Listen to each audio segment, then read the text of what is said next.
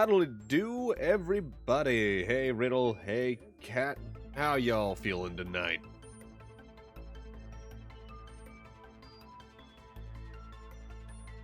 Time for more Emio. When last we met, we were following more threads, we figured out a few more things, but we're also very far away from any kind of answer about what the fuck happened that night. I feel like we're probably gonna get some decent reveals tonight, but that's just a thing of pacing at this point, where we've been getting so many little bits and minor reveals about characters and all that that connect to the mystery surrounding the killing, but nothing about the killing itself. Oh, that mod for the... Oh, damn, yeah. They're like... RTS fans in specific, I think, are the type that... Like, a fully fledged mod that's, like, super in-depth probably should, in their minds, probably do a lot of full campaign stuff. And honestly, I'm inclined to agree, especially if it's, like, a super overhaul type thing. If only because I think that's a genre that's very malleable for that sort of thing in modding, compared to a lot of other genres where there's a whole lot... I'm not gonna say a whole lot more you'd have to do, but structurally, it's just harder. Ugh, headache time. God, I hate that shit. Fry stole your blanket. Well, at least he's warm.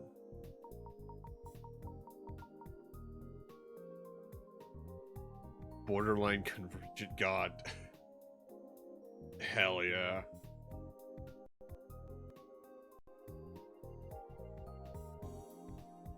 That's the good shit. So I spent about the past hour and a half scrolling through my various music playlists on YouTube that I've kept over the years, dating back to like 2012, and... well, you can see phases. Is a good way to put it. There's things I listen to, I'm like, ah, yeah, I was into this because of my ex.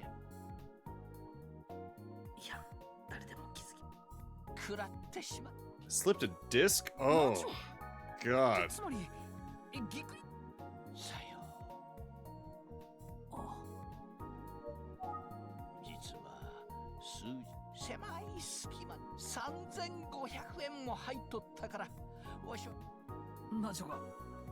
Oh.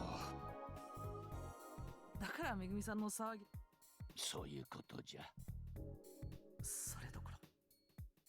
おかげさんで今日。もう。てっきりなんじゃ。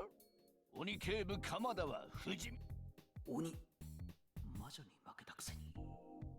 Look, Suba, we all have our weird days. Rude. 警察署の方々に聞いても。もちろん。周囲には口止めしといたからの言いふらされては鬼警部の保険に関わる唯一久世君には口止めしとらん警部？ああいや君にはこれからはもう心配ない紐付きの財布に変えたからの So now you have 20 yen. はあで今日は何の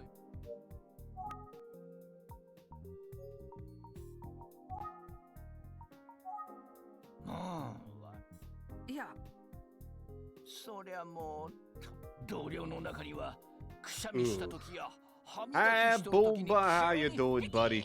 とだったやつらもおる。そうじゃよ。Oh, come on in, Emio. はい。書いてもらいたい似顔絵。似顔絵 Oh, are we gonna have Kamada? Okay, that's why. That's a smart idea, because if we can get a good idea of what Makoto would look like as an adult, that would lead us along that line at least. Busy, busy day. You remember this game? Ooh, hell yeah. You played this one? 今回の事件とはその関係ないよ。君もいろんなし構わんよ。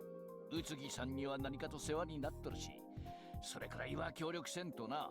Oh god, Boomba with a time stopwatch. What will he do? Huh. Mysteriously, all the Shadow the Hedgehog merch within a surrounding tri-state area around him disappeared. weird. で、誰の似顔絵がおや、これは18年くらい前の写真なんですが、この人の現在 Oh, you did? Hell yeah! Guess I missed that unless that was like in like servers. わかった。引き受けよう。こっちじゃ。ありがとうございます。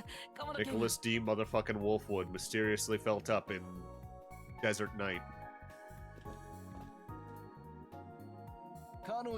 I can never say that man's name without adding motherfucking between his middle initial and last name. I don't know why. It's just a very specific thing I picked up over the years that I have never been able to stop. Not Nicholas D. Wolfwood. Ew, that just doesn't feel right. はじめまして。宇津木探偵事務所の者です。こんにちは。じゃあ、頼んだぞ。承知いたしました。君、わしはそろそろ行かねばならんのでな。頑張ってくれよ。はい、ありがとうございました。What I find interesting, like this is a bit of a weird, quick side tangent.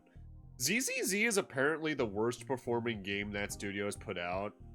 I think part of it's just burnout from the way they specifically do things at this point on top of that entire like subculture of gaming, because gachas I think in general are just kind of doing worse the past year and a half than they have been since 2020, because everyone's just like, I'm burnt out, I'm tired, all that jazz.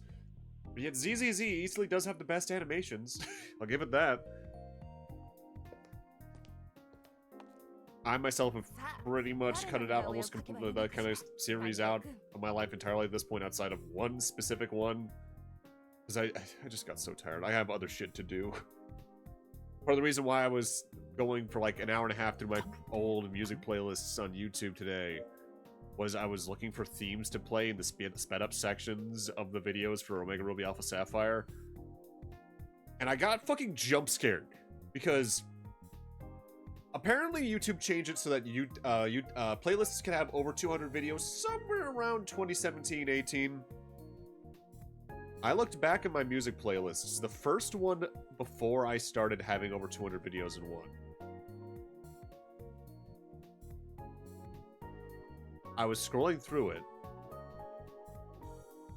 and fucking Trails music was there. That playlist would have last been touched and had a video added to it around 2016, I would assume.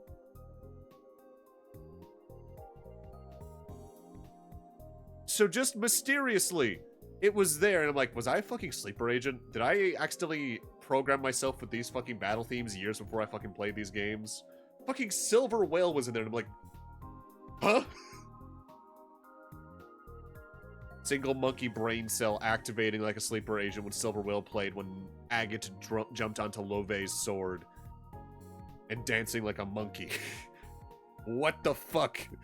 What is my life? Alright, you're gonna be using this. この少年の18年後。あら、わかったわ。ちょっと。はい。You got that done quick. What the shit?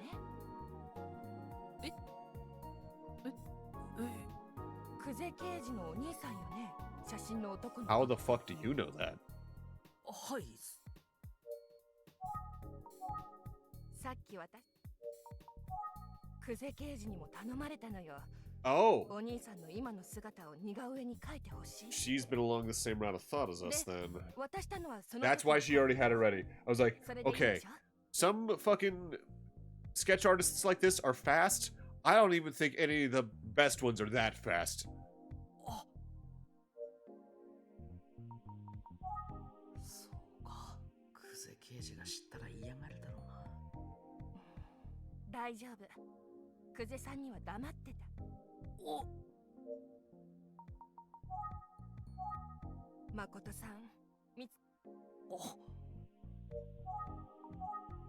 もしかしてご存？まあ、それにこの前似顔絵を頼む。That's also a decent sign of trust from her, considering she's kind of closed in about that stuff. そういうこ久世さんの性格を知ってるつもりだから私気づいちゃったの。I think this is I think I'm in chapter 8, but I can give you a pretty good idea of that real quick because I think I've been saving on a new save slot every chapter just in case. So far, this game doesn't seem like it's one where like it'll have choices towards the end that can impact the ending, but I've been saving every chapter just to make sure. Yeah, we're in chapter 8.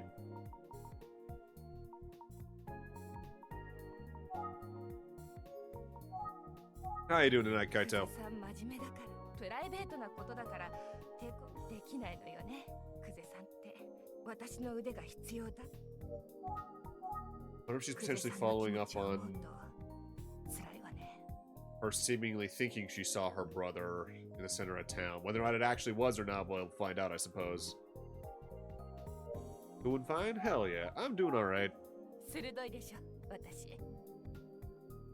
I had a moment, though, where, like, part of the reason why I was looking through the playlists only just recently for the Omega Ruby Alpha Sapphire speed-up section songs was I went back and listened to an old LP of one of my old parts of Soul Silver while I was working on something. I was like, oh, right, I play music during speed-up. I forgot about that step, so I'm having to go back, add a little call-out for what the music name is, and add the song in and re-render all the videos, both in my main editing program and then again in After Effects, so they have all the secondary edits.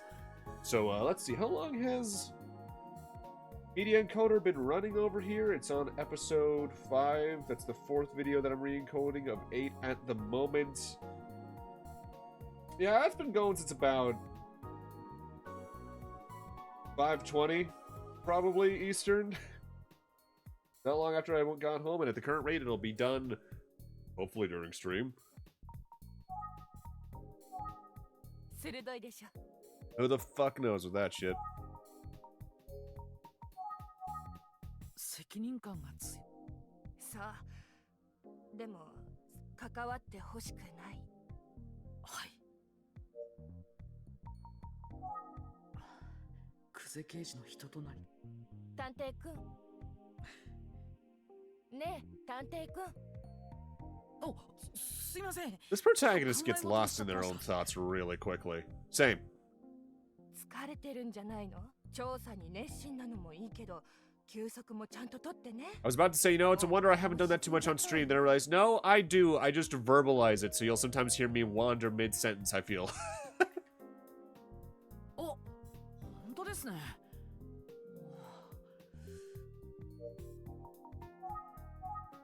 似顔絵、どうもありがとうございました。誠さんを見つけてあげて。はい、それでは失礼します。 Yeah, it's really, like, it's a good choice, honestly, for this type of game. That I'm surprised I've seen very few others do, though I don't doubt many others have, and I just haven't played them. Though there's a chance it might not be too deep properly. It might be like, what's the other notable program? It could be Moho, I think, Moho Animation. Or just, like, straight up puppeting players via, like, After Effects. Things like that. I mean, I think Live 2D is technically more friendly for game design stuff in that regard than After Effects would be.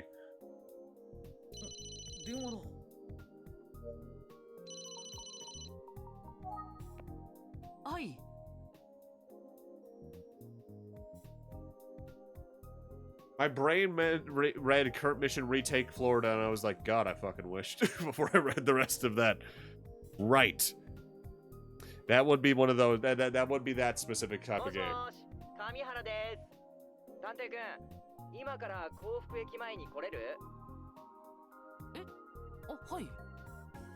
俺、今からとあるお店に入るんだけど。わかりました。どちらのお店ですか？探偵君なら。Here's a question for y'all. Obviously, like, keep it as vague as you can to avoid doxing yourself and all that jazz, but like, what's the closest you are to like what's your bacon number for a celebrity or someone famous, at least in some form?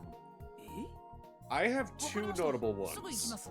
Counting my own family members as a bacon number in that regard, I have a Jim Carrey bacon number of 3 and Bob Odenkirk of 3. Oh, you don't know? Okay, so bacon numbers. It used to be I think it's something that started in like the 80s, 90s. Oh wow, I'm the only one that knows about this. So what it is you would it was kind of a mind game that especially teenagers would play, where you would name an actor and try to find connections to see how many movies removed from someone they are from a Kevin Bacon movie. So like, what's a good example of this? Give me an actor. You know what? No, I know an actor for this, for Boomba. RuPaul Bacon number.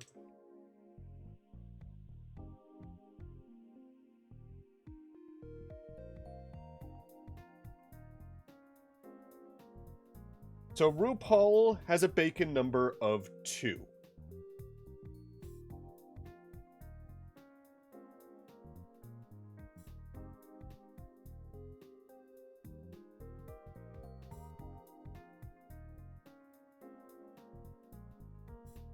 So this website does not say...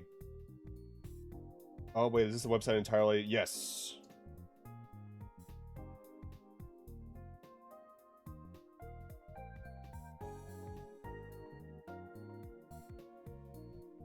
So, for instance, RuPaul was in EDTV with Joffrey Blake, who was in Apollo 13 with Kevin Bacon. So that's a bacon number of 2. And then it's just, like, it was a whole thing where people tried to figure out what the shortest was and all that, what the highest number was. My parents were in, well, more specifically, my dad was in a band for a local theater troupe back when we lived in Florida, when I was either a baby or before I was born, technically. And one member of that theater troupe, Ted in specific, is the old man neighbor in Truman Show with the Dalmatian. Meanwhile, with Bob Odenkirk, that same actor was in a season premiere of Better Call Saul. There we go. That's a good way to put it. Chapter 9, a visitor.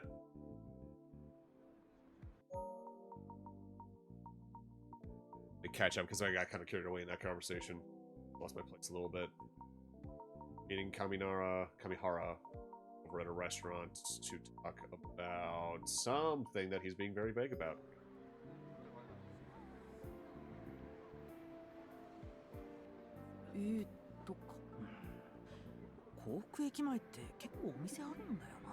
Don't eat the curry?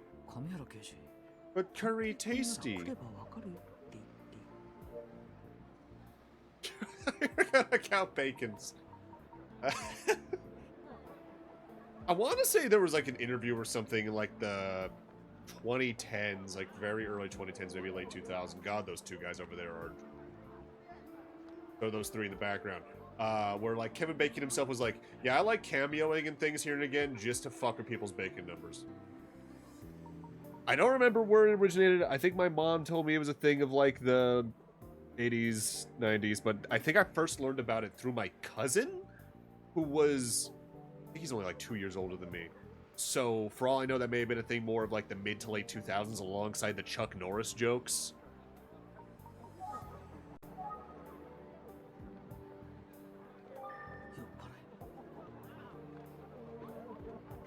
Maybe he's around here? Because when we ran into him in this area, he was right around here, so this bar's close to where he was? Emiko. Hold the fuck up.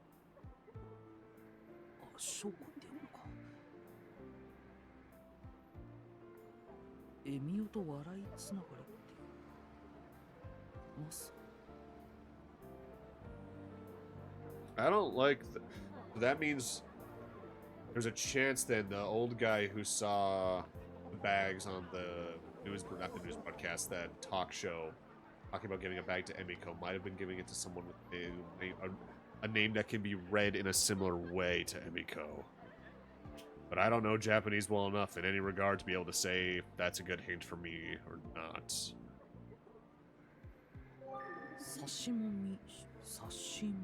探す真実森見つ Him reading the restaurant name like this reminds me of one of my favorite little trivia things about, け specifically Magi Ranger, the Super Sentai season that got translated into Power Rangers Mystic Force.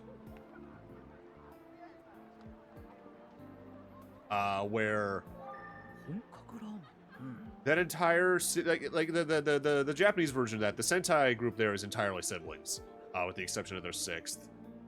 If you read the first character of the names of the 5 kids, it comes out to spell out the Japanese word Mahotsukai, meaning wizard, and their last name is Ozu, so they're the Wizards of Oz. I've always so intensely loved that. What's the bacon talk about? I brought up a question to chat of what's everyone's personal bacon numbers for like some sort of famous person or celebrity. I have a Jim Carrey number of 3 and a Bob Odenkirk of 3. And then I was like, oh, no one around here, no one in this chat outside of me knows what a bacon number is. Okay. I feel like with that being read in a way similar to Smile, he's most likely to be here.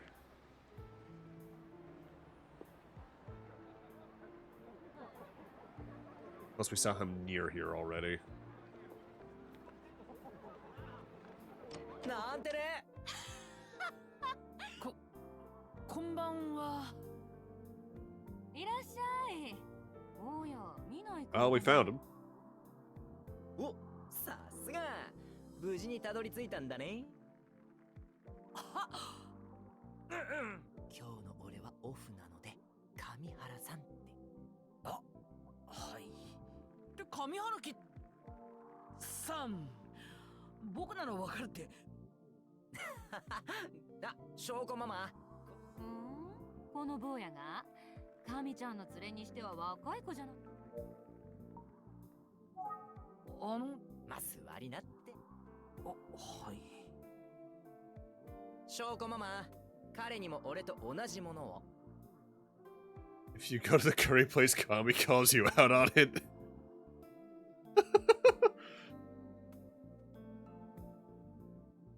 Is that a specific reference to something? Because he just goes and eats the curry. Oh, that's good.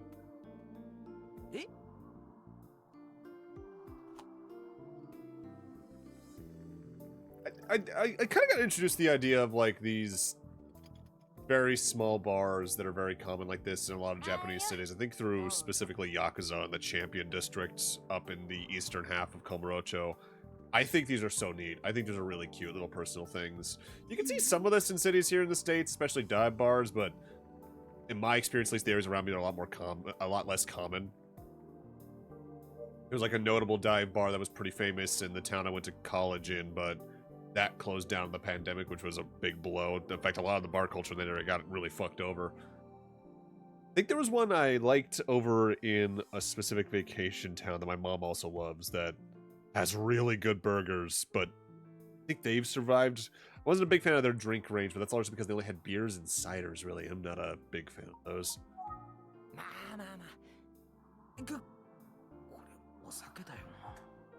Aren't we 19? I've told you guys before, my favorite pizza place died in the pandemic. And I've only just found one that has a margarita pizza that tastes almost like what the sweet tomato basil was there, but it's still just so far removed. これはわかるさ、坊やが未成年だってこと。え、大丈夫、それはお Oh, 酒 thank じゃ God. ない。 I thought that was about to be a gotcha where I would take a sip of whiskey and the officer would be like, "You're under arrest." ただの麦茶ってことだよ。 Because he totally fucking would. なんだ麦茶？お酒が欲しかったのかい？あ、いえ、あれ？同じ？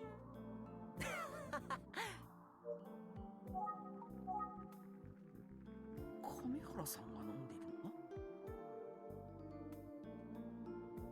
これも麦茶 on the rock。今今日は車で来てるからね。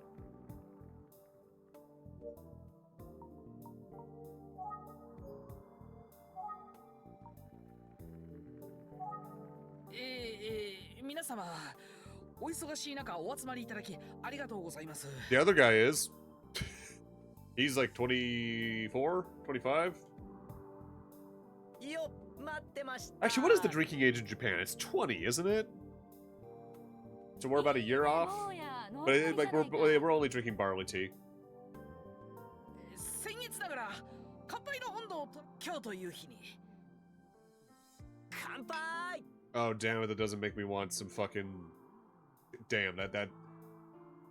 I don't drink as much as I did immediately after the move because that was largely drinking of depression. But man, if I don't love the look of this type of liquid with ice through a glass in heavy top lighting, it's just so pretty. 何に乾杯してんだよ。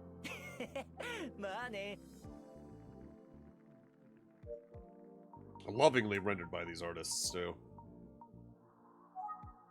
ところで何かあったんですか？急に来てほしいって言われてびっくりしましたよ。実はね、紹介。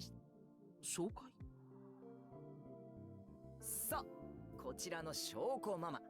スナック翔子のマスター兼ママさんだよ。翔子ママはね、この町のことな。ちょっとカミちゃん、あんた人は年寄りみたいに。あはは。もしかしたら俺、なんで坊や Yeah, why are you taking like a big brother attitude here all of a sudden? 翔子ママはあ、坊やもう今のえ？あれ？カミちゃん。へへ。ちょっと。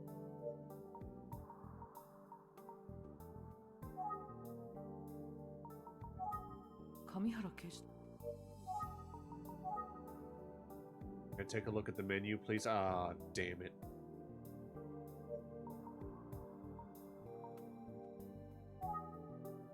Yeah, I like his character design more looking at us from an angle than straight on. But that's largely just a thing of, like, art principles where a 3/4 perspective is just visually more interesting than either a straight on or a profile, like a complete profile.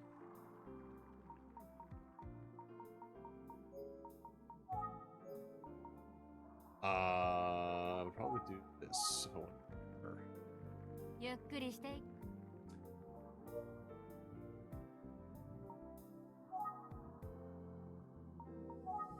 ちょっとこ。 Yeah, I did see that this morning. I don't think I watched the trailer, but it's neat that that's actually being revived. そんな。 I just hope it's not handled by LRG, considering what happened with the fucking Shantae GBA canceled game getting redone, where apparently the actual GBA carts were that they produced were shorting Game Boy Advances because they fucked up the internals. I don't think I have. I've barely used the phone. I have a feeling, I can't do it here anyway, that there's probably a shitload of Easter eggs tied behind specific phone numbers.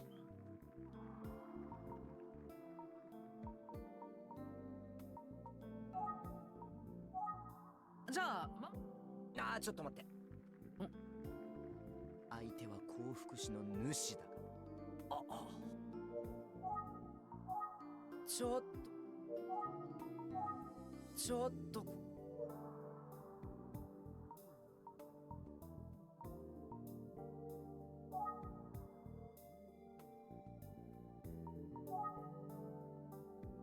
すみません。私のことは普通に呼んでくれりゃいいんだよ。え？何かつまむものが I heard Twitch has been having some very specific issues today, because I've seen a couple of people post about their streams being canceled and all that. So it might be like a regional server issue. わあ。上原刑事と話して God, Spectrum. さて If memory じゃあ serves, 俺とおしゃべりしよう most of the current major cable packages used to be known as something else. And then they rebranded because they got such bad reputations because of how shit their service was that they changed the name, right? I think that was the case with Xfinity specifically.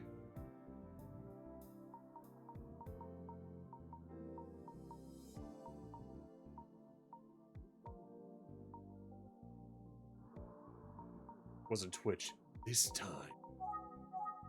上原さんはそうそうなんとなくふらりそれ以来よ行きつけのお店でしょそりゃそうかも。翔子ママまだ30代半ばだけどもう10年以上10年以上ね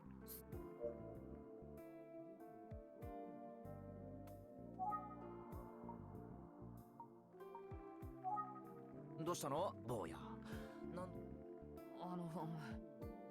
それは坊やが坊やだからさ全然答えになってない。まあこれについては訳があるんだけどもWhat? What are you planning, Kamihara? 翔子ママ10年以上もさてちょっともったいぶっちゃったけど本題に入ろう That's a whole ass sentence of ours that just bounced off my brain because I was like, huh? さっきも言ったけどさそれがつまりどういうこともう気づいていると思うけどおそらくそうですね。18年前の事件に今回俺が翔子ママから話を聞くえそこでどうして上原刑事 Okay, why can't you ask her yourself? 翔子ママは Ah, 警察が嫌いなんだよ so she's pretty and correct. そりゃあんた警察ってのは選ぶって割にいざって時にはちっとも役に立たないからさ。 Howdy, Allie. Thanks for the hydration. はーい、枝豆とポテトサラダにおナス枝豆の浅漬けだよ。やったーありがとう翔子ママここのポテトサラダおいしい神ちゃんは今でこそいい客。翔子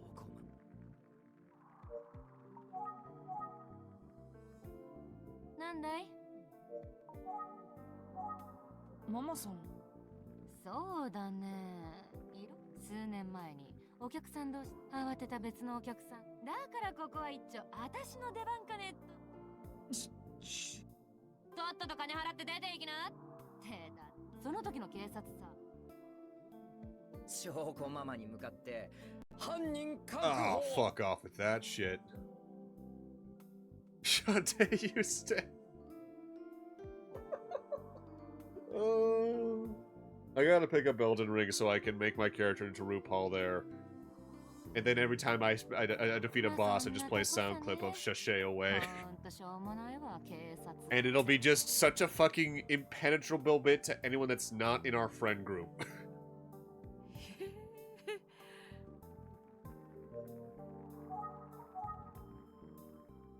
神ちゃんはほんと出禁にしてやろうか。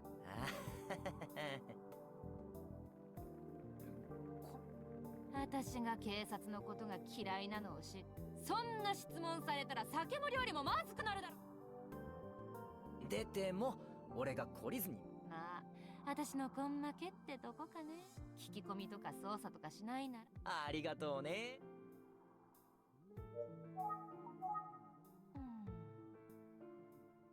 なあ坊や。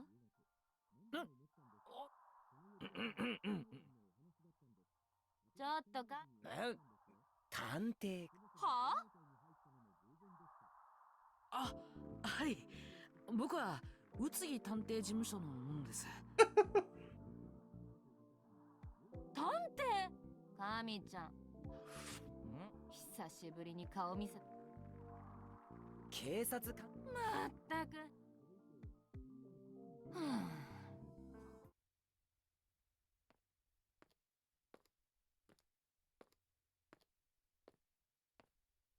Oh no, anytime they do these, half the time it seemingly is suspicious as hell, other times it's a red herring. What the fuck are you doing?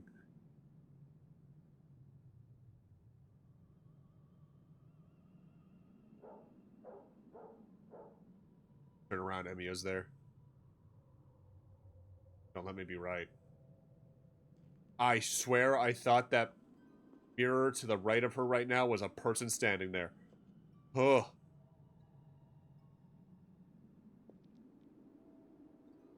Oh, he's being followed.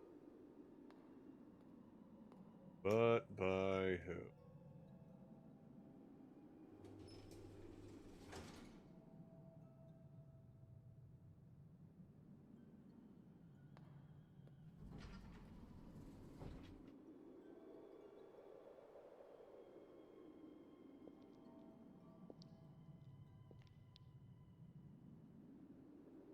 They don't have a bag on their head, I can tell from the reflection.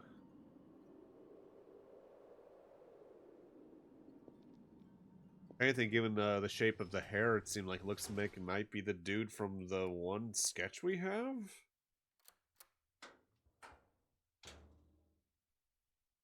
Lock your door, for the love of God, please.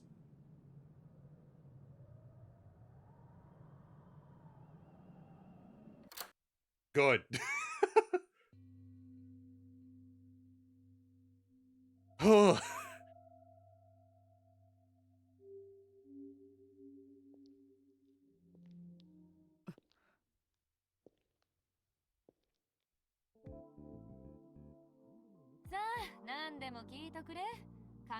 Oh, my heart. 情報量何のことなの証拠ママ Yeah, I kind of wish she had done both locks. Get the little... There's a name for those little chain locks where you, like, slide them up and put them into the holder, but I can't remember what it is. It's not a deadlock. That's a different type of lock.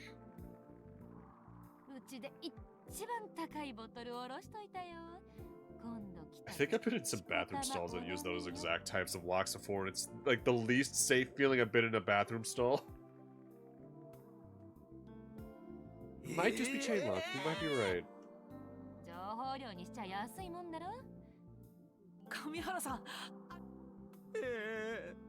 探偵くんってちゃん I'm gonna bleed you dry, motherfucker.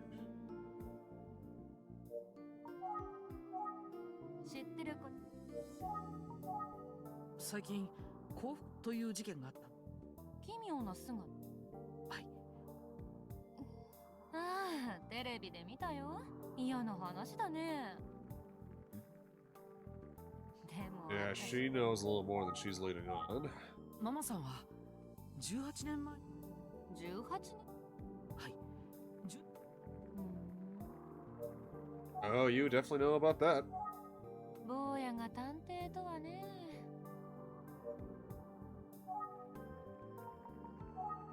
知ってることな今回の事件の手口ママさんなら何今回の事件についてどんな些細なことそりゃ店に来る客になんであんな場所に子供が一人ででも18坊やが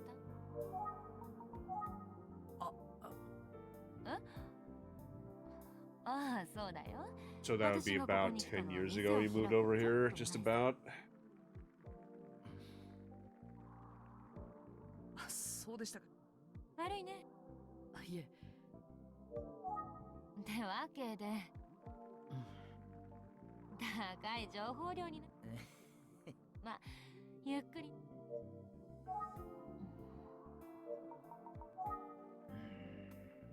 ママさんから情報は聞けないのかなそれにしてもサイン誰のサイン Alright, so that's a cue to look around the area, see what we can find. Disgraced comedian, uh-oh. 大沢徹 Toru Osawa. お酒のボトル Hygiene manager. 食品衛生責任者 Ichio Miyashi.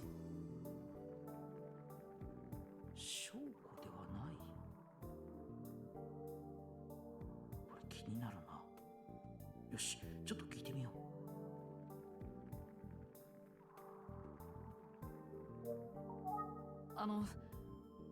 いいよ。お店のあ証拠ママは多分違う。へえ、面白い。ママさんの本名。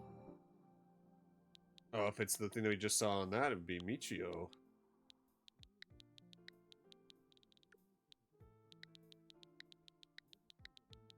Which concerns me then, because that means if you can read Mama Shoko's name on the sign as Mama Emiko, that might actively be the connection to the guy on the new that we saw watching the broadcast earlier. 道代ですよね。道よ。はい。はあ、神ちゃん、じゃあ坊やの言う通りだ。 I mean, it's literally a foot and a half behind you. そうなの？証拠。坊や、いやありがとうございます。じゃあそんな。昔。あ、おそらくそれはあんたらが聞きたい話のはずだよ。さっき坊やは本当は私生まれもそ。 No?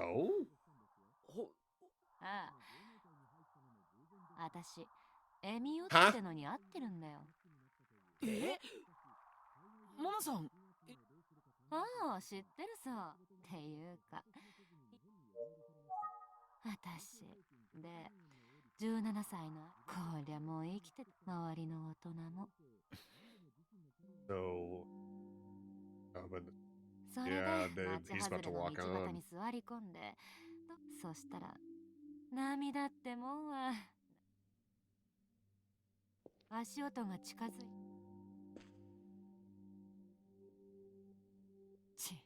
またスケベなおっさんかよ。 Yeah, absolutely. Especially because you don't have a way to check the record there, I'm assuming, once you're in that screen. こっちはそれどころじゃねえんだよと思って。変な服を Concern. かぶった男が当時事件の噂に私は一目見て。でもまあ、ただこんなへったくそな笑顔。私思いっきり笑っちゃったんだよね。笑った？ That probably stunned him like nothing else. 大の大人がこんなんかぶってね。そしたらその男。 So that part of the rumor's true then. 笑うといなく Or な at る。 least in this case it was, because he was probably just like, what the fuck is going on? I'm getting out of here. このことがあって以来、おまけに物事がいろいろといい風に転がりで、一大決心して家を出て、その後それなりのお金も貯まったからこの町に戻っ。そうだったんですね。ちなみにね、店の名前にはあの時笑ったことで人生が変わったか。それと宮下道夫のことはもう忘れよう。あの時私の中で道夫は死んだんだよ。とまあ結果はオーライなんだけど、思い出して愉快な話でもないからさ、今まで誰にも話さなかったんだよ。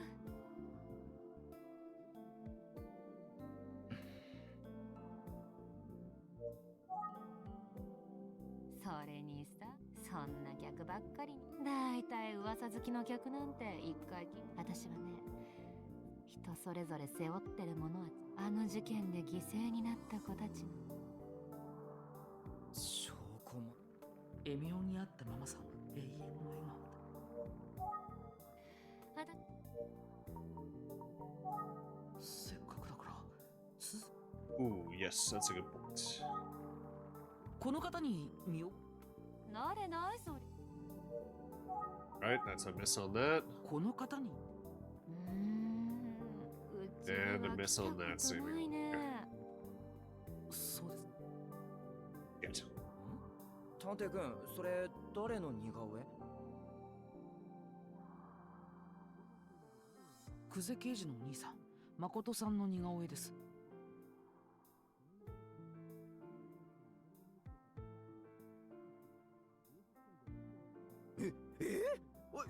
一体どうやって入手？企業秘密です。You must never know, because then she'll find out, and then I will die. ミステリアスさ。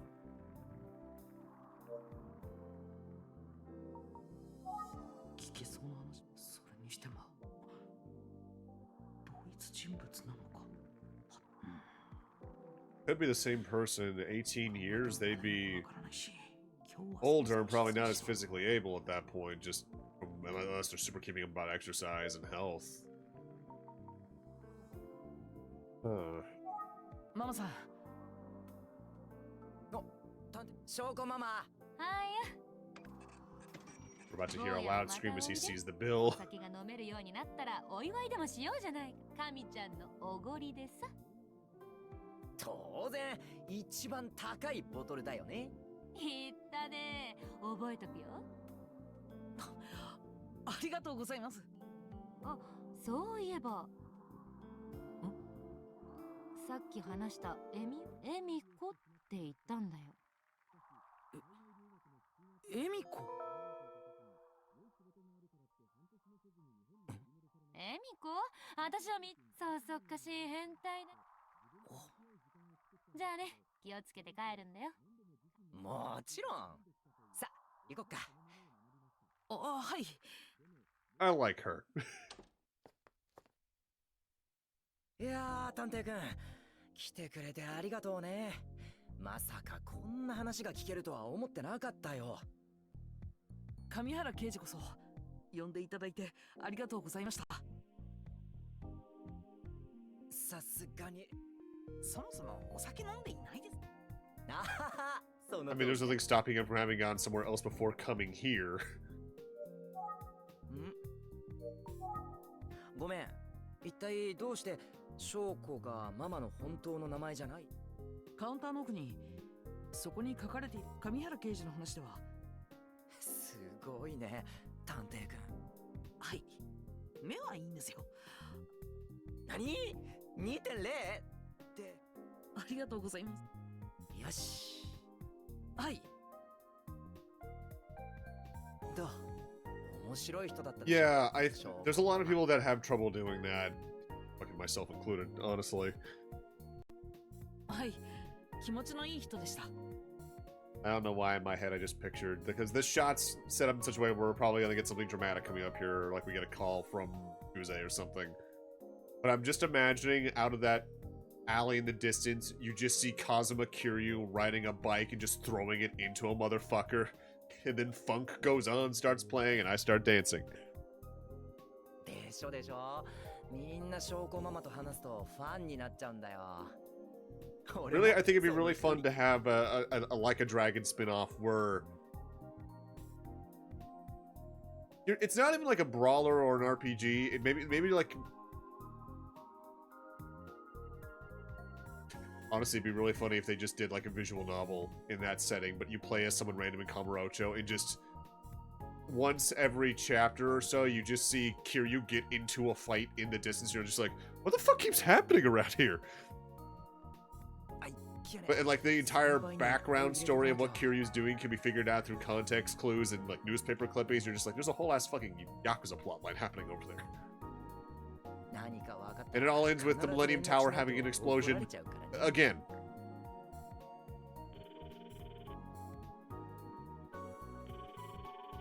あ、もしもし、神は。神、今すぐ Oh shit. 先輩の家に行くぞ。何かあったみたいだ。はい。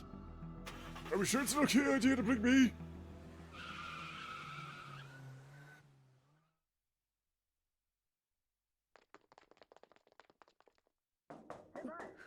俺です。神原です。 Yeah, he's just immediately ride or die.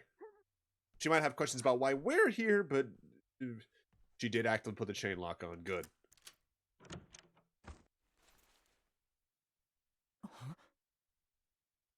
Oh, wow, we've never seen her this shaken. ようやく落ち着きをと。今日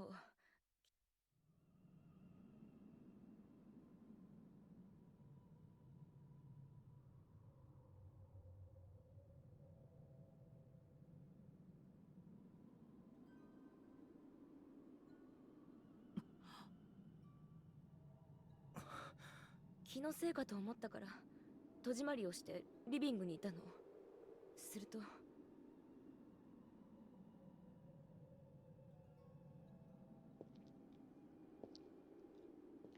誰かが私の部屋の前を通りかかったの。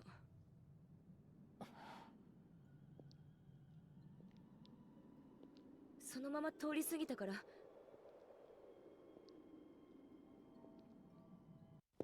でも足音が明らかに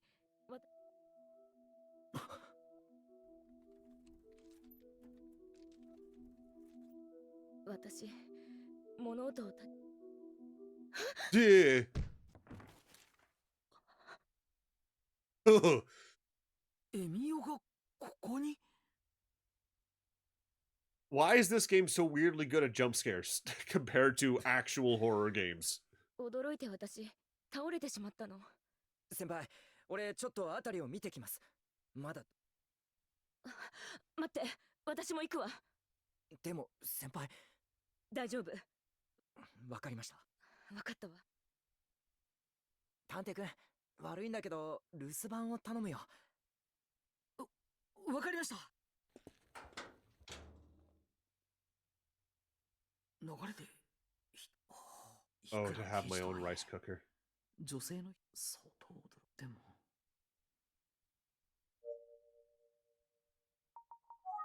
しかし Coming here is the interesting part.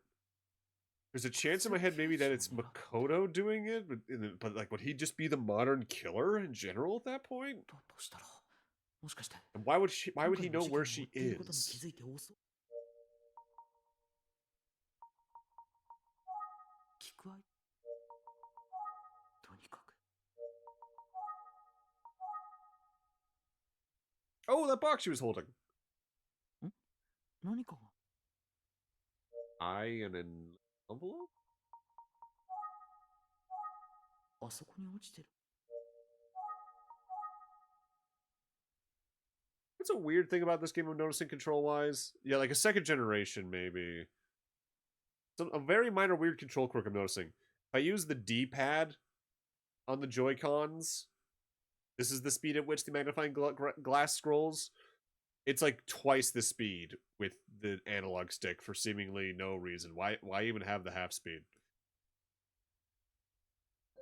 ネクタイと封筒あ、そうか、このままにしておく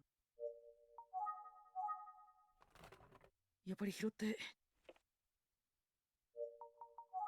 そういえばエミは泣いている少女の前に現れるんだったな悲しい久世刑事も悲しい少女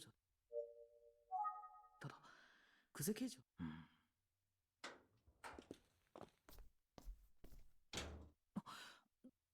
いや、その代わり。Oh? Oh, fuck. Why did... No, it's absolute... If it's not Makoto, it's whoever fucking spirited him away. Oh, shit. Oh, Emiko's Kuzai.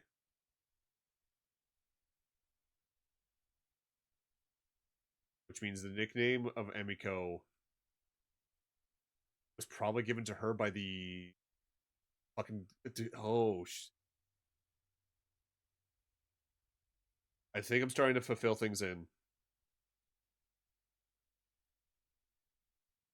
After she ran out of the house during the eggplant flower incident, she was crying alone. Probably he showed up. Maybe she was the first to actually laugh, and that's where that entire thing comes from, and that's maybe why... Makoto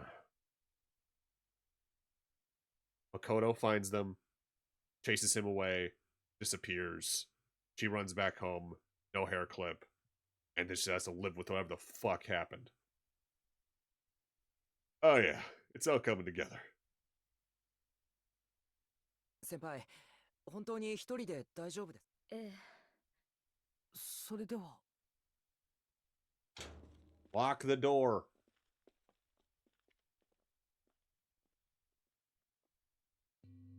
Lock the door. Girl, you better be locking the door. Accidentally just booted up a second instance of my fucking Monoliths program. Shit.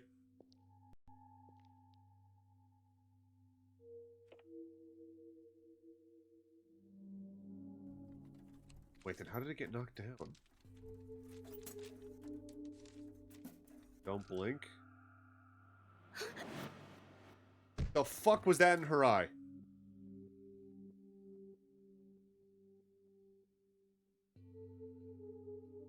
Wait a fuck. Does that say Emio on the tie?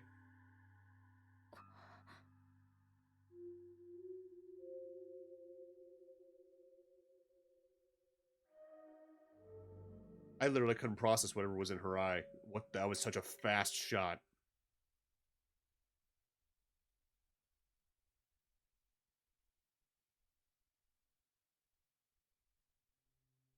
Eh?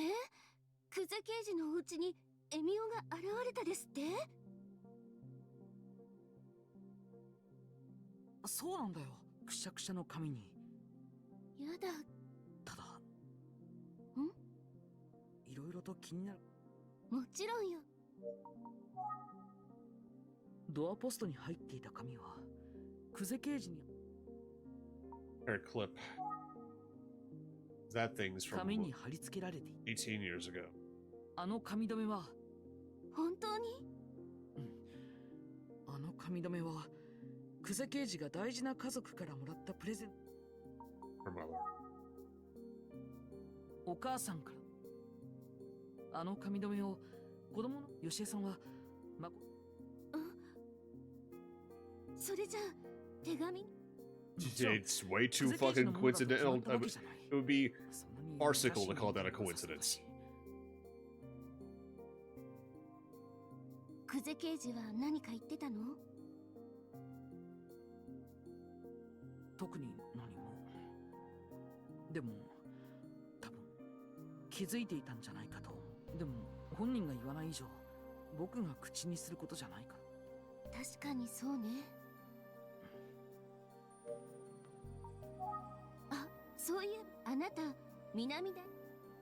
Oh right, we fucking met with Kohei this exact same fucking day. This game's chapter pacing is really nuts because a lot happens really quickly. But it's like a lot of things that build up tiny bits of information. 竹口君、自殺なんじゃ。佐々木君に、ただ、探偵の僕たちなら。そうだ、でも、そもそも異様な事。そうなん。竹口君には。そう。It would be fucked if it turned out that this entire fucking thing started out with a suicide. But he was in a really dark place.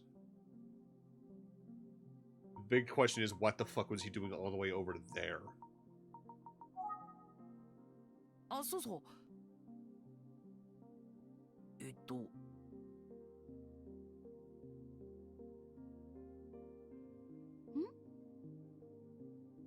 その生徒思いの。That entire scene still was so weird last night. What the fuck was with that? そうだ。ママ、それと今日は。何？上原刑事から幸福士の。なんと10。そうなんだよ。一体どう？ママさんの話によると。Like, he overall means well.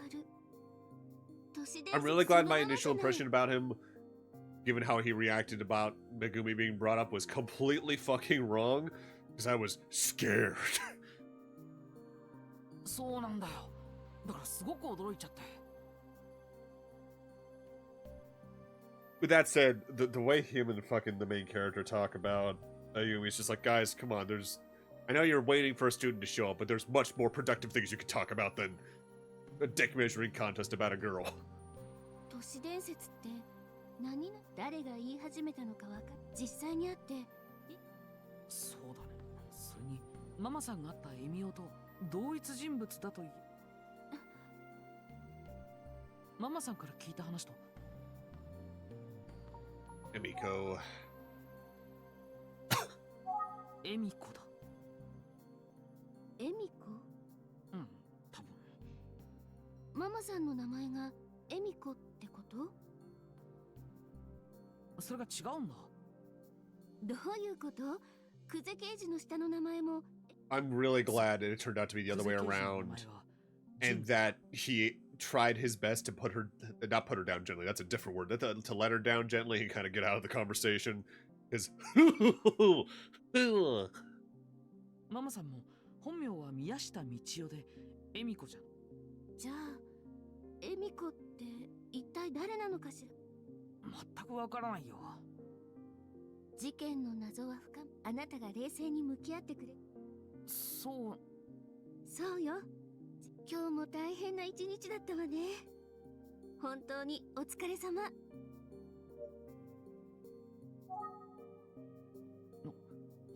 やっぱりそのままに。that tie is weird. うん。ちょっと気になって Kind る of こと wish we had があ gotten る a んだ。 chance to look into the envelope as a player, but I feel like if that whatever's in that's going to come into play ク probably ゼ刑 pretty 事の家 soon. で一人で待っていた時、箱が床に中身も出ちゃってた。中のものを箱に戻してテーブルに置いた。微妙なと。新品っぽい封筒と赤茶と白かなのストライプのネクタイだったよ。Hold up, I'm going to leave this on this screen really quick. I'm going to... Where the fuck is the game capture? I'm just going to get real close to that.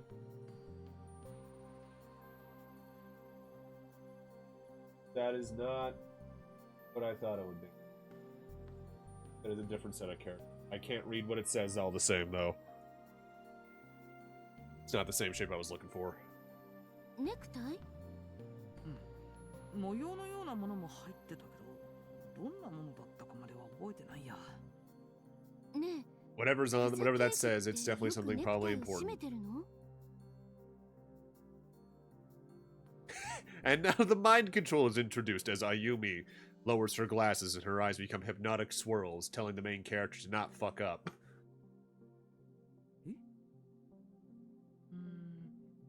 でも僕は閉めてるところを見たこと。Yeah, Kuze has not worn a tie the entire time. そっか。ちょっと気になるから。ところで明日なんだけど、もう一回幸福駅前で。わかったわ。うん。あ、そうそう。 Oh yeah, his back was just super 無理 fucked なんだ。 up. そうだ。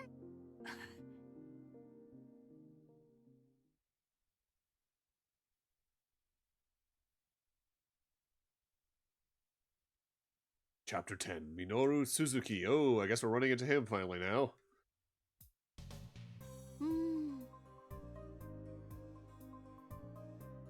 普段ネクタイを締めない女性の家に誰かへのクゼ刑事の弟誠さん。赤茶と白のストライプで模様があるネクタイ。 Did we? 最近赤茶と白のストライプで柄があるネクタイどこで見たんだっけ？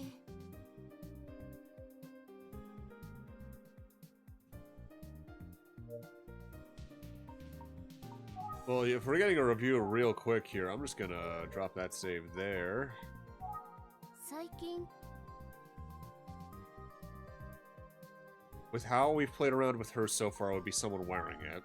似たようなネクタイ。きっとそう。私が最近会った人たちのそれは Take a look through. Hamada does. Kamihara does. Is there a way to? Yes, I can just do this.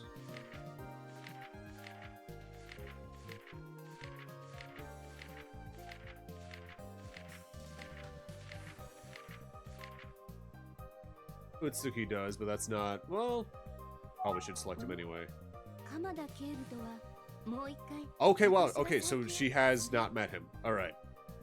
Yeah, because he distinctly wasn't there at the thing with her. So you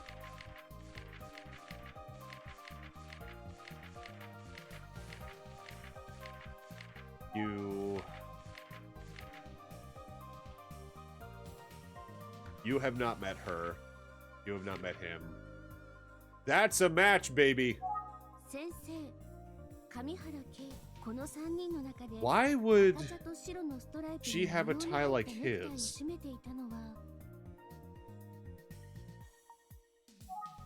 南第三中学校の子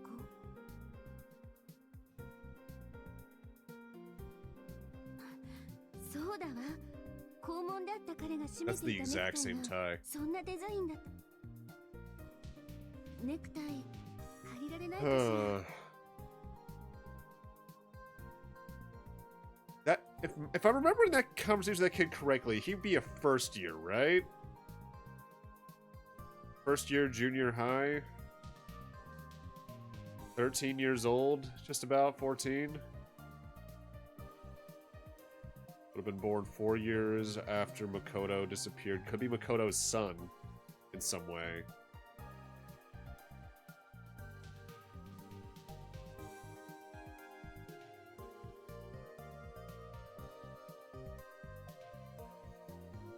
Especially considering how old would Makoto be at this point? Where are you? He'd be 32. 4 years after 32 minus 18 would have been 60. He would have been 20.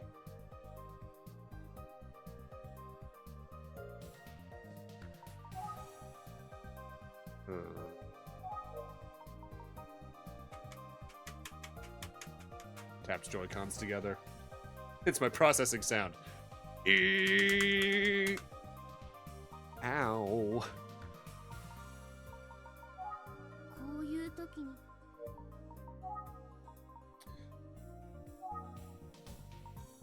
Call the teacher up and see if we know that he knows the kid. If the kid has a very familiar last name, I think we're on to something here. 先輩ちょっとご相談何をちょうど担当し俺はもうお昼それでどうしたんだ Fukuyama, your attempts at flirting are adorable, but it's not gonna work. はい もしやそれは南第三中ネクタイはいなるほどそれであれば学校にサンプルがあったはずだサンプルならで何本いえそんなに遠慮は無用ああもちろんだそうもちろんかではまた到着したらわかった首を伸ばしながら待ってるよ Ooh. Another possibility just popped into my mind. I'll see if I can check it out.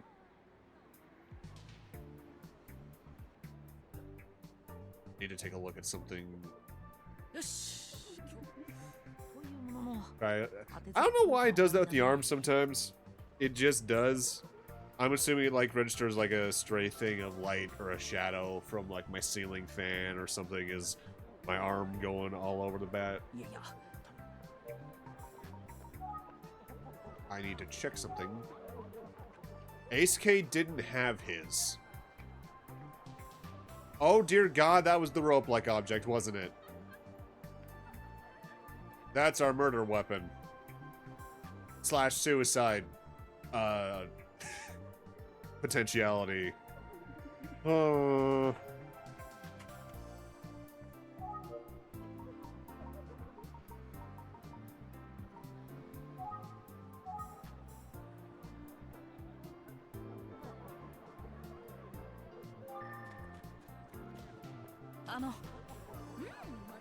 え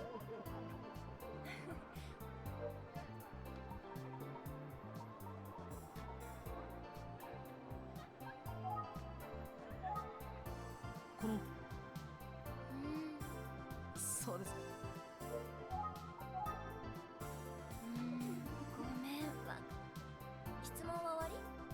ご協力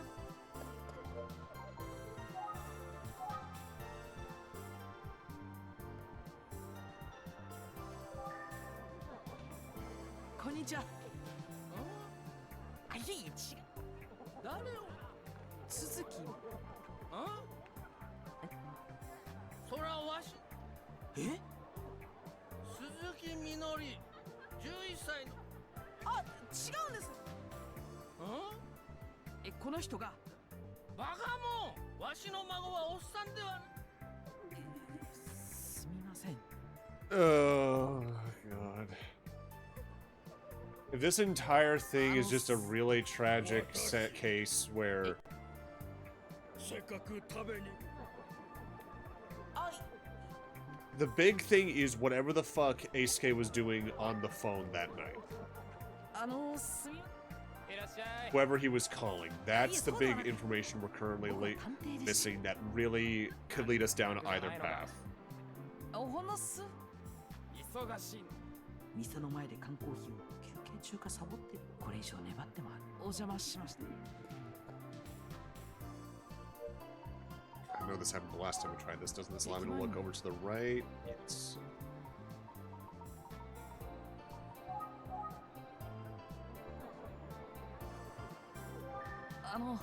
少しお話を。これ見りゃわかんだろこういう日もある。邪魔してすいません。僕は宇津井。へえ初めて見たわ探偵ってありがとう。おい Damn it. やば悪いな探偵さん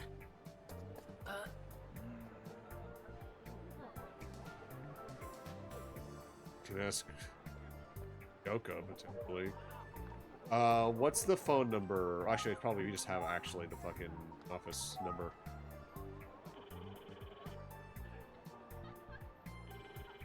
はいご依頼の件でしたら後日担当者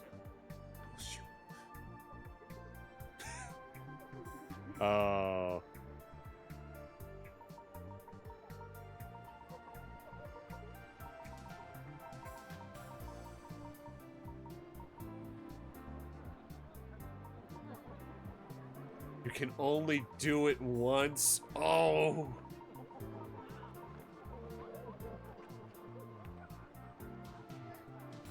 In my soul, I know the serious message is probably the one now, like, if there's like a progress report at the end of the game, give like the best rating.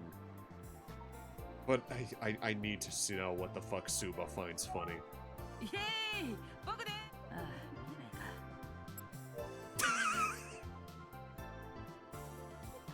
ないか。 Perfect.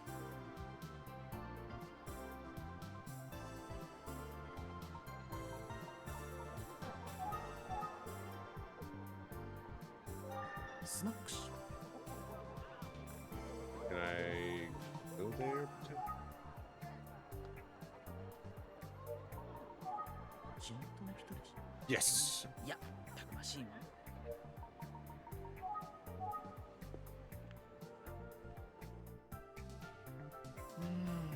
やっぱり。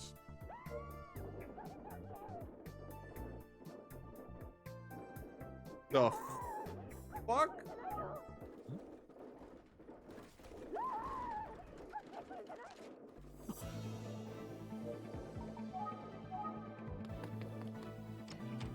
Rama-san! うわ、なんだやぶから棒にびっくりさせるんじゃないよ。ってどうした？店の掃除してた。 Rat. 殺虫剤でおっかけ回してたら突然こっちに向かってきやがったんだよ。I don't scream too much in life for a couple reasons. Don't like the volume and all that. I think the most guttural scream I've ever let out in my life was it was in my room, 2016-ish, playing games on my floor, looking up at the TV, maybe building a model kit even, actually. I felt something on my leg. I was like, there's probably just like a hair of mine on my leg. Just brush it off. Kind of swipe at the area, it's still there. Look over there, spider on my leg. And I just let out the most guttural, and I almost distinctly remember the sound. It's like a hey! And it was like loud. I was like, I hope my parents didn't hear that. I'm not inherently arachnophobic. I just don't want them on me. だろ思わず声が出ちまったよ。私としたことが。とにかくご無事で何よりです。私は大丈夫だよ。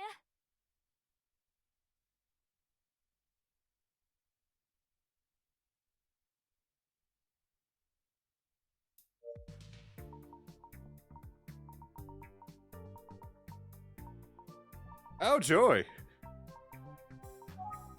いつもいや、ゆうべはあんたたちが帰ってすって。あれがそういうこ。ゆうべママ。なるほどね。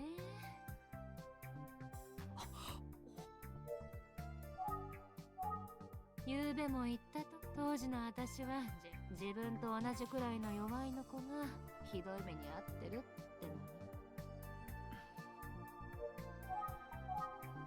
私の叫び声。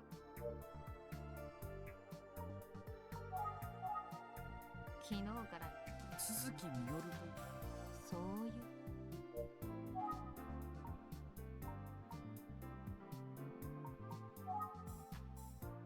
I imagine for the PC release, that considering how big that series is, there's probably a mod for it that like either changed the spiders into something else or something like that.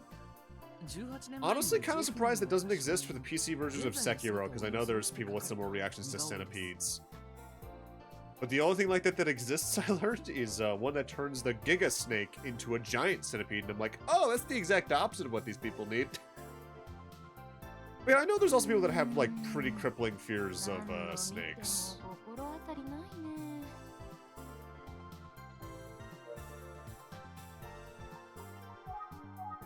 当時の心配してくれ。手がかりは似顔絵しか。心は鈴木み。すみません。何度見せら。そもそも想像で描いた似顔絵なんだろ。ママさんの言う通りだけど。 Something about the combination of this sketch's hair, the eyes specifically, how tired they look, and the, I know there's a name for the lines that separate the cheek and the lower part of the face next to the nose. I think the smile line, something like that. Something about him partnered with the chin shape is like, this is an actor from a Kamen Rider series, but I cannot place which one. The hair is distinctly very Yusuke Godai.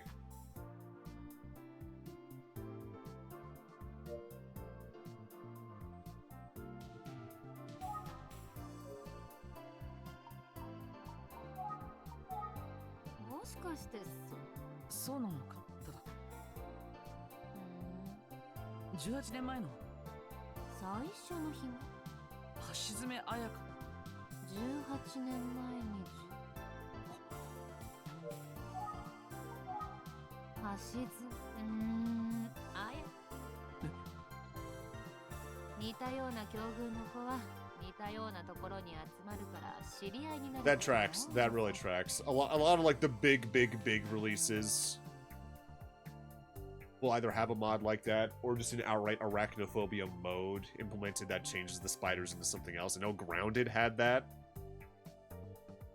I think, I forget if it's one that someone made up, like as a joke mod or what. I think one of my favorite ones I've seen is it replaces the spider with like the, you remember in like Gmod, how if there's a missing texture or something, sometimes like that, instead of being like the purple and black checkerboard, you'll get a giant blinking word error.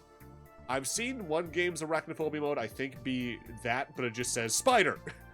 And it's a lot less scary when it's just the word spider moving at you.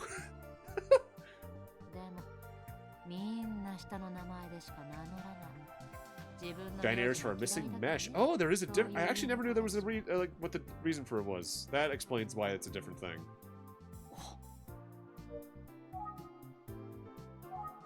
私の知り合い、あんまりお互いの。実は橋爪さんのお宅。火事。そういえばその頃。それがその火事だから橋爪彩香ちゃんは。そうなの。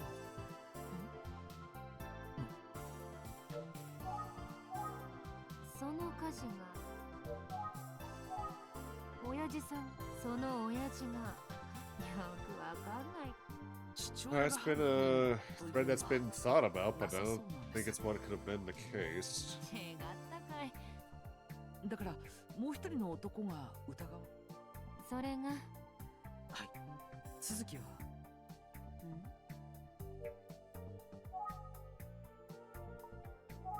逆に聞く。実は自宅アパートにそれで。その自宅。Huh? 18年前のある日、なんだろうと思ってよ。アパートの大家が興奮しながらそのアパートの一室が血だら。その時はふーんくらい。ママさん。ああ、私がその頃住んでこの店がある瀬川町の。ママさん、ありがとうございます。ちょいとお待ち。こんな情報、警察。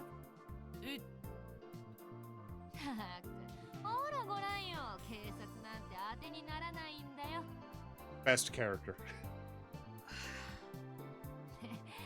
警察、言っといで、坊や。はい。い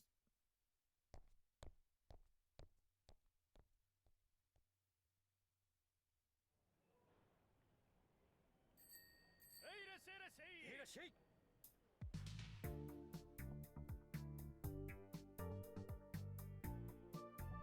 Sorry, I saw the lady in the leopard print. ここが亀松町。 Would that be technically classified as a blouse? Whatever you call that specific implement of clothing. And like, ah, this is a character from Yakuza 0. This is one of my best characters in the cabaret game minigame. 独特な活気を感じる街であると同時に。18年前に。 Oh my god, that dude is like just fucking jogging in place. But you see, boy, what's in that window?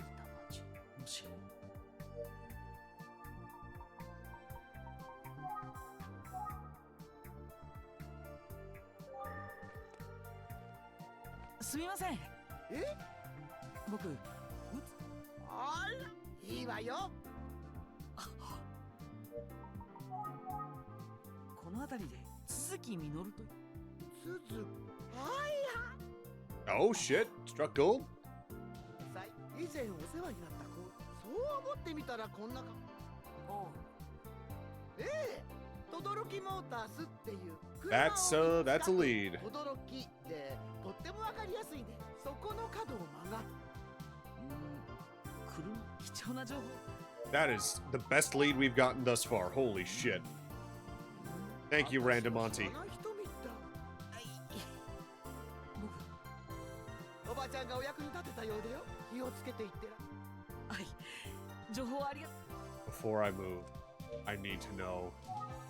Will they let me talk with this man?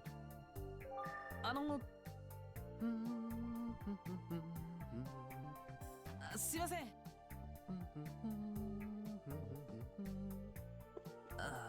音楽を聴いていて。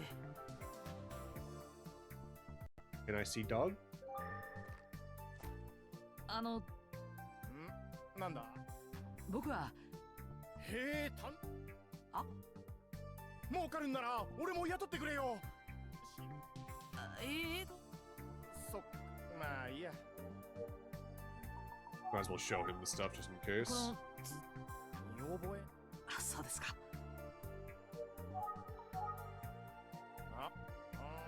ごめん。ごめんな、何も。いえ、ご協力ありがとうございました。 Guys just trying to network.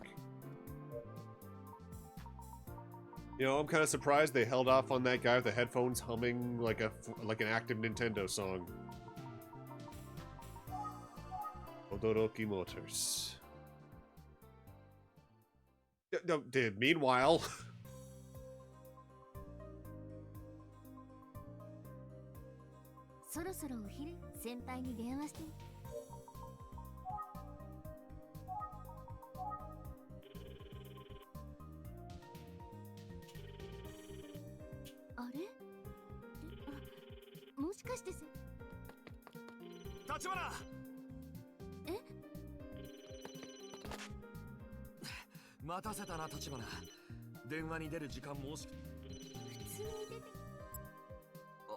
I'm just glad he's not in our face as much as he used to be.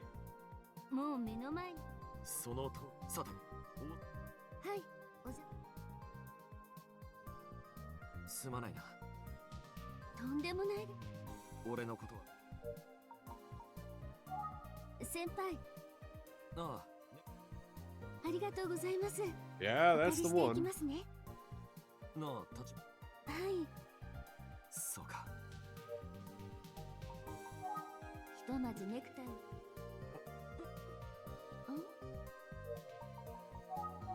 All right.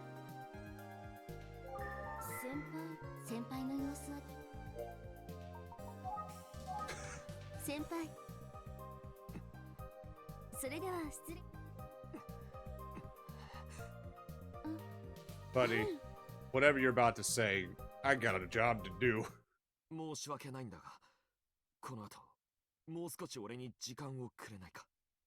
then Megumi's gonna see him confess to Ayumi and then attempt to kill Ayumi, and this becomes a double murder mystery. Right, Troopers. Omega can swim. The animation, they float their shield flotation devices. Okay.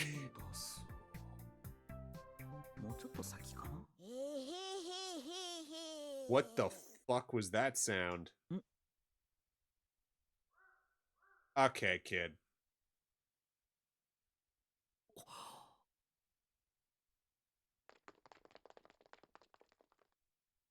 Oh dear God, they're multiplying.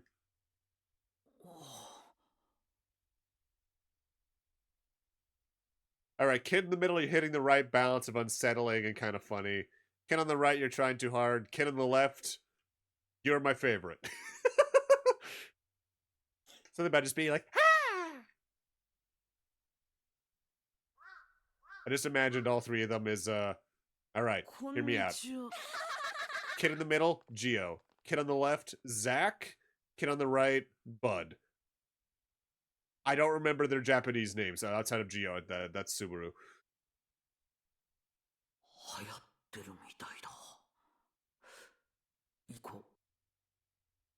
He's just happy to be there. Exactly. Probably didn't want to do it because he was like, it might make some adults upset. It was like, hey, come on. All right. No convincing needed.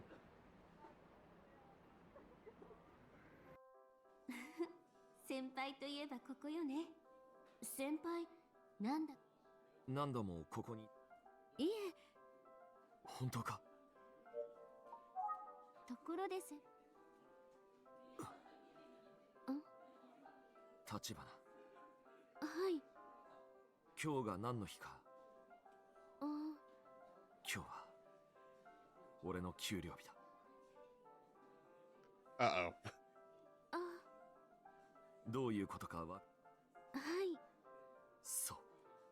Oh, he's following up on that from earlier. Okay.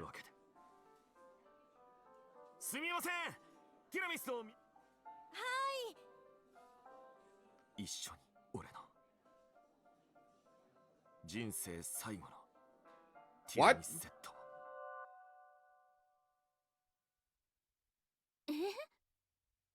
Huh? お待たせいたしました。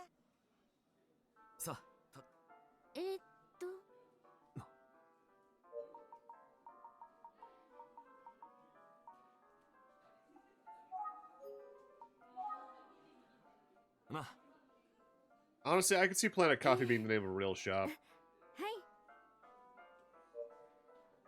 I'll always remember the town I'm initially from in Florida, which I haven't lived there in fucking 20 plus years, so I don't mind saying this outright. I've already pretty much talked about it since I've talked to other people from there. There's a famous for the area comic shop over there called TBS Comics. Their sign is that with the bat signal, because the TBS stands for the Bat Signal Comics. I don't think they probably have the legal rights to do that, but no one gives a fuck. My brother got, I think, a good amount of his early gaming stuff from there, and a nearby time was probably either a Blockbuster or I think Babbage's was down south at the time.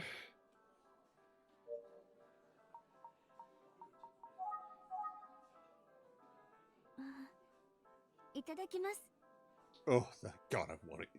Oh, I'm just missing the... Yeah. How dare all these visual novel story games make me really want to eat food? Especially you fucking Vanillaware. I have wanted a yakisoba pan every day for like the last month. And I'm like, I don't have any yakisoba. I should get that next time I'm at the store. Completely forgets to while I'm at the store.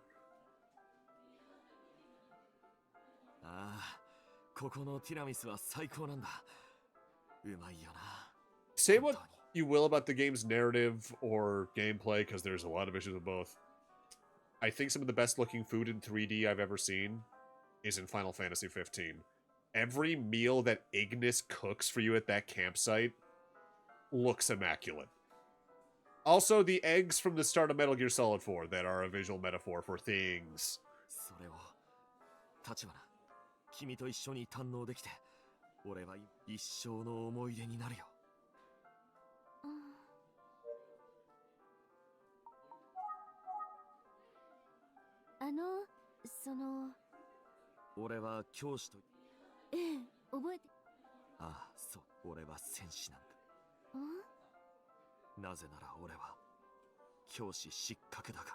Buddy.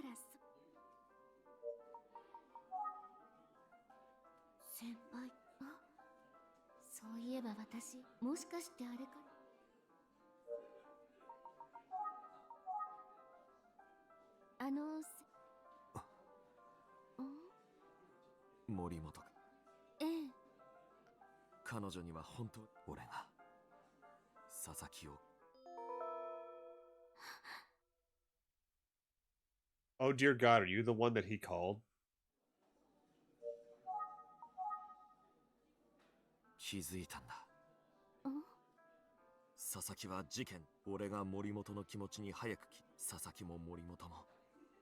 Okay, there's a lot of layers here. It is not your fucking fault. And you still did the right thing with how you handled that situation. That does not equal killing him.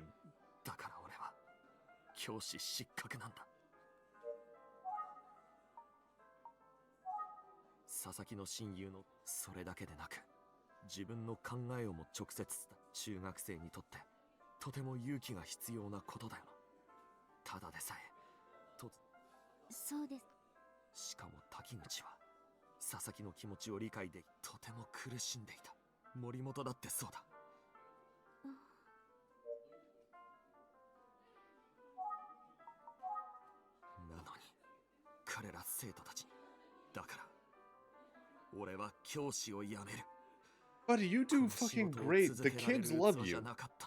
In one case exactly, as far as we know, probably a little too literally, but like, you're clearly keeping kids engaged from how the other kids talk about you. It's hard to find that kind of quality in a teacher. Take it from me. I can only think of maybe 3 off the top of my head that actively felt like they engaged us in ways that kept the material interesting. And let's see, off the top of my head, who did? In retrospect, my first/second grade teacher, because I did a loop with her where I was with her for the first 2 years. My 8th grade history teacher, Mr. Baldius himself. God, I fucking loved him. And my astronomy teacher, and I took that as an elective in, I think that was senior year of high school. And that's just in the public school system. There were a couple professors I also would put up there. Yeah, exactly. It's the fun teachers that get the nicknames. And if they get called by their full title, like Doctor last name, they fucking hate them. Hello, my 7th grade math teacher. He became the vice principal of that school a few years after I got into high school. And I'm like, what the fuck? Oh god, no, never. Mind you, better that scenario than what happened with the science teacher from that year, because turns out he was watching stuff he really shouldn't have been on his computer while kids were doing work and got caught and got fired. And it's like, yeah, fucking idiot. God, when I learned that, I made way too much sense about him because he was kind of creepy.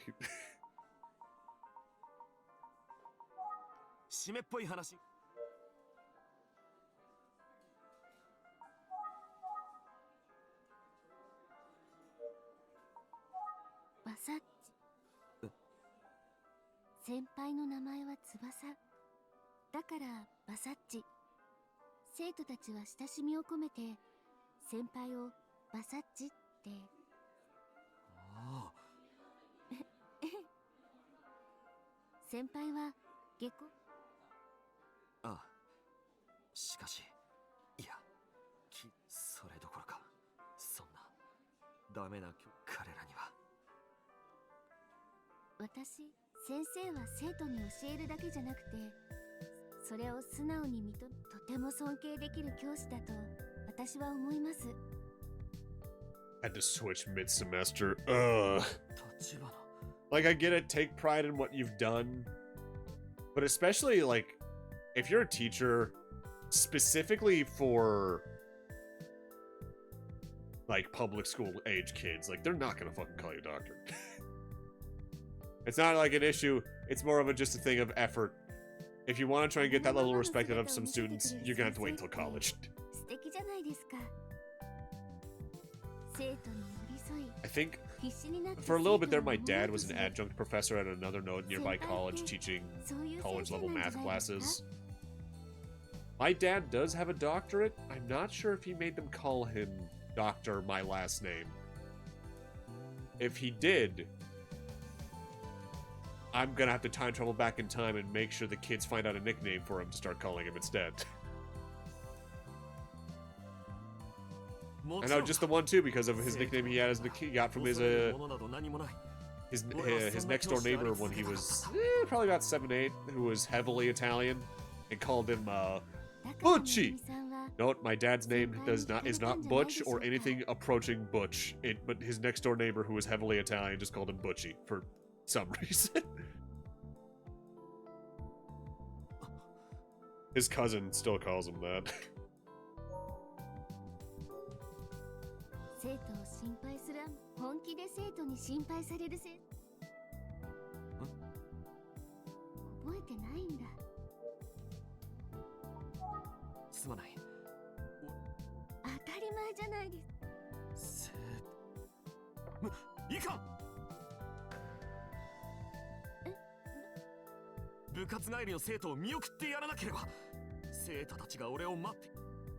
We've woken him up.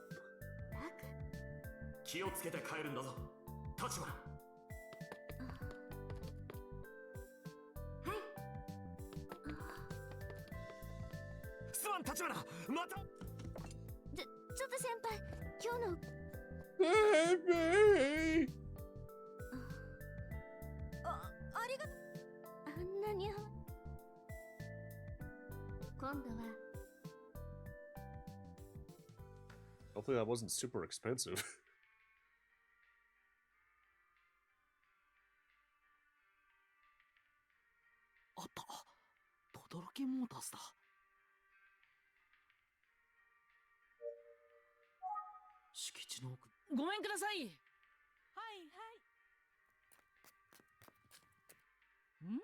I still can't get a solid read on when this game takes place, but the car shapes and the cell phone shapes makes me think we're probably around turn of the millennium. Maybe like 99 to 2002. どちら様？宇津木探偵事務所のものです。探偵さん。突然すみません。以前こちらでちょっとお話。ミノルのこと。ある人。はい。ちょっと待っててください。中にあ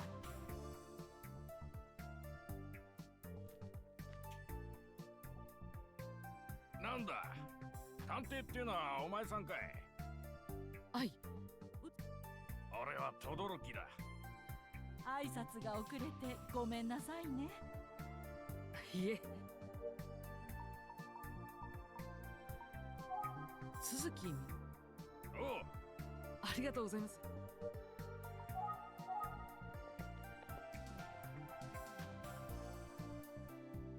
どうぞ。ありがとうございます。鈴木みのるさんは。Well, that's surprisingly hard to find, but we've at least found a connection. 本当ですね。ご期待に添えるよ。足りめえだ。なあ、それミノルのやつ。ありがとうございます。ミノルにも。どうかよろしかしよ、なんか手が。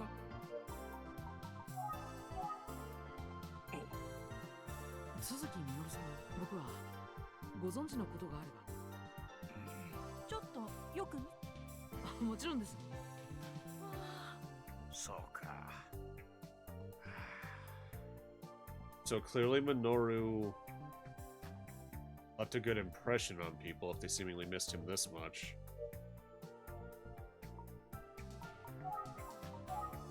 ミノルと出会ったのは今考えてみるや。20年前のある日、俺が顔を上げてみたら、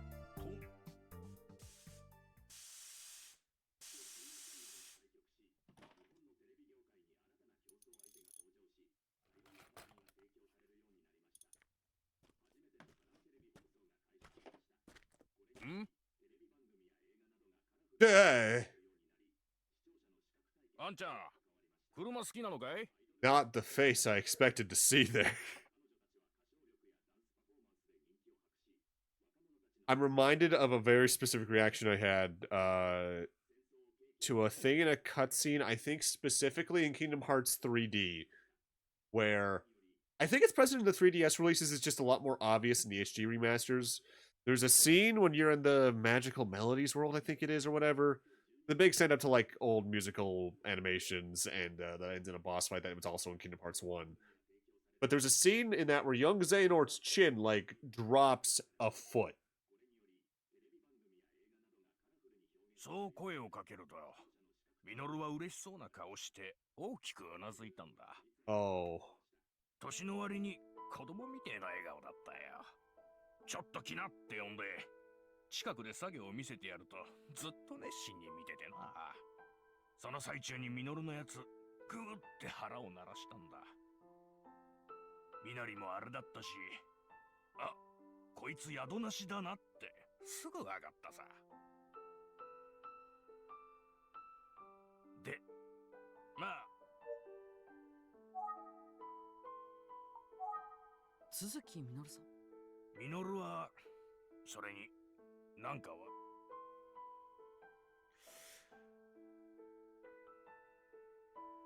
ただ、まっすぐで。そうだったの。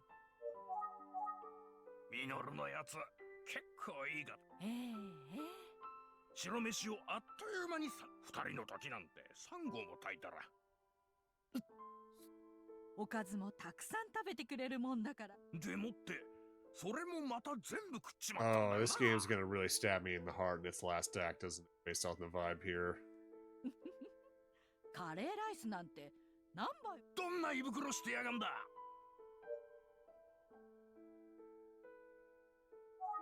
で、しばらくしてから分かったんだ。ミノルってやつはパッと見の印象だと豪快な。まあ、とにいい腕し。仕事。そんなあいつは、どこで何してやがんで。いい腕。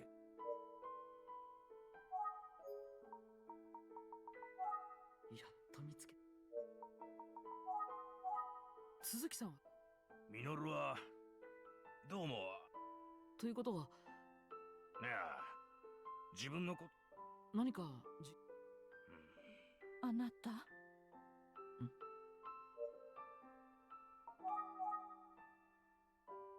What's up, buddy? いい目してんだな。ミノルのやつもそんな目。そんなあんちゃんが一生懸命ミノルを。よし。ミノルは子供の頃、Okay. 少年院に入ってたそうなんだ。何をやったかは聞いちゃい。お前さんが言いたくねえなら聞きゃしねえよってな。少年院 That means there's a record ミ for ノル him は at least. 少年院にいるときに整備士の資格を取ってたんだ。過去に何があったのか知らねえが、それを放っておけな。で、とにかく真面目でした。だよそうだったのか。当時のミノルさん、な。そうだ。ミノルは極端に一つ無口にも程があるってやつだ。私たちにも言葉少ななみの。なんかびっくりするほどそういえば、あんまり喋らねえミノルがいつか自分が運転する車に妹を乗せてやりたいってな。Oh shit. 続きに妹が。 So he showed up 20 years ago. So that would be before Makoto disappeared. So it wouldn't be him. So we can tell just from that jurisdiction alone, on top of the age, didn't really, that these are two different people. But the sister thing, huh. 家族の話は聞いたことなかったが、じゃあ免許が必要じゃね。懐かしい。あの頃よ、そんな日々が。実はな、ミノルのやつ。続きは一体どうした。理由はミノルが何も言わなくて、選別代わりにって車をやったんだ。Yeah, he did specifically say little sister. If the theory about him being Emio is correct, that would make the Emiko thing make sense. But I'm starting to think there's a lot more to this mystery than we think there is. At least in terms of, like, emotional layering. 車 Also, giving him a fucking car. Like, I know you're a mechanic, but damn, that shit wasn't cheap, buddy. まあ、車っつっても、はい、ミノルにキーを、こいつに乗って。そしたら、急にやめて出て。そんで、まだちゃんと、ミノルのやつにくれて。それは板金バサミなんだ。Sheet metal shears. ミノルは板金加工の腕が良くってな。Interesting wrinkle.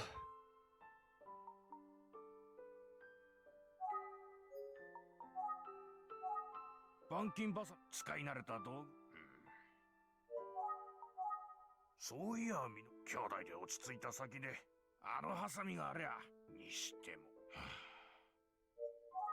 あいつ、とんでもねえ量の血を残して姿を消したらしいじゃん。 I should drink that tea, you're right.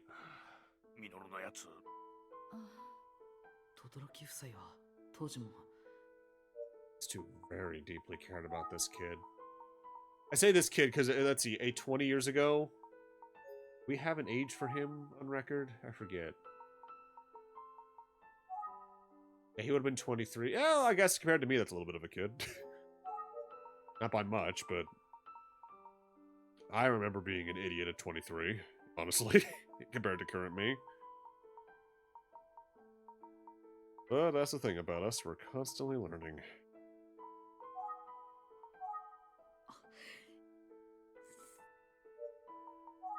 今お聞きした話は当時ここを嗅ぎつけた刑事が2人きやでも鈴木ってないましたけど今はもうやめておりません。ミノルの行方がわからねえのは事実。あいつらミノルに車をやったことも俺たちから話せること。 I'm more surprised they didn't have a paper trail to find that out. 頼むぜ。 But I guess maybe on the paper trail, what would that look like? A mechanic bought a nearly scrapped car probably to salvage for parts, more than likely, in their eyes, so that probably wouldn't even register as suspicious at all. Took the tea and it burned your mouth and be— Ooh! They kept in mind how long you're in the conversation. That's neat. お願いします。ミノルを見つけてやってください。そうだな。友達か。友達？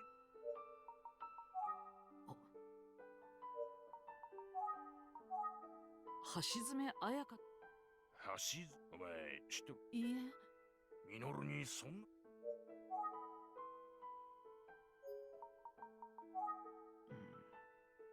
So, in that regard, then, if they don't know who Ayak is, then why were him and her seemingly connected to the cops? Because they outwardly name him as someone that was close to her.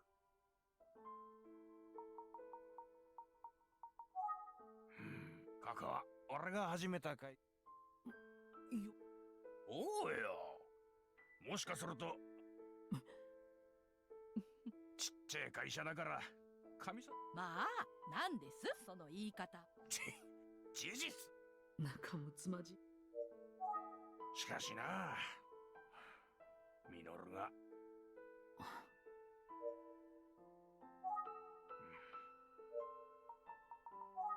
このご夫妻にとって、でも僕が続きを探しているのは今。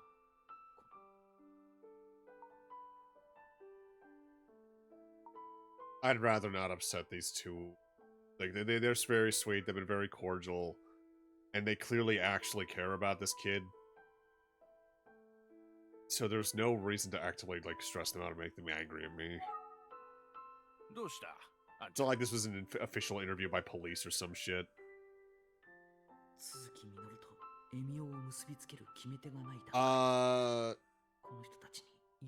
Sprites would be a good thing.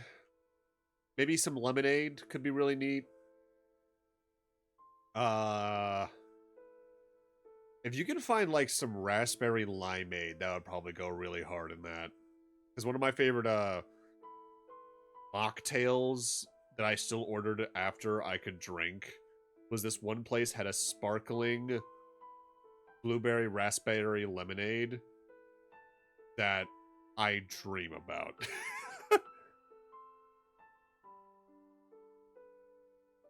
いえ、聞きたいことは聞けたし。お話、今日はこれ。気ぃつけて、ミノルに会ったらよろしく。じゃねえや。ひっ捕まえてここへ連れてきてくれ。 I mean, I've had worse flavor combos. 心配させやがって。 Okay, here's an interesting question. What is the grossest food or drink you can ever remember having? There are two that come to mind to me. One of which is from Dunkin' Donuts. Like, y'all know from me talking about it a lot. I drink a lot of tea.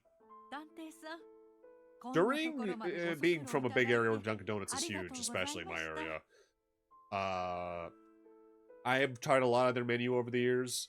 They used to have a lot of fruit teas on top of their sweet tea. I think they still have a couple of them, like the raspberry, probably.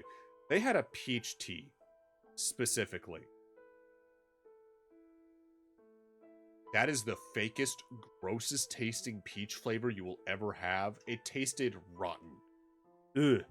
And this one is a little bit sad in retrospect because it kept us from going to this restaurant for a little bit that has really good barbecue. This place over in the center of my state that I miss dearly now. For one, they also have some really good sweet tea.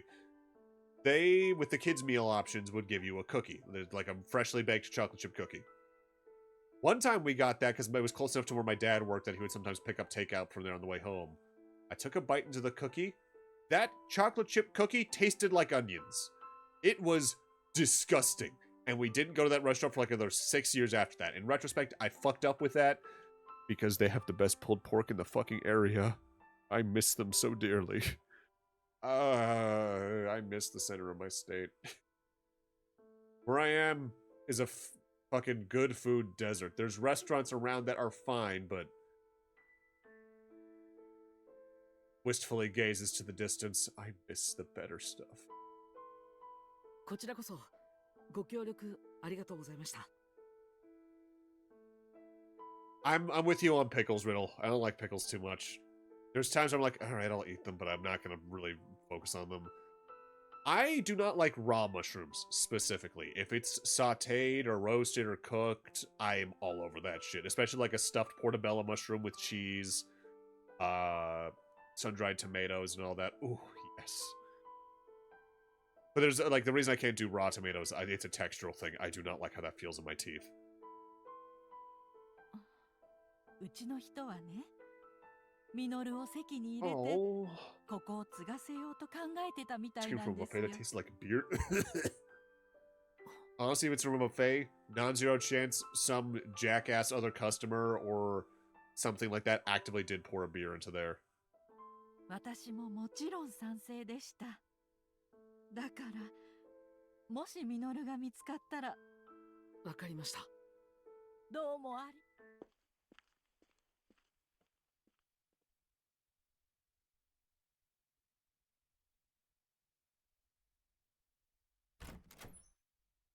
おかえりなさい。今日の調査。実は。それで。続きが話を聞く限りだと。ただ、少年院。そうだったの。 I'm curious what he did to get himself landed in とにか juvie. く、轟モータースで聞いた。 Yeah, like, it very quickly, too, because the way that Minoru was looking at that car clearly left an impact on the husband.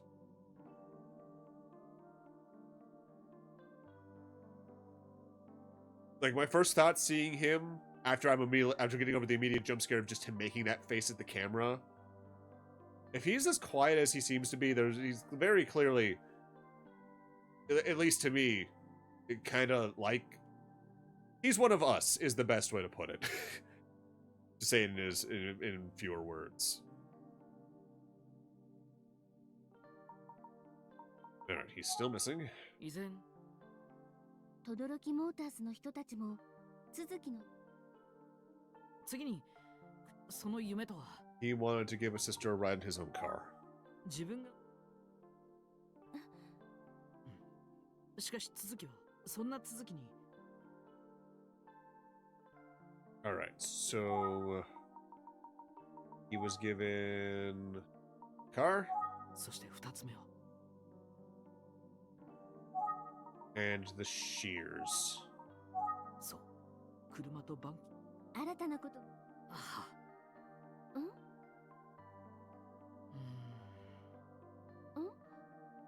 続きについてはいろいろ分かったけど。Yeah, like they did. The Minoru side of this case and the Eisuke side of this case seem completely fucking separated. The closest thing there is that could be connecting them is whatever's going on with Junko.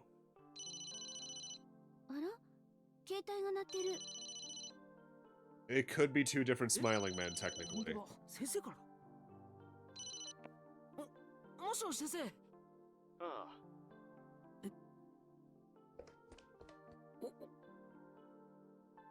イルモ村はかろうじて廃村にはなっていなかったが、昔のことを知る人間になかなか。This is a really cute animation. でも、ついにエミオの起源を知る人物からエミオの話は、この村でその内容はおかしな袋をかぶった。その話が伝播していく。そして今語られているその元となった。この話に深く関わる人物がいたんだ。誰だかわかるかい？それは。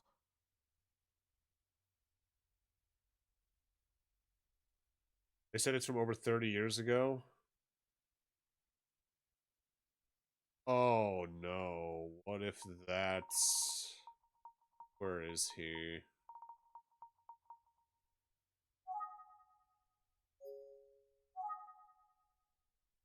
"43, so he would have been a kid if he's from that area.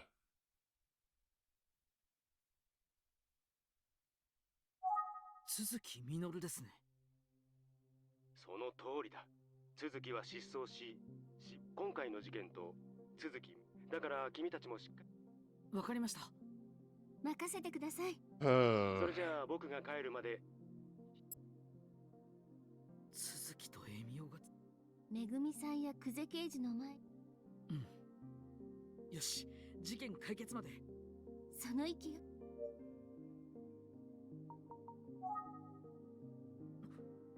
鈴木がエミオだったらいつか轟も出すね。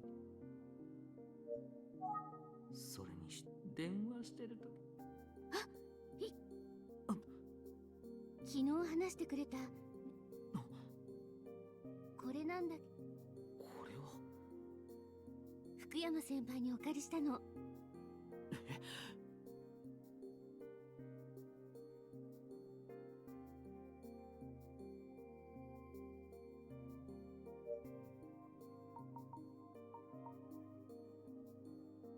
Any theories on why Junko has the time?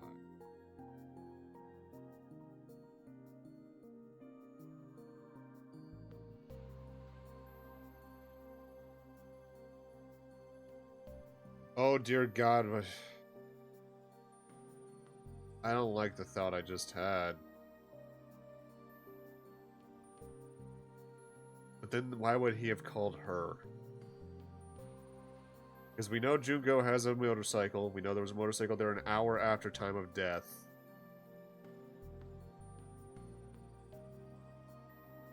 If she was at the crime scene, quote unquote, and just was maybe fixing it to make it look like a crime scene rather than a suicide. Oh, this game's gonna stab me. But then what connection would her and him have that he could actively call her to do that? Assuming that he would have asked her to do that.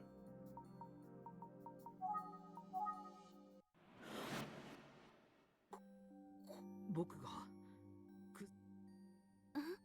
どうして南だ。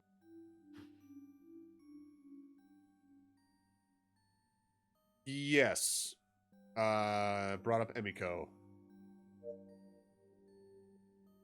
That's the bag I gave to Emiko, is the exact thing he just said. Oh no, that she absolutely cleaned up a suicide scene to make it look like a murder. Oh dear God, but why? What would the connection be?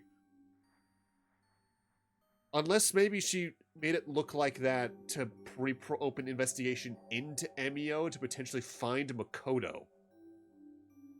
Which, given how desperate she is to find him, I could see her doing. But if she gets found after that, she's losing her fucking job. And probably going to jail.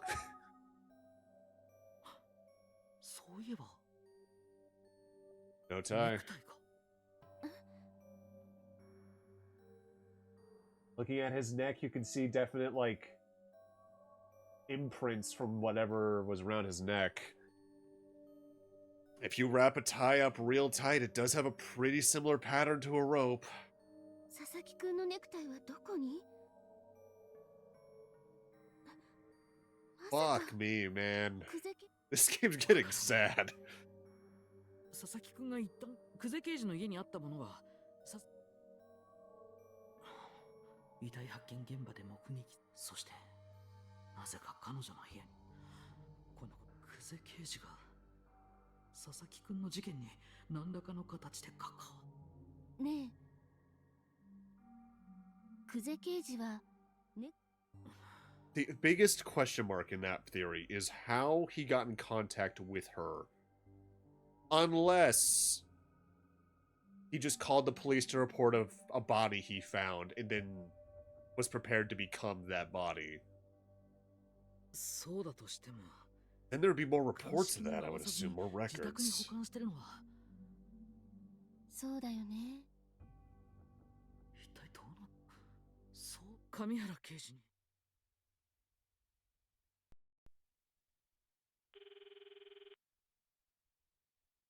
Yeah, the moments like those are kind of key in some mysteries, admittedly, because it gives the player slash watcher more to feed off of as well. But it gives the slight satisfaction of connecting dots before the actual characters do, which I think is actively a very important thing in mystery-based media, because then it makes the viewer of any kind feel like they're interacting with it at a level that's beyond just being a watcher. 夜分遅くにすみません。今大丈夫ですか？ Which is something that I think Ace Attorney, for instance, does really well across those games. Meanwhile, Layton, as much as I like those games, not as much. ってできますか？探偵くんの頼みとあらば。ありがとうございます。オッケー。はい、また。翌日、上原刑事が事務所まで来てくれて、僕は心のどこ、何言ったのは、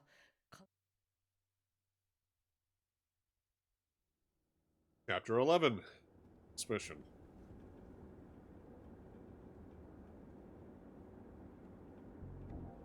で、どうしたの探偵くん。もしかして俺に会いたくなっちゃった？あ、いえ。なんだか上原刑事。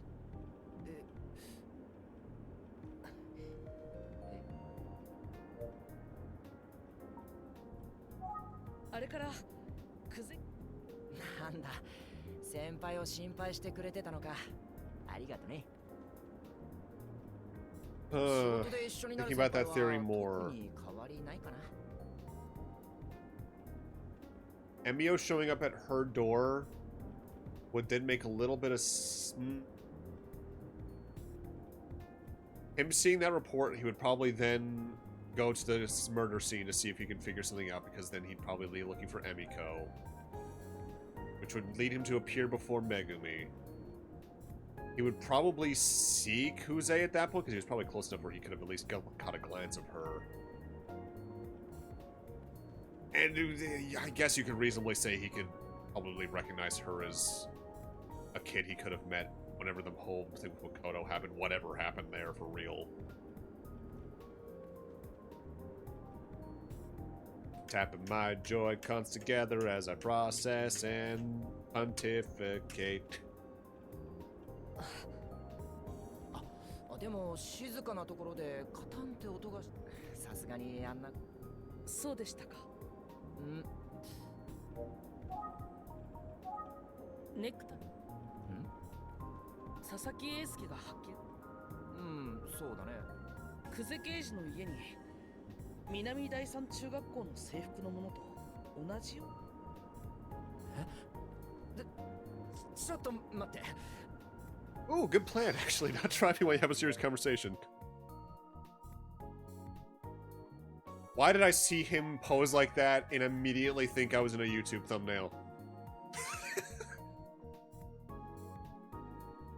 Oh, that is... Rant Sona. 上原刑事は特に何も。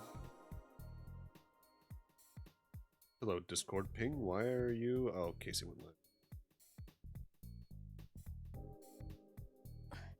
僕、久世刑事の部屋で勝手ながら一緒に落ちていたものという。That envelope is the biggest question mark for me right now. そんなネクタイが久世刑事の部屋に。Oh dear God, that's a suicide note. 不自然だと思いませんか？ Oh no. Oh fuck. Oh no. それで。Oh, it's all coming together in the worst possible way. 先輩が犯人だとでも。先輩が佐々木英介を殺害し、彼が身につけていたネクタイを盗み、今も隠し持っているって言いたいわけ?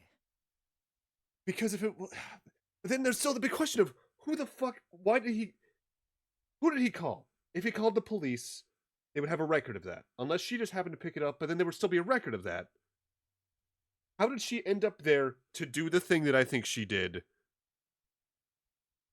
What the fuck? 無言は肯定とみなすよ。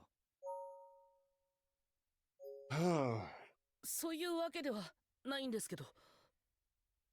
ネクタイの件は確かに Because like my first thought was, okay, it's a note, so maybe someone left that at her place, like in front of her door to pick up with the tie, and maybe it's like a taunting of "I know what you did" or something like that, or Emio leaving a message for her. But if she seemingly picked up the tie herself, following the prior theory, if she had to disguise a suicide, there would probably be a note. Money for a bribe would also be a pretty fulfilling thing there. Like, if he somehow contacted her directly to do this, as morally bankrupt as that would be and fucked up, maybe it was his way of paying her.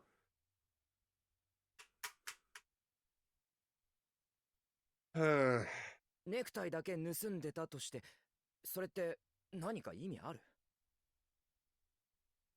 It's funny like this because you can tell how much harder I think about games with narratives like this when there's more like when it's more of a visual novel than something like what's a good example of this looks around my, I guess Trails actually. Because Trails half the time I have to worry about actually fucking doing the combat. So my brain processes get split. With this, it's just me, the text in my mind. There's a whole lot of cheese in there. Munster. That fucking reminds me. My partner sent me this video today. It's called a grilled cheese pillow, where you take a layer of puff pastry, spread all sorts of cheese all over that. Shredded cheese, shredded Munster, shredded, oh, what did he do on top of that? The guy doing the TikTok did some other types of cheeses. You put another layer of puff pastry on top of that. You crimp the edges all around with a fork. Throw that shit in the oven for 15 to 20 minutes at 350. Oh my god, I want it. I want it right now.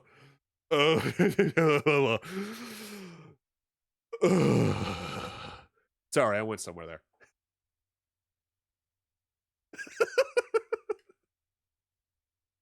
Thanks for the stretch and hydration. 柄が似てただけの別物の可能性だってあるだろう。その柄というのが南第三中学校の校章のようなもので。先輩の部屋にあったそれと南第三中学校の校章を照合したの？そこまでは。であれば。But Kamihara, it's probably a good enough lead to at least investigate, right? 君は本当に先輩が今はまだ。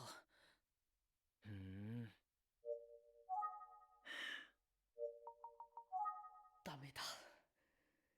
でもネクタイが破れか。上原刑事、その話は結局無言は。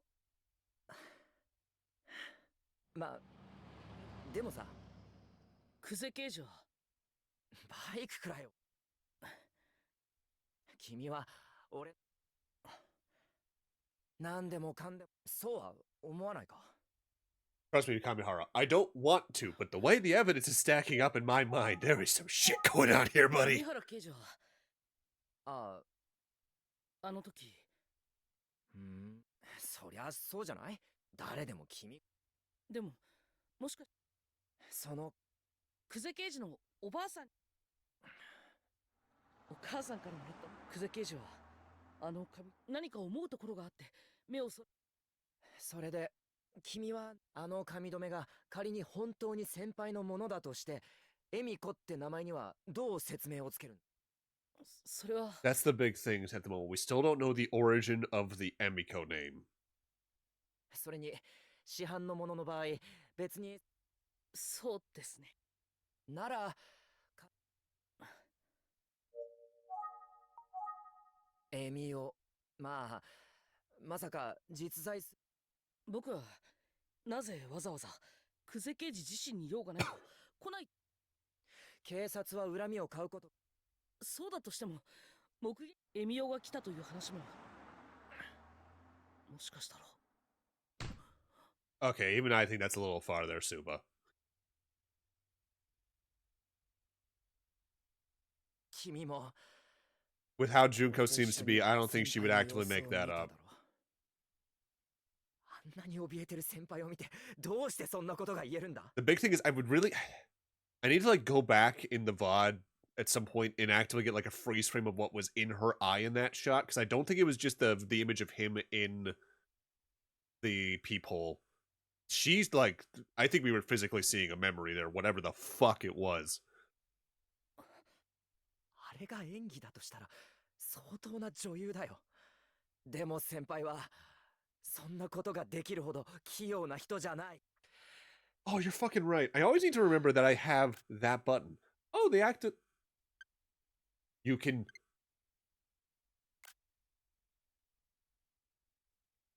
Sorry, I'm trying something here. They just take you to the screenshot button thing now. That's an improvement.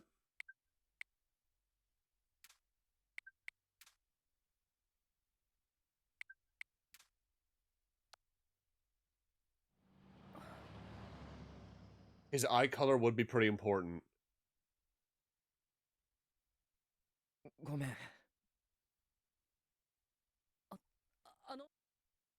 Like, if it is Minoru, he's kind of got, like... I don't want to say cloudy, but, like... 行こう。幸福駅まで。 Kind of like an off-gray, brownish color in his eye, but, like, no prominent highlights in my memory. はい。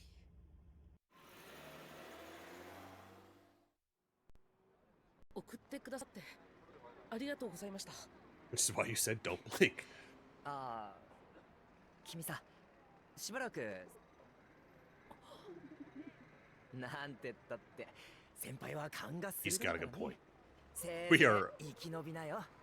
easy to read. じゃあな。 If what the Todorokis themselves even said is any indication. あんなに感情笑い飛ばした。 I wouldn't be surprised if Kamihara himself is even a little shaken at our ideas, but just doesn't want to talk about it directly with us. I wouldn't be surprised if he's actively starting his own little investigation into that right fucking now. エミオが鈴木がその場合やはり今後鈴木から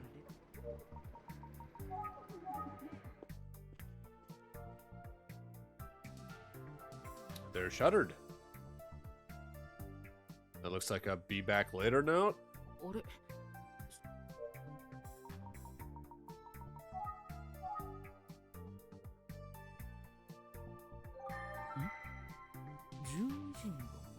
12時だとまだずい。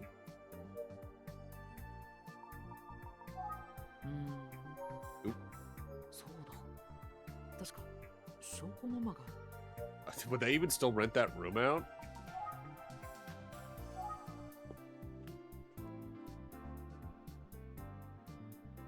Yeah, he at least actively listened and didn't just immediately laugh them off. That's more than I can say for some characters in very similar positions in other games I've played like this. Hell, even Ace Attorney has quite a bit of that in their gumshoe-adjacent character roles. I think, who's the one that probably took you what you said the most seriously across the games? Troublesome part is that character is usually also comic relief. They kind of have to. I guess Emma? She usually took what you were talking about pretty seriously pretty quickly. Wasn't her probably Gregson?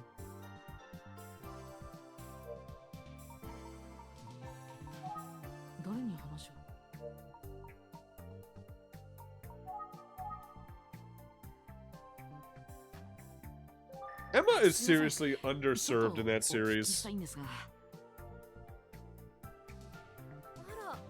I remember, the FF Tactics remaster, I think, is the last game from that NVIDIA leak in 21 that we hadn't seen revealed. I remember there being an Ace Attorney 7 in there, though? But thinking about it, that may have just been... If it wasn't that, I think there was definitely, like, an Apollo Justice trilogy thing in there. Which, hey, we've gotten that since. 町で起きた事件。 18? 当時大怪我をしたまま。やだ、あ、すいません。私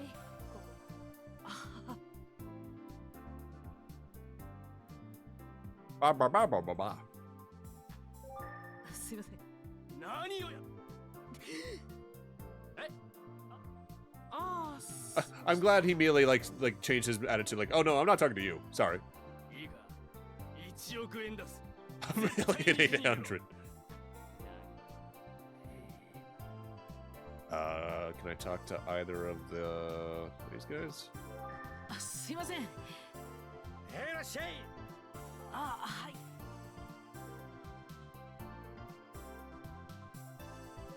すみません。いらっしゃい今日のおすすめは Excellent prices. 野菜を買いに来なん Alright, you actively wanted some time, so you're probably the one that has the actual information we need.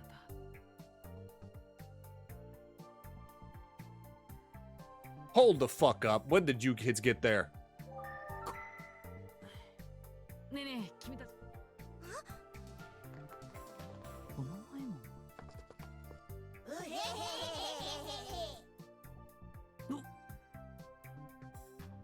なんだよ、もっと驚くともっと怖い声。ねえ、何してんの？ You could draw so many, like, main trios of a series as these three because just the energy of the masks. You get the one that generally gets the assignment right, the one that tries a little too hard and kind of goes the wrong direction, and then the one who's there just to have fun.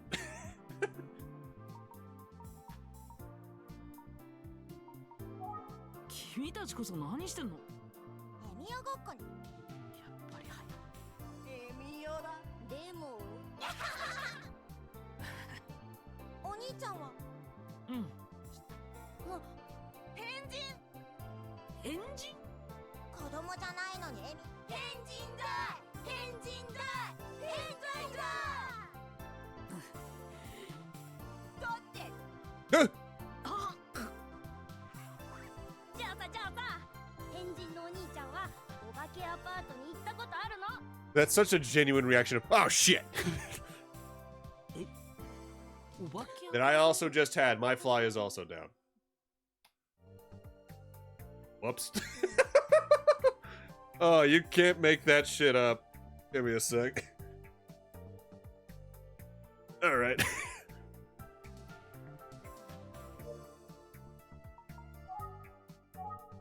お化けが出そうな古いアパートだよ。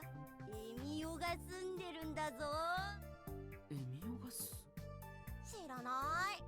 パパもママも教えて。古くてボロボロのアパートだから子供は近づいちゃダメって言うんだ。エミオは真っ赤な部屋に住んでるんだ。 I certainly hope not. 壁も畳も真っ赤っか。その部屋でいつも笑って。違うよ。でも変態のお兄ちゃん。こらあんたら。やっべ。じゃあね。ちょっと。エミオがす。18年前、この町の子供たちの事件の手がかり。そうだ。近くに話を聞けそうな。 Eventually, fishmonger guy could also be ready for us now. そこには誰？ Or not. So, I guess we're good to travel?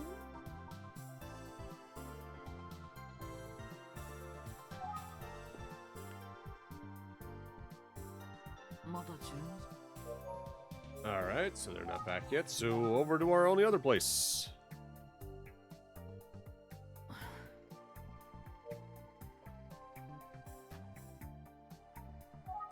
話を。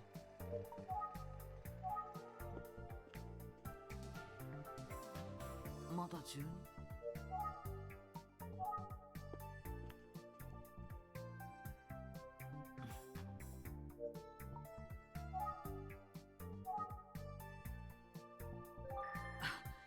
でね。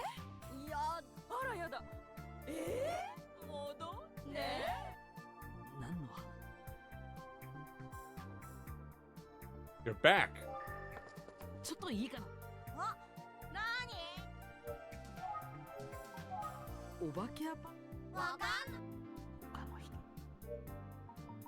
Alright.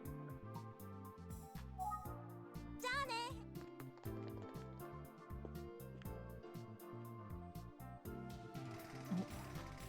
The location I travel to from where matters. Okay. 道路の半分です。この辺りの人。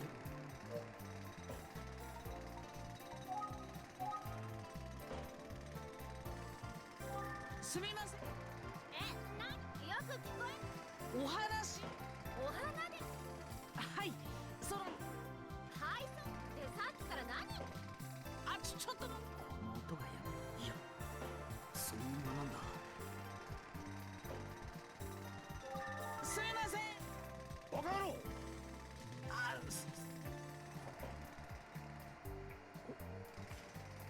あ、Oh, well, that's important. The way he just faded in reminds me of the stealthy ways they fade Herlock in GAA. すみません。どうされま。あんちゃん。あ、いいえ。で。実は。ああ。仕事で。Ah, shit. そうなんです。でも一日中。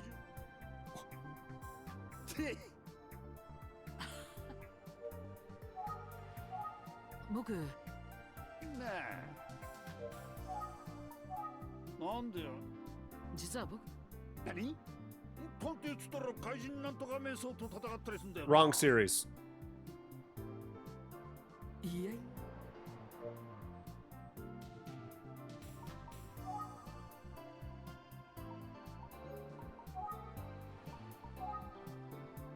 これが。なんだ似顔絵。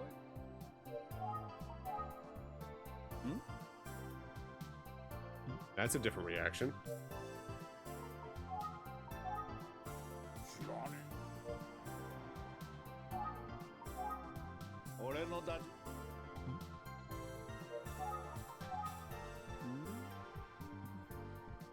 っ。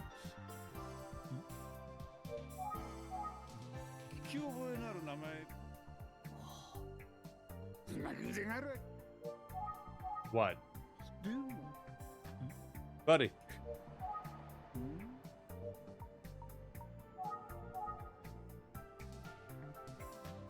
誠さん。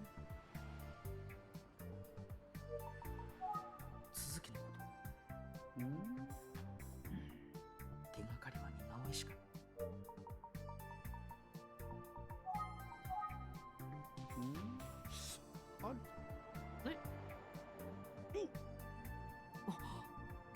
なんだよ、こいつじゃねえか。続きってやるわよ。What? ち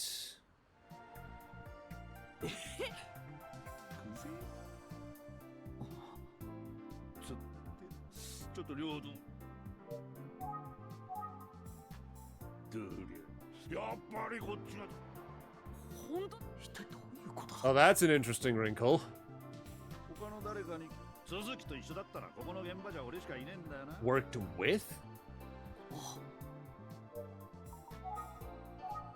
続きと。ああ、そこで一緒だった。本当ですか？下の名前がこう見えて記憶力がいいんだぜ。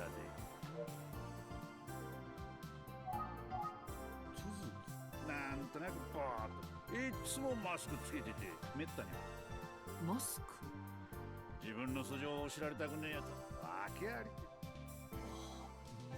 おお、急いで飯食ってこない。ありがとう。今の人。 Yeah, that's a word I haven't read in a little bit. さんの似顔絵を見て続き。どちらの似顔絵もあくまで予想に過ぎない。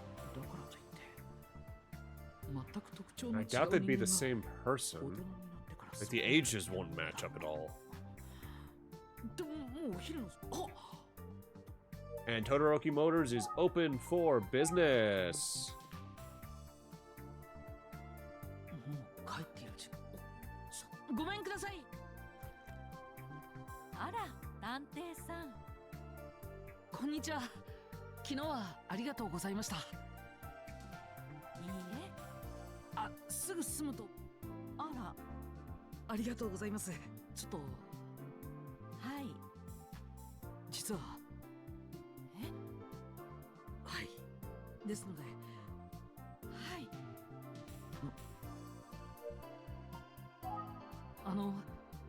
その前に。それは。This is a think prompt, I can tell. We actually have to weigh telling her or not. 18年前の事件の佐々木くんの事件、轟さんとはいえ協力を仰ぐために。 I gotta be honest with her at this point, because any further than this and she'll start asking questions, I think. 正直に話して、ここは。わかりました。主人は。じゃあ。いいえ。轟さんは。え？僕は今。その事件は。そして最近18年前の事件をその人物が鈴木さんが轟さんに連絡するんじゃないかと考えて、僕は今日。 The game won't let you lie? Really? I mean, I guess that shows like a good character within the protagonist, which I do appreciate. Because he really shouldn't at this rate. 鈴木さんが住んでいたエミオ。 Yeah, that's locking her 最 up. 近あなたは。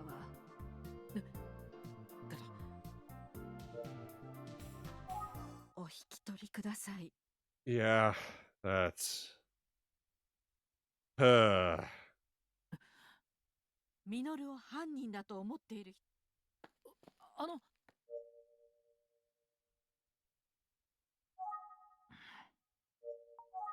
轟さん。我が子のような存在が疑われていても、似顔絵のこともあるし、やっぱり。 To be fair, him showing up wouldn't have actually probably changed the reaction that much. おお、早速んだよ。あんた。ん？何があったか。はい。僕は。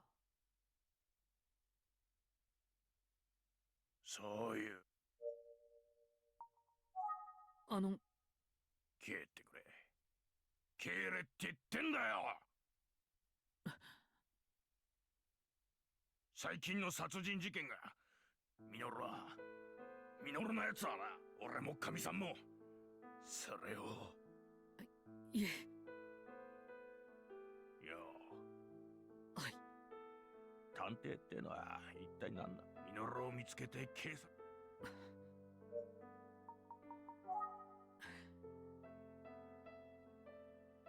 あんちゃんが。本当です。18年前、我が子のような存在の精神。その続きが見つかれば、僕は鎌田警部に知らせる。けれど、それなのに、そんな僕に、僕は。敬礼ってのに、あんたが。いい目。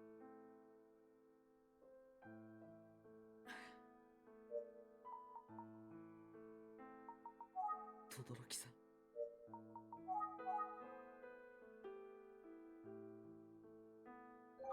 なんだよ。僕はただ純粋にそれができるの。What? 轟さん。僕はただあるいはだから轟さんのおかげでやっとねえよ。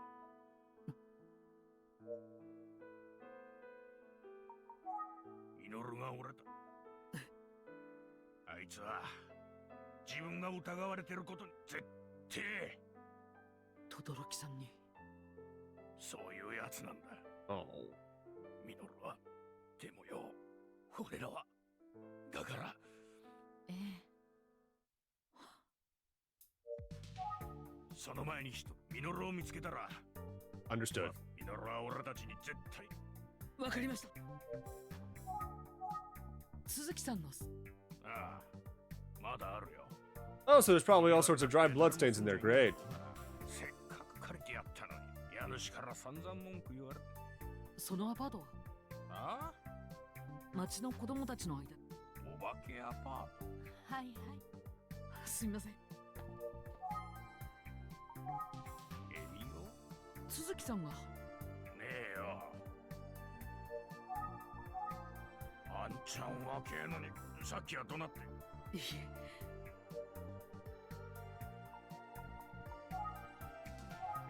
相手。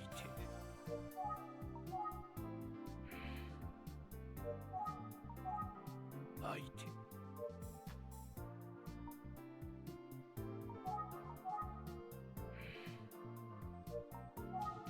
でもよ。この似顔絵は。おお、もっとも。ですよね。でもよ、そんなに大きく。なるほど。そう思ってみれば。社長の言ってた轟さんたちが間違える代わりで。なあ、あんちゃん。実は。はい。その人は。なんだいそりゃ。Yeah, that's what's going on with the fucking ご two めんなさいね。 Suzukis. 私不器用だから Randomly 時間 got がかか another っ Suzuki ちゃ in っ this て。 because like it's probably not. It's probably reasonably within a large city. 本 Japan 当に probably よ at least くかけてるわね。 2 days. だよな。これはどう見たってミノルに違えねえよ。ああ。 Like that feels like a safe assumption. 鈴木の似顔絵で間違いないようだ。俺たちが間違うわけねえってんだ。あ、 What? わかる。こいつが真犯人だぜ。ミノルの名前を語って悪いことしてるよ。There's a chance of that. こいつが真犯人だ。確かに。その似顔絵。あちゃ、そのミノルのふり。お願いします。任せてください。よし。ご協力。あ、気ぃつけてな。ミノルのこと頼んだ。はい。 Oof. Still cordoned off after all these years. That ivy is overtaking.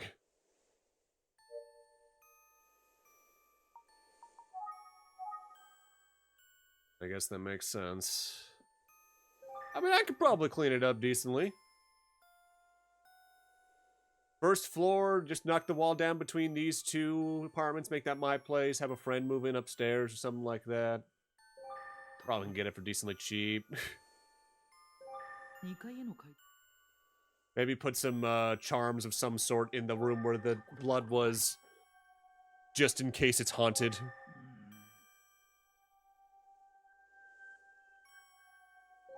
敷地内におそらく。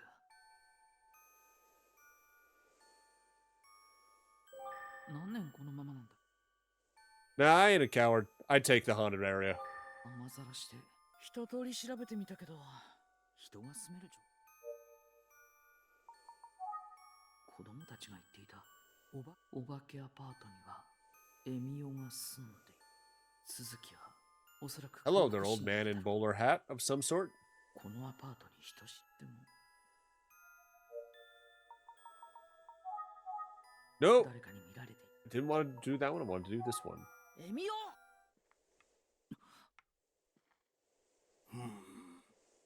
ここで何？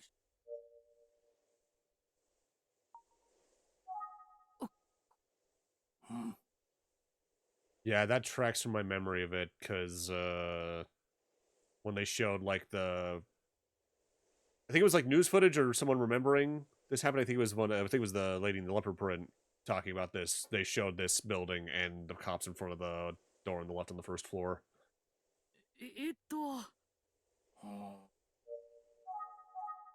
昔このアパートで騒ぎが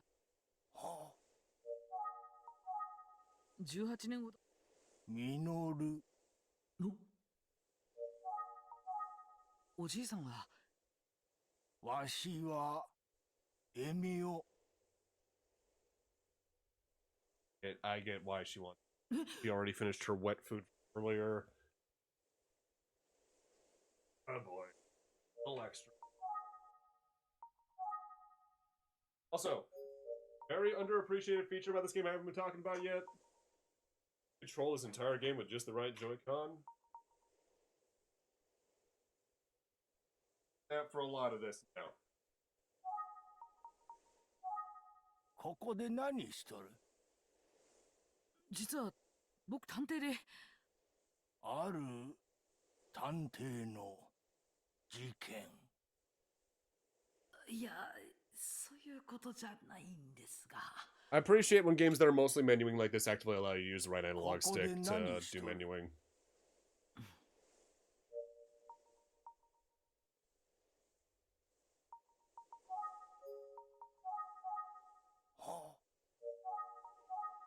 ミノル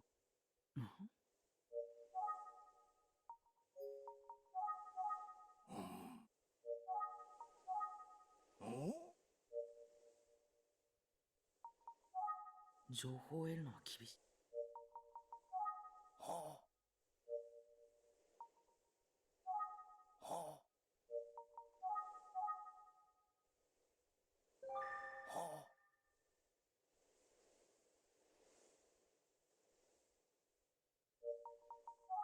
おじいさん。血に染まった部屋。 Okay, there he goes. Interesting. That's a first they tried to make it work like that. わしは聞いたんじゃ。エミオは真っ赤な部屋に住んでるんだ。壁も畳も真っ赤っか。違うよ。このおじいさん。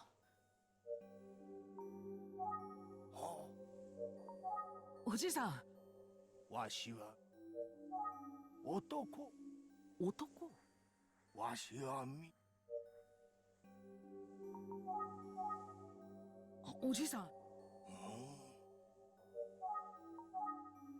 この人に。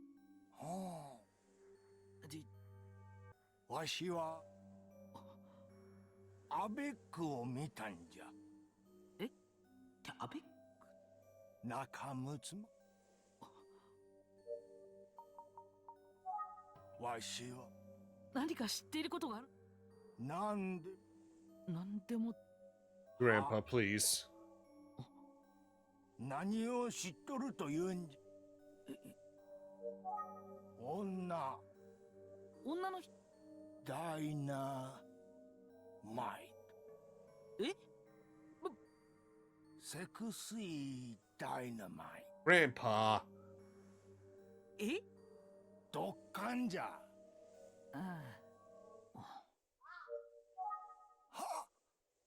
おじいさん。わしはいや違う。ニコ。笑顔。Oh? 怖い。まん丸。白い伸び。白い。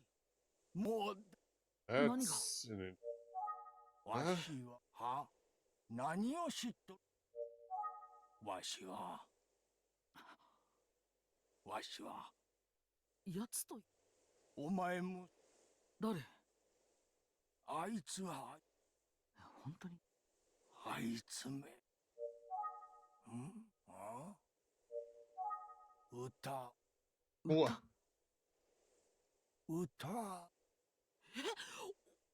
歌を忘れ。何なんだ？わしはわしは歌を、わしは歌 Oh, have we hit a loop? 歌を、わしは Yeah, we've hit a loop. Snap out of it. ミノルくん。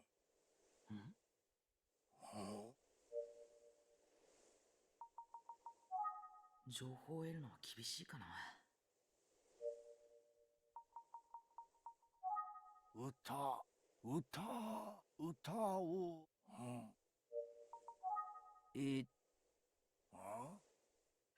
あ、じゃ、違う。血に染まった。Oh, おじいさん、生かせは。歌を、血に染まった子供？わしは血に染まった覆面の男。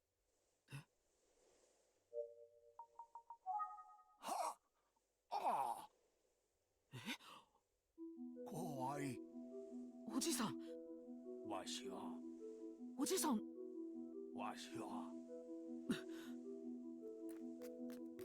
お父さん、また知らない人に向かっ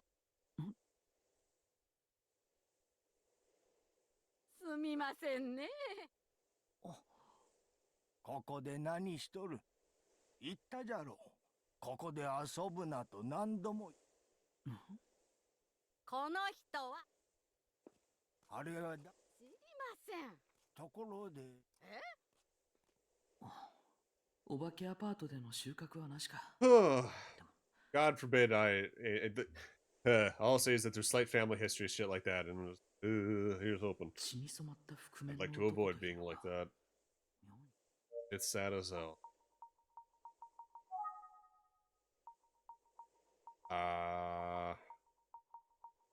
We go back here? Is there a reason to? これ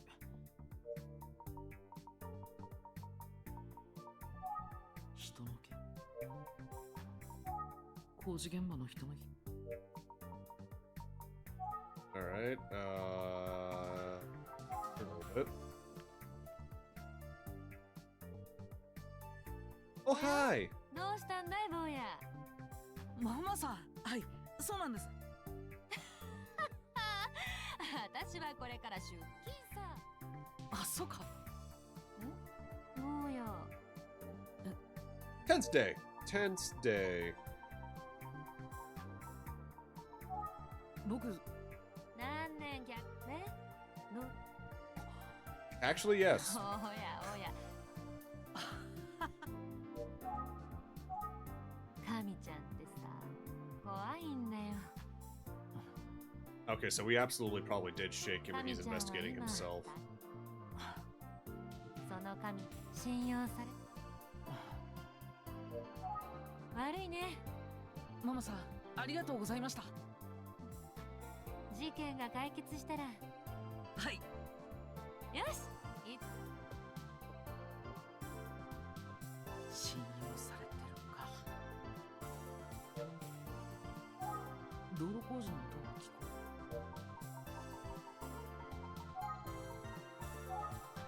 Alright, so we're probably not going to hear it until back there.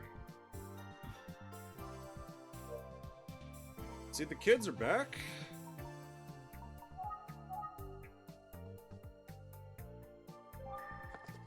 変人のお兄ちゃんだ。え。ねえねえ。なんで？お兄ちゃん。そう。と。お兄ちゃん。 So, are we going to partake in partially scaring the kids a little bit?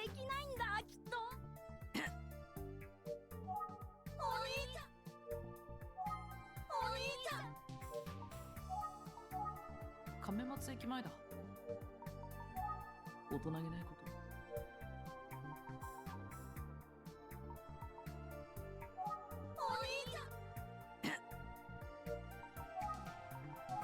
They're back yet? 変人のお兄、バイバイ。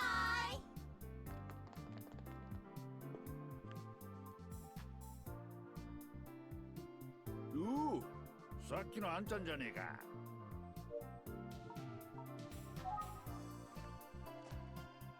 悪い、あんまり時間がねえんだ。予定が変わって今日は作業を切り上げること。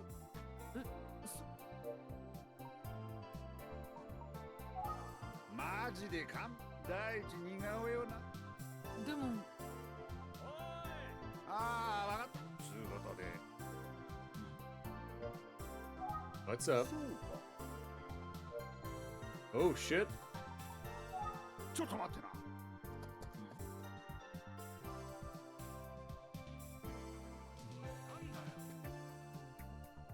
あんちゃん、これ俺たちの送迎車のドライバー。本当ですすいません。だよね。間違いありません。現場を引き上げるときはいつも点呼を取るんだ。鈴木はいつもマスクしてたんだけど、点呼の時は外してもらう規則なんだ。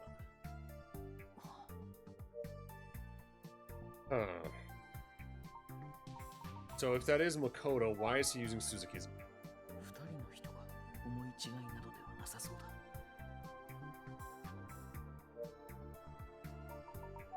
鈴木さんはまあ、とにかく変わったやつだ。飲みに行こうぜって誘っても。ほとんどそういう。はっきり言って下手すりゃ。でもなんとなくいいや。鈴木さんについて。そうだな。最終日？お前が忘れてる。作業員のほとんどは鈴木は現場まで歩いて通ってたんだ。ところが工事の最終日の帰りに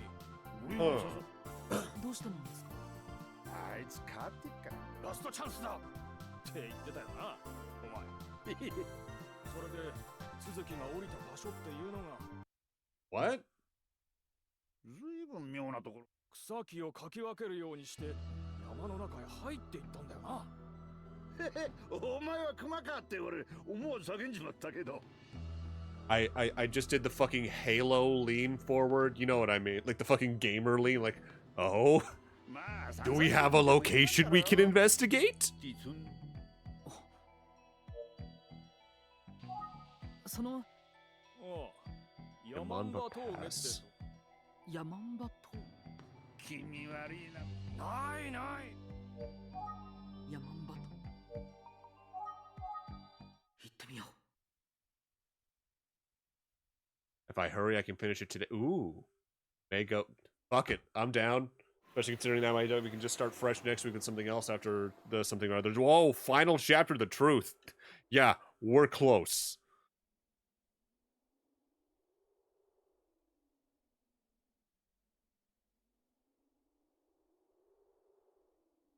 ここが全くと言っていいほど車が。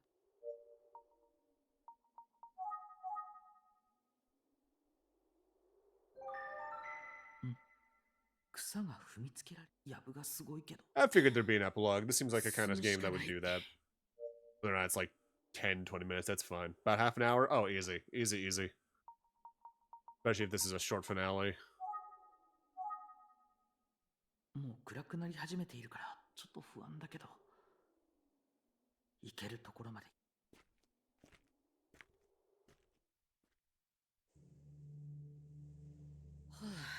結構大変なところに入ってきちゃった。これじゃ登山。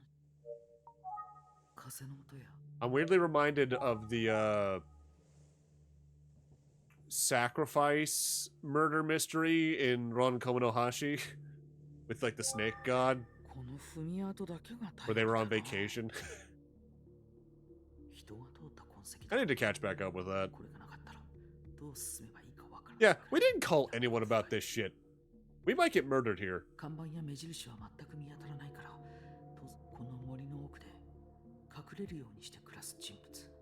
Oh, that's ominous as hell music. Oh, I don't like that. Is this where we finally become a horror game again? 今の坂。さて。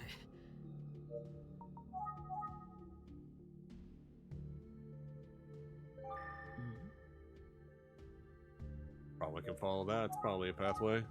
行くしか。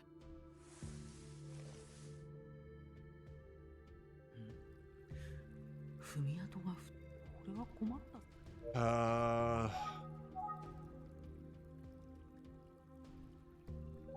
下っていく。That's way back down. 登っていく。Left feels a little safer if there's a lot of tracks. I mean, it's probably more regularly used. 左へ行ってみよ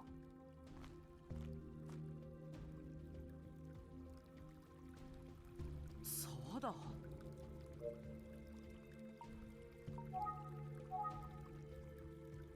Hello. Oh, no marking? ということは誰があれを。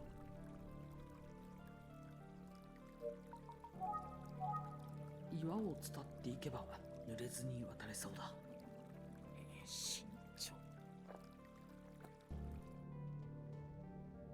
またわかる。Well, at least there's a clear sign here. What does that say? 手書きの縦通行禁止と書いて通行禁止か。Hiragana.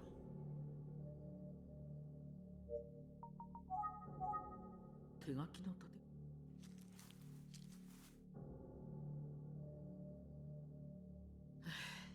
次はどうす。There's a flower by that statue. That technically be a Jizo? Yes, it would be. こんなとこ、あれ？花はつい最近のもの。Tracks behind. There's a house back there.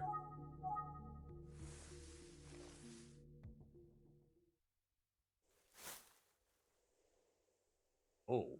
やっと森を抜けたぞ。なんだ。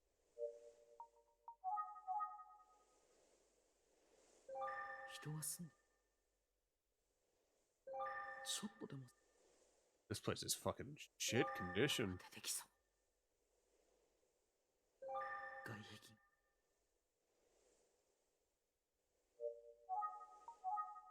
はい、人の気配が。奥には工事関係者の人たちが言う続き実る。But this is where I suddenly this suddenly becomes fucking like ということなんだろうか。What the fuck is the name of that series my partner really likes? Well, it reminds me a little bit of Inspector, actually, which is a very different series, which I need to fucking actively sit down and read more of that manga again. Yeah, we could probably actually afford these places. 続き実る。それは本当に続き実るなんだろう。 Yeah, which face shows up is the important thing. 中を調べてみ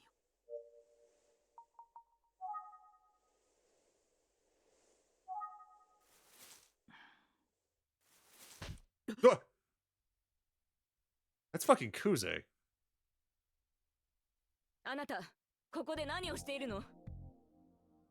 I could ask you the exact same shit. 質問に答え。実は僕はその調査の。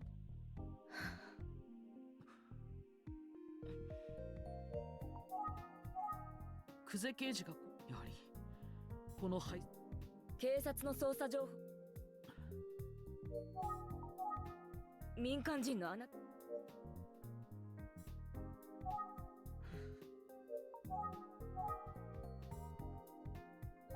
常に冷静。自分の家。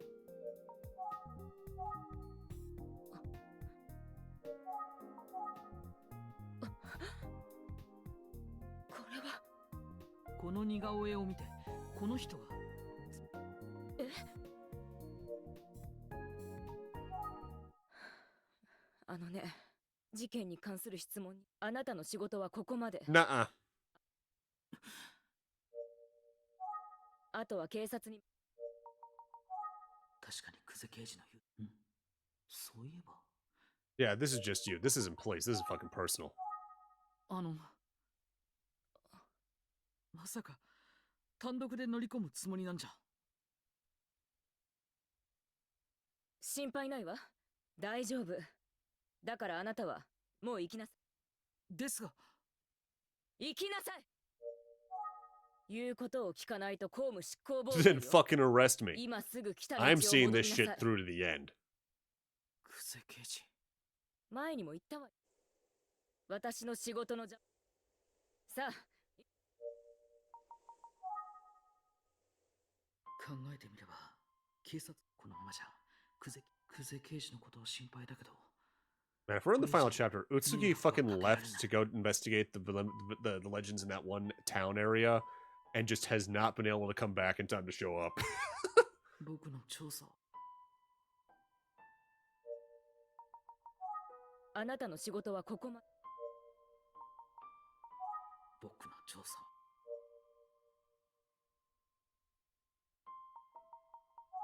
あなたは今。行きなさい。いい加減にし。 I literally can't use any of my... Oh, they're fucking... They're using this as a fucking menu narrative thing. 確かに、クゼ刑事のおっしゃる通りです。クゼ刑事。ええ。失礼します。 Runs past her. ここまでが探偵の限界。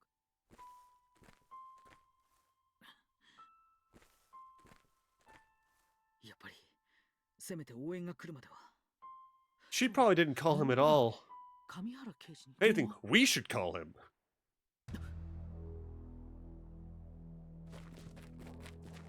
What was what? クゼ刑事、やっぱり一人で。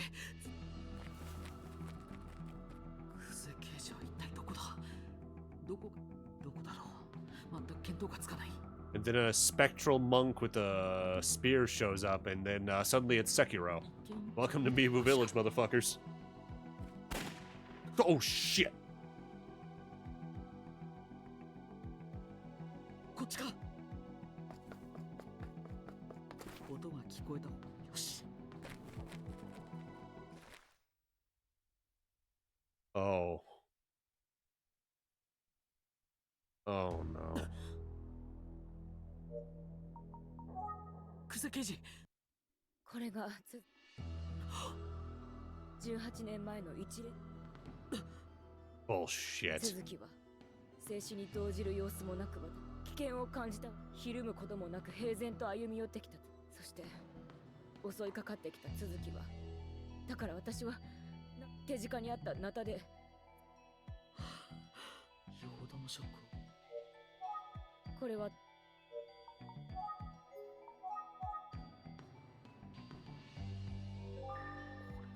暗くてか。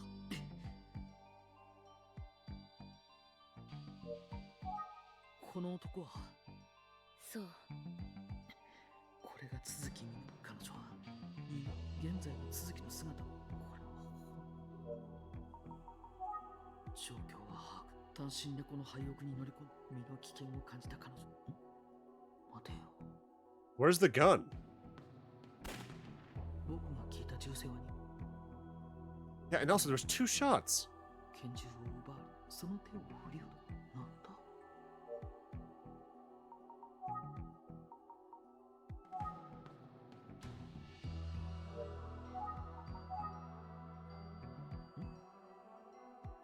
僕の携帯。とにかく。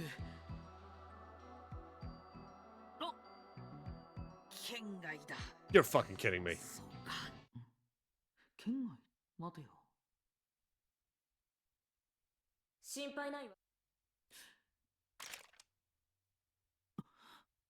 Oh, fuck off.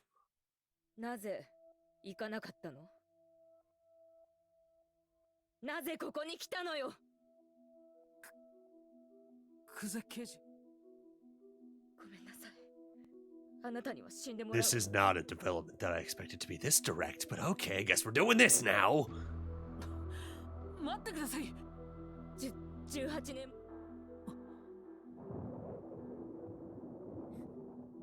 家を飛び出したわ。そこへ一台の車。私は顔。笑顔の神紙袋をかぶった男が立っていたの。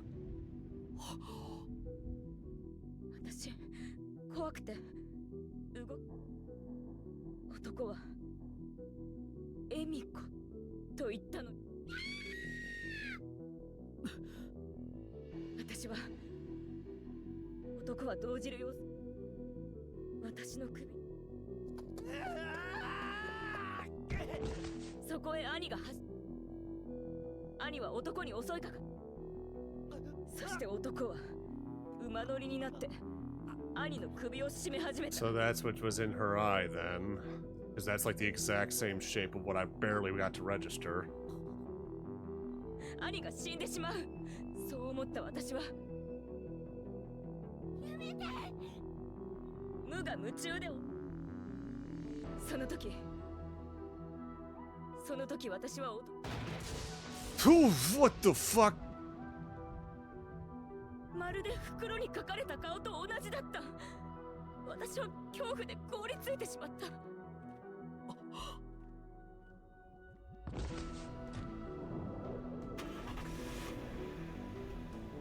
What the fuck happened to the brother then? What in the fuck? 続きの車はでもぐったりした。 Okay. あいつの姿は今でもはっきりと覚えているわ。私だけが帰ってきたことに驚く。私は目の前で起きたこと。でも一番怖かったのは何より大切な兄。そしてそれをお兄ちゃん。私があんなひどいことさえ言わなければ。そんな私の身代わりに自分が連れ去られればよかった。やがて警察関係者がうちに来た。何も知らない村中の人も。兄が見つかるはず。翌日当日。Natsuki. 何も話そうとし。お嬢ちゃん。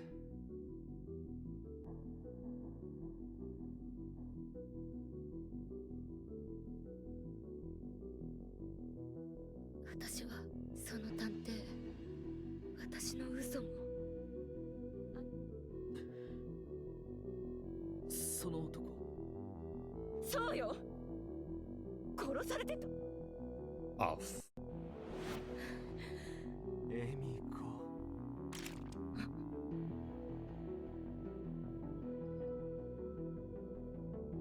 So what the fuck caused his mouth to get like that? Because that would explain why in the scene, why here and earlier he was wearing that face mask.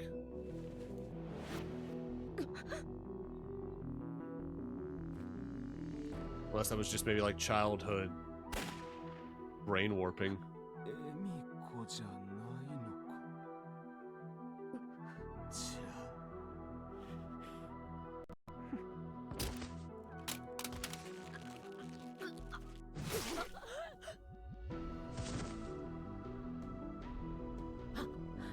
What?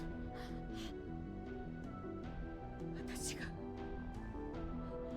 Did he vomit blood, or did I accidentally like skip that, like go through that fast enough where I didn't even get to hear the gunshot? あなたはこのあいつに撃たれてやっと会えた兄と暮らすための。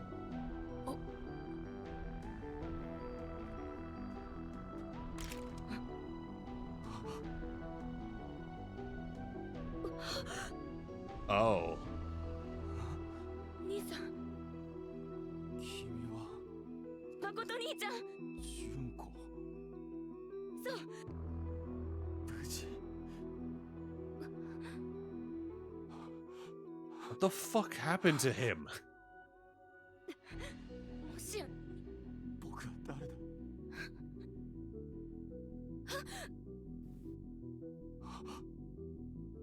兄さん。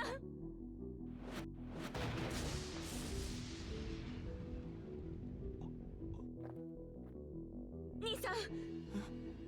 早く行って。さあ、はい。行きなさい。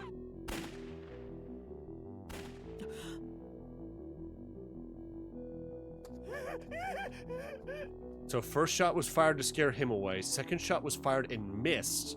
What the fuck killed him?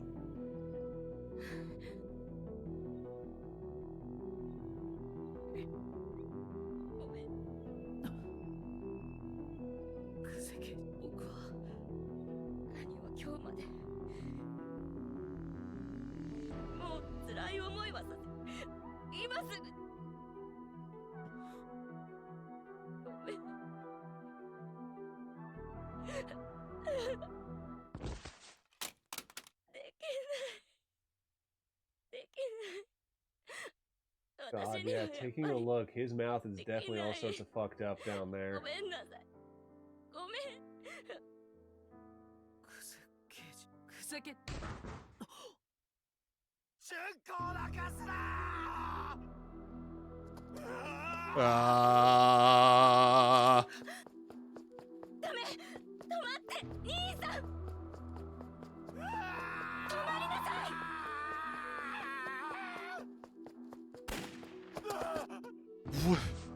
What? 兄さん兄さん What? So much happened in the last 15 minutes. This game's not just a gradual ramp up. That is a climb, climb, climb, climb, climb, climb.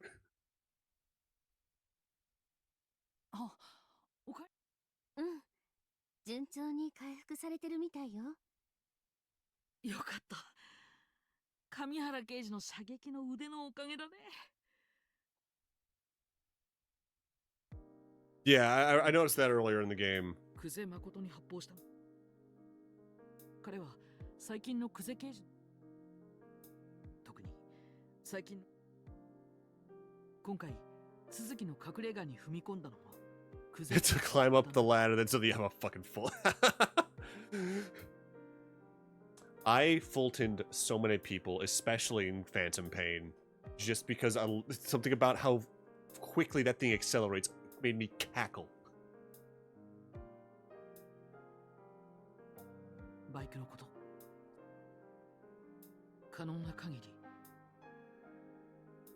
久世刑事が警察署からの呼び。そう。彼もまた。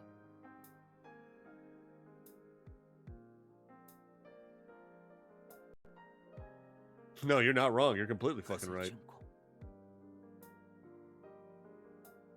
Fucking Kami with the save, though. Holy shit.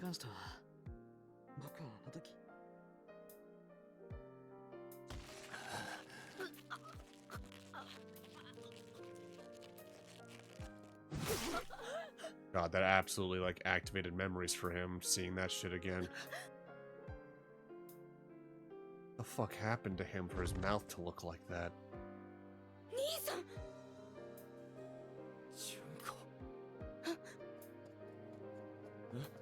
いいから隠れるの今すぐ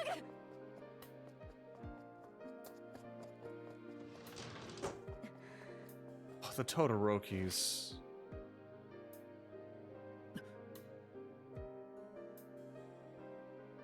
それから佐々木くん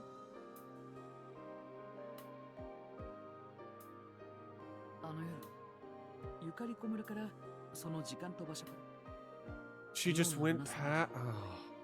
帰宅後にバイクで自転車を目撃した場所へと向かいバイクを止め脇道を進んだ先にはポンプ状の鉄 Who the fuck did he call though? 座るような形で首をつっている佐々木英介を発見した佐々木英介はすでに息絶えていたが I don't get how that would have given him enough height to do the thing. Unless, like, he hooked it up higher, jumped, and then... huh? しかし、佐々木英介が息を吹き返すことはなかった。そして、署に連絡しようとした久世刑事の手が。That's what she was fucking thinking about at the fucking house. She was grabbing the fucking bag. God, that thing was literally potentially feet away from Utsugi that long ago. それを見たとき、あろうことか。 This is fucked up. 横たわる佐々木英介に紙袋をかぶせ、その場を立ち去った久世刑事は。もしもし、人が死んでるみたいなんです。翌朝、第一発見者を装い、匿名で警察に通報した。Yeah, like, I understand her... Like, oh my... every round around Aisuke is gonna be fucking damaged the rest of their life due to this shit. In more ways than one. They're probably never gonna trust the cops again, mind you. At least here in the States, good reasons not to. But you know what I mean. Like, they're gonna have trouble trusting any kind of enforcement. 彼女自身がその捜査に加わること、その事件の報道が必ず生きていると信じた誠さん。実際に佐々木くんの事件は鈴木エミオが現れるようになったことを今私は久世刑事はネクタイと一緒に。その衣装はめぐみさんに当てたものだった。 Oh, this is gonna hurt.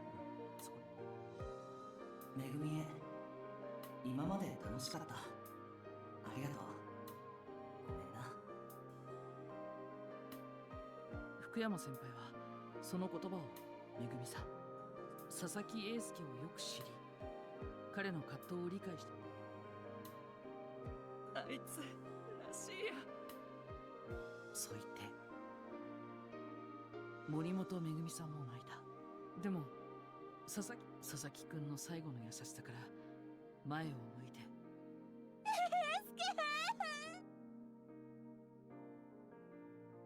思春期の子供たちの心を。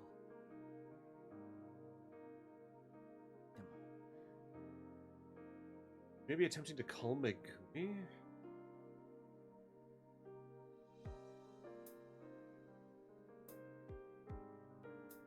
寄り添い守ることができる。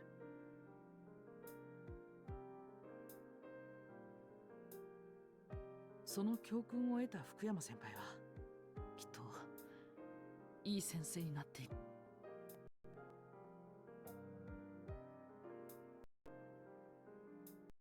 Will be. He already pretty much is. ただいま。あ、先生。おかえりなさい。君たちの活躍はカマさんから聞いたよ。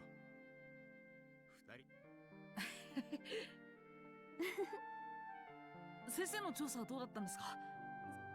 ちょっと待ってくれよ。 Yeah, buddy. What was the last time Utsuki actually showed up in person? I'm gonna count it as that flash in the middle of a chapter, I think when we were on our way to Yukariko Relax the first time. I was like, what, chapter 4? Chapter 5? Buddy, we haven't seen you in like half the game! あゆみちゃん、ランチに付き合ってくれるかな？もちろんです。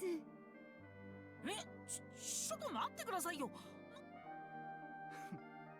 さあ行こうか。What the fuck is this preferential bullshit? はーい。ひどいなもう。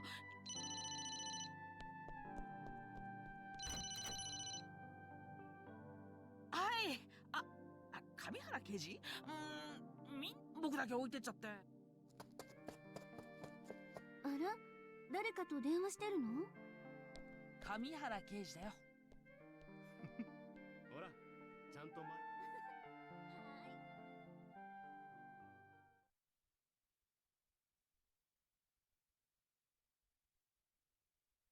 しばらくして。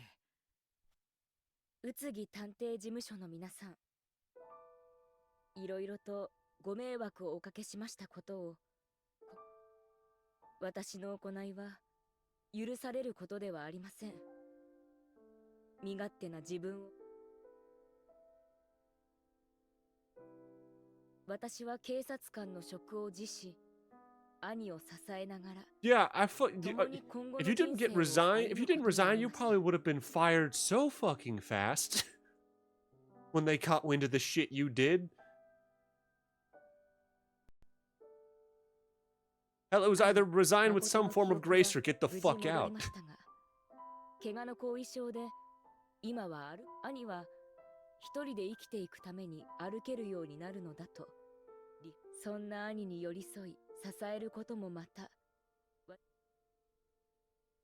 その思いを胸に生きていこうと思います。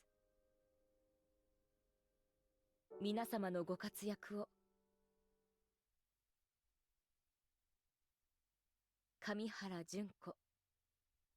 What?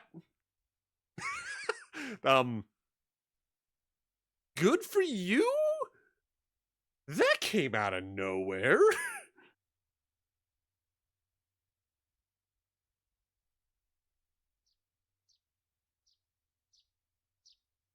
Also, wait, Family 3, what about Grandma? Where's Grandma?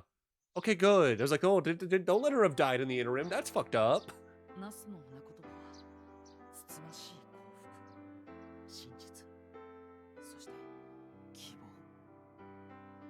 Yeah, like, what the fuck?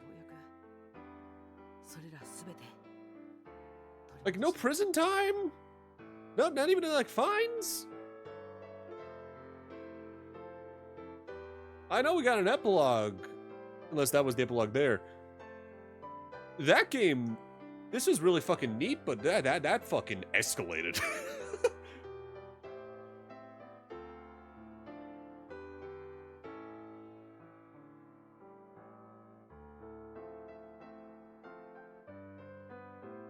This is really neat. This was really fucking good.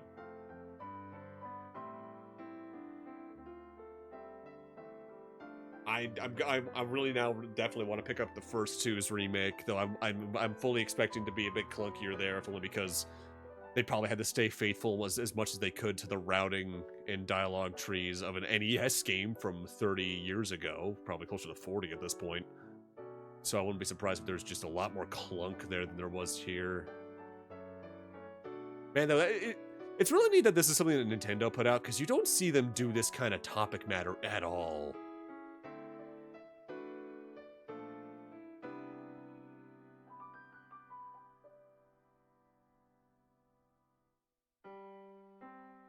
Like, man, that's a Nintendo game outright where a character gets a machete to the back of the head, or at least through the chest, and bleeds all over a traumatized detective.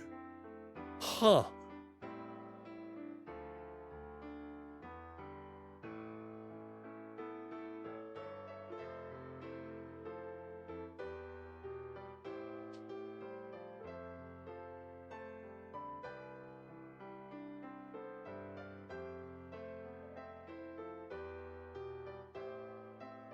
Other games are pretty dark too. Ooh.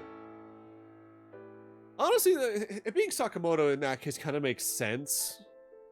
Because, like, outside of this, the only other series that Nintendo puts out that's, like, considerably dark consistently is Metroid. And, well, after Gunpei Yokoi passed, like, that series has largely been Sakamoto's baby.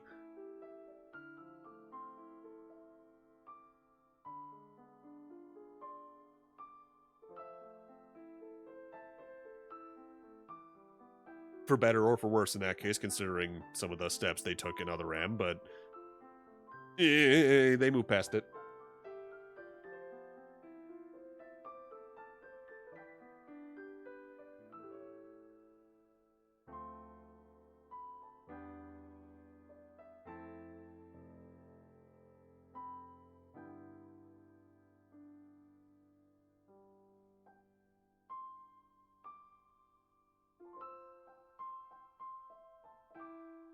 Yeah, so like whenever the text would turn orange in the middle of a sentence to be like, what do you think about that? And the lighting up of new text, if there was new options and all that. Huh. GmbH? What the hell does that stand for? So do you think they maybe added that to this because of feedback on the remakes, or they kept it that way in the original 2's remakes to keep it more faithful? I could see it being either case.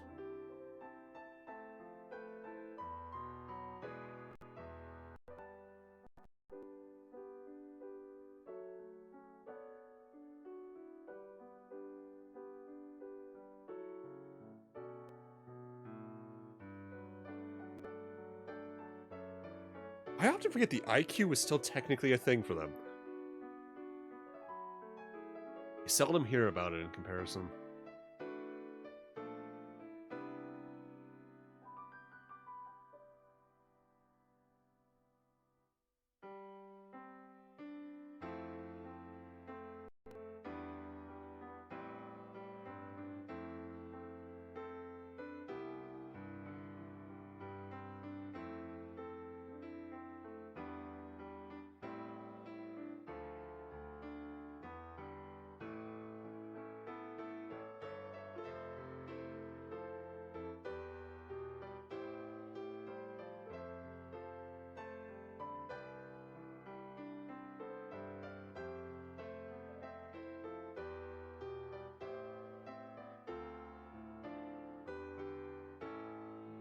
Ugh.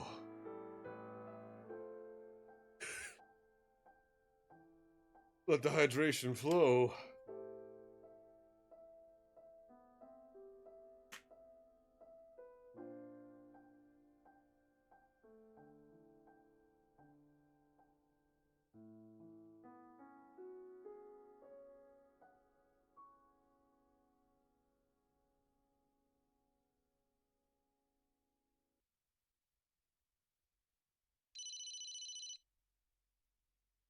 Hello? My phone is ringing.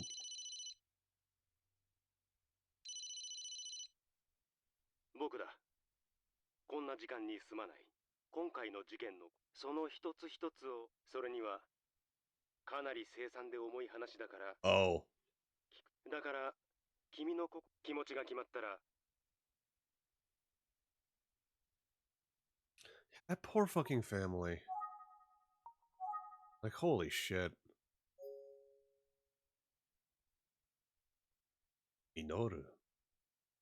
Oh, that's a fun thing they did there. They inverted the flower to be the eye in the bag with a smile. That's sick as hell. "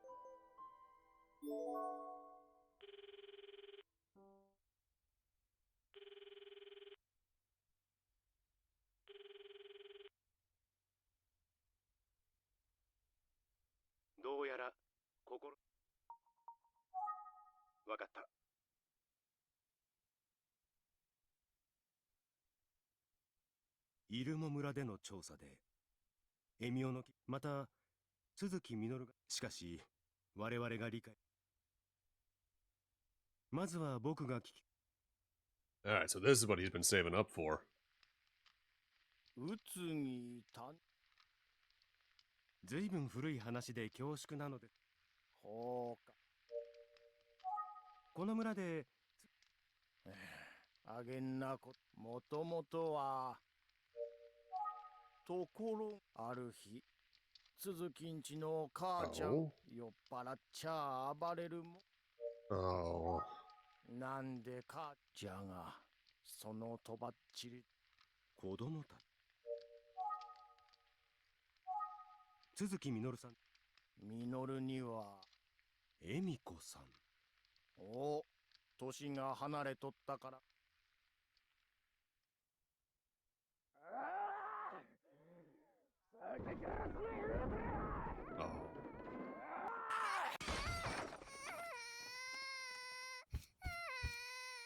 This fucking deadbeat. エミコを泣かすなこのバカ親父なんとかの野郎もう一回言うとめ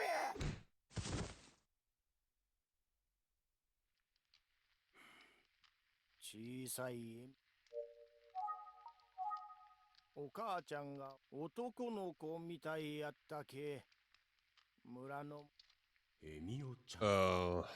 やお母ちゃんが出てってからはわしらも中のミノルは Is that why he didn't talk much? Was talking literally painful for him because of damage he took? いつでもミノル兄ちゃんだ Can fucking hardly blame her.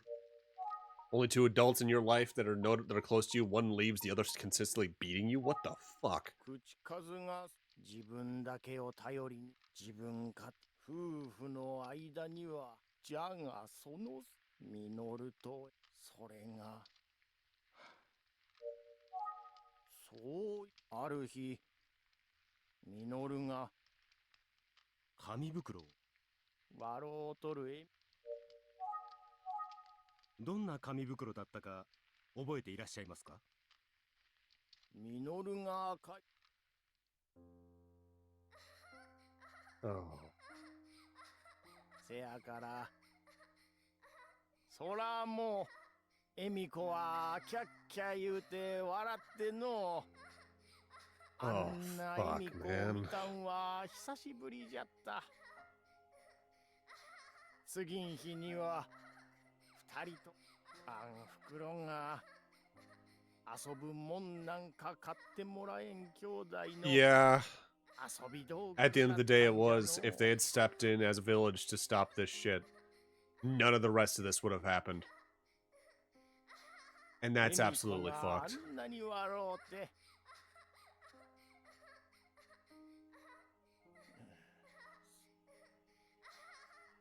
Fuck, man.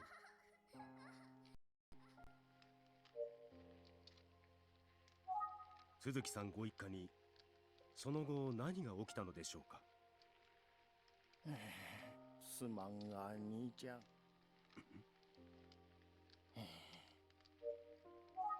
わしゃ思い出すのが。わかりました。辛いことをお聞きし。おお。今日二人で。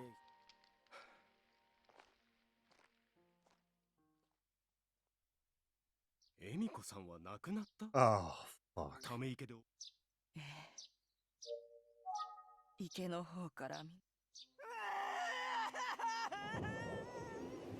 慌てて行ってみた。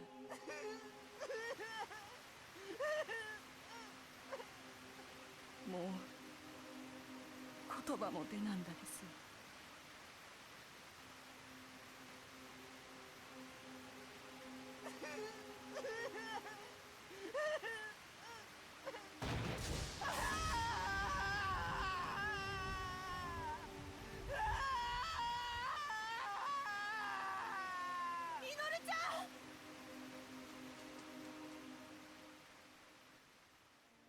突然駆け出したあん時の私。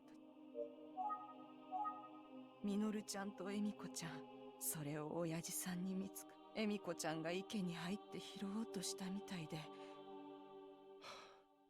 そんで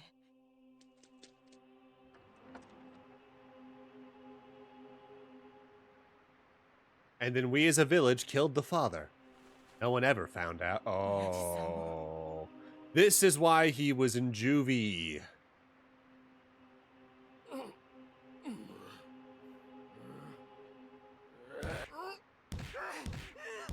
Kill him! Kill him dead! Sorry, I went somewhere there. 親父さんの顔はもう Skull. それでも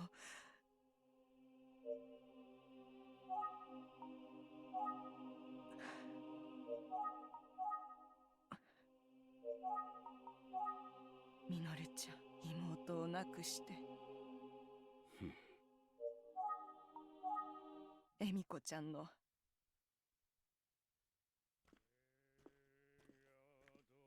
Did he come in the bag?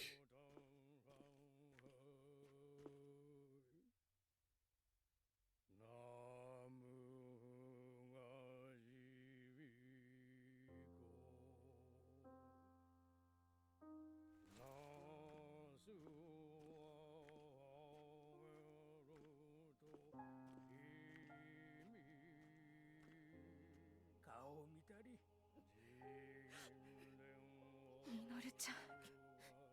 みのる。かわいそうに。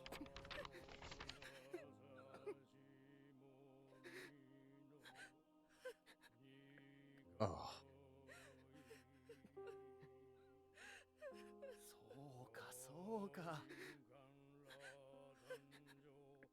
The fact that the fucking legend went from being about this shit, what it is fucking disgusting. もう泣かんでええんやぞ。ずっと。あん時のことはけんど、この村もそのあん時いきなり走り出し、あの子が何をかん、今でもみのるちゃん、私も大好きやった紙袋と私から話す。お話いただき。村を出てず、あの兄弟のことはみのるちゃん、私が。あくまでもあなたは決して。そうなんやろ。知っとることは貴重なお話。辛いことをそれはけんどあんたに聞いてもらっこれが都市伝鈴木兄弟の悲劇は後に村を離れてそれを決定的にしてしまったのが鈴木兄弟の事件は近隣の方が彼らのために自分が鈴木の強行を止められたのではという思い、もちろんその方たちが重く受け止めるべき言葉だったよ。そして鈴木が入院して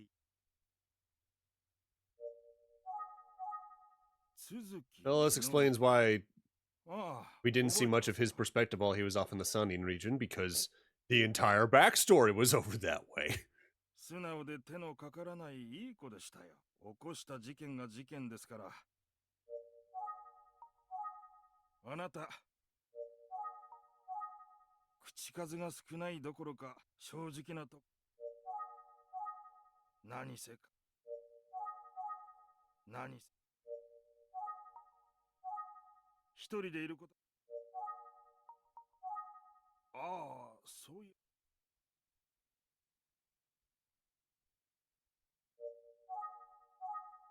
何を言ってた？続きは自動車が好きだったようなので、退院してからも何か資格を持っていた方が有利ですからね。元来真面目で物覚えがいいこともあり。Oh God, what if his regret was that they didn't have a car and... 試験には見事ほう。そうなん。頭いいんだな。合格したのがよほど。ただ話していた内容。続きはいつかは自分も妹が行きたいところへそう言ってた。その反応。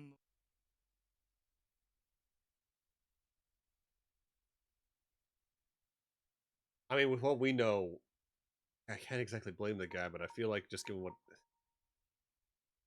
This doesn't feel like one of those things where there's a correct answer.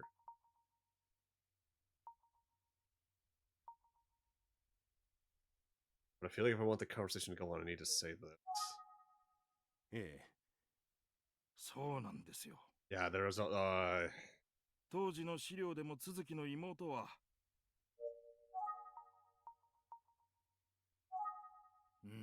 やっぱり続きの他に妹が。そうでしょうね。妹が生きて、この子の頭のなかったことになっているんじゃ。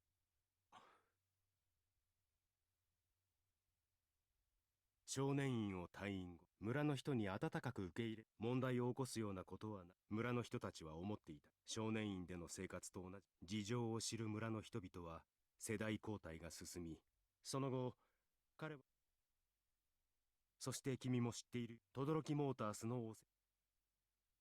ところで君は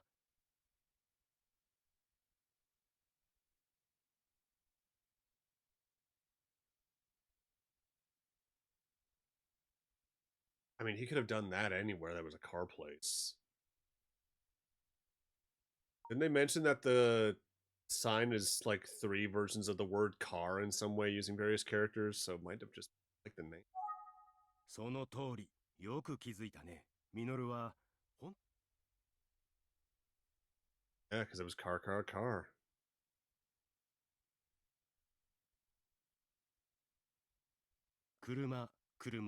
車という轟の漢字が気に入ったからとはよほどの車好きだったんだろうね。He accidentally chanced himself into just a really good setup with those two. 轟モータースの作業着が見つかったようだ。綺麗に洗濯されていて、続きにとって続きはこのメモで妹、つまり恵美子さんを迎えに行くと書いている。彼は少年院でもおそらく続き実は疑うことなくそれに従って、その結果彼には同情、事情はどうあれ僕に彼をかばい立てする気。今から僕が話すことは、そして様々な取材によって残念なことにもちろん分かったとしても彼の人生を君に伝えたいと。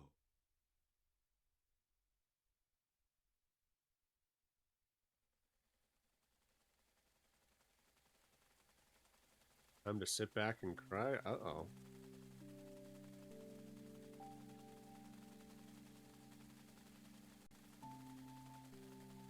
Holy shit, this is a full-out FMV, isn't it?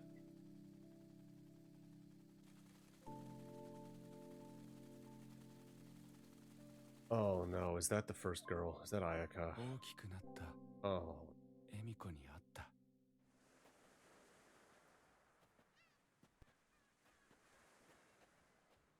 ミノルくんが会社まで来るなんて珍しいね。また妹さんのこと？うん、そっか。ミノルくんは間違ってないよ。妹さんのことは。For a brief second, I fucking thought he was Chad from Bleach. ミノルくんは何か自分が失敗したせいだって言ってたけどさ。うまく家出できたとしても、妹さんとの生活は長くは続かなかったんじゃないかなって。子供だけで生きていくのはやっぱり無理なんだよ。どうせすぐに保護されてお父さんのところに連れ戻されちゃうんだ。それにいろんな怖いことだって。 That was too real to her. That's something that happened to her. お家が安全だって私も思ってるわけじゃないけどさ。ミノルくんみたいなお兄さんがいた妹さんはきっと幸せだったと思う。だからミノルくんは自分を責めちゃダメだよ。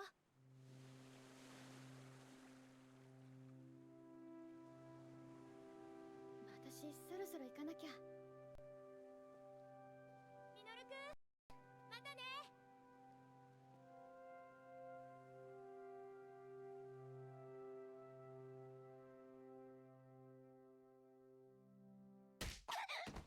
Oh, fuck off.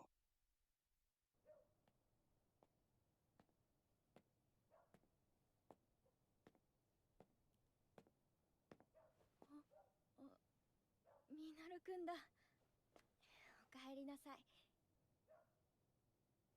なんだかミノルくんの顔が見たくなっちゃってさ。来ちゃった。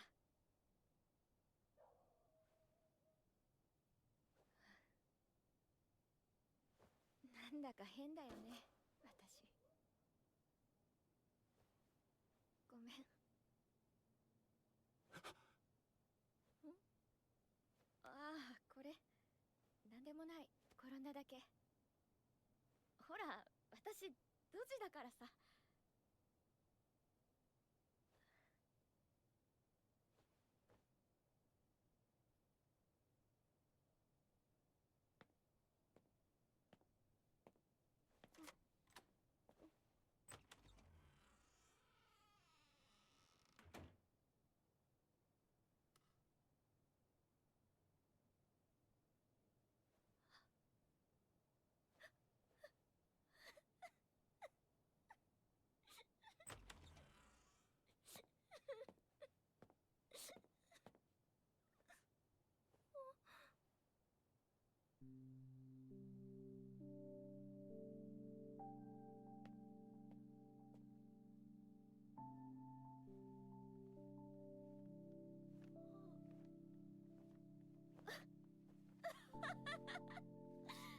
ミノルくんったら何やってんの。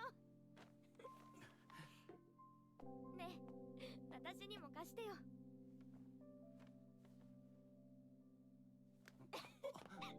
Oh no. Oh, knowing how this goes, even in the briefest of terms. Oh, fucking goddamn.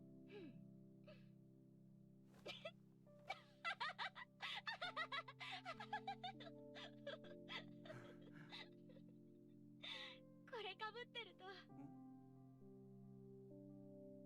ずっと笑顔になれるんだね。それにこうすれば顔の傷も見えないね。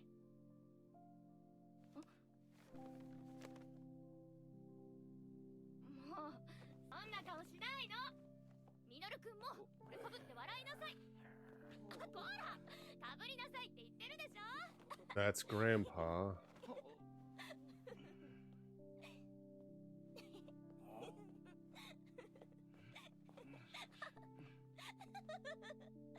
実になんかむずまじいやべっくじゃの。結構。Oh, fuck me.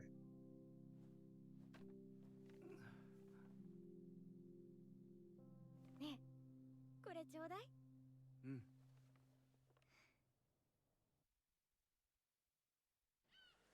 私たち二人でこの街を出る。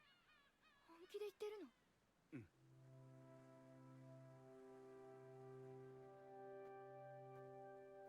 大丈夫。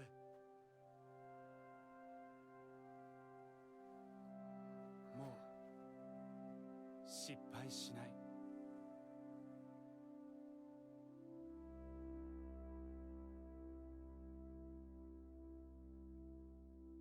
行っちまうんだよな。いつでも帰ってらっしゃいね。ありがとうございました。おい、ミノル。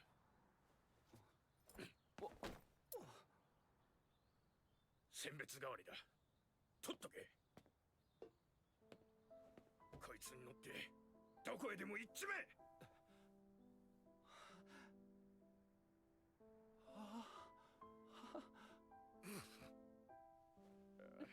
It's fucked up to me we don't get anything from them in the ending. どうした？ Like, they cared so much about this guy, even if he fucking turned out to go down so clearly the wrong route. I'm scared for what the fuck those turn out to do, by the way, because we still don't— oh no, this fucking face.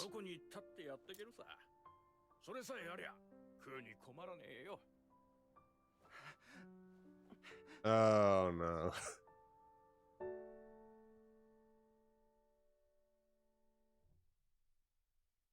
その子はエミコじゃなかった。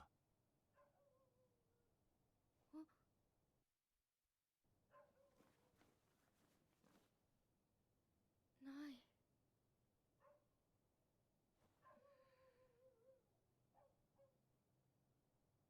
よし。For a split second there, she looked like the protagonist of the Horizons anime. Whatever her name is.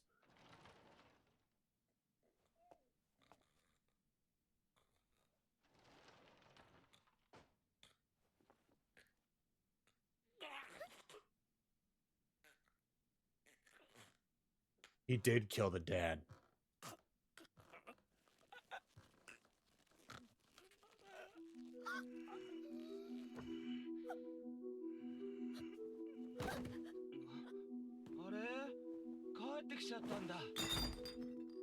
Oh. We're so close. You were so close. He called him his dad. Oh, why? I'm going through like, that's two different emotions that really don't mix well. Like, oh and oh. あの時も早くこうしておけばよかったんだ。大丈夫。もう心配しない。まさか。ね、早く行こうよ、エミコ。ほら、早く立って。どうしちゃったの？こら、エミコ、落ち着くんだ。あいつはもういない。だからもう怖くないんだ。私は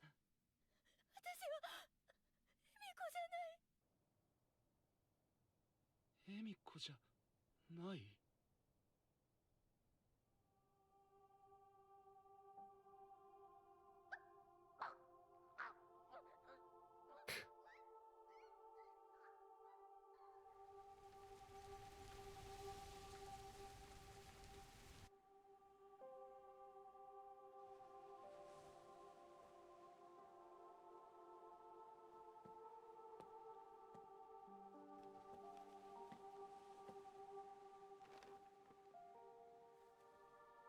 So the reason it was probably a different paper bag was because it was the one he probably had from when he was a kid.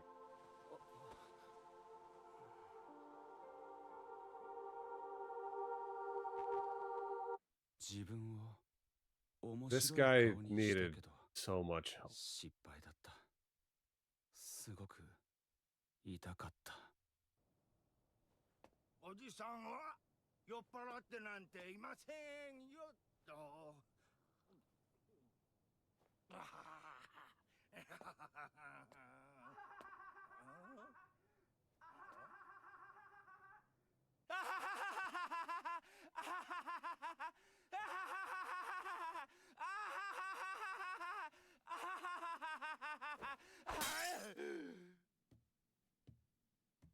白くない。面白くない。面白くない。面白くない。面白くない。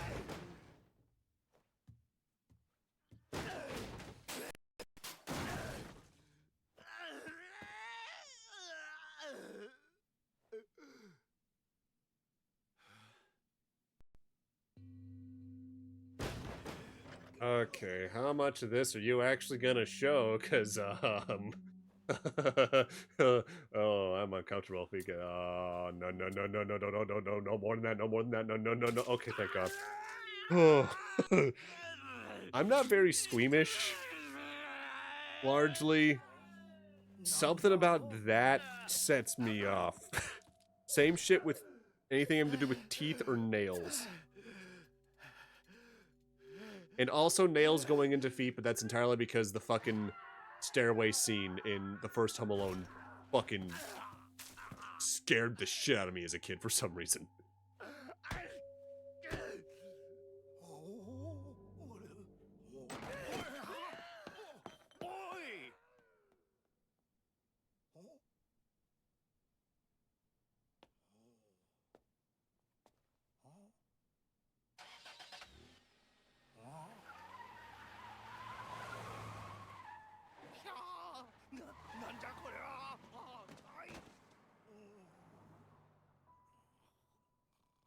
Grandpa.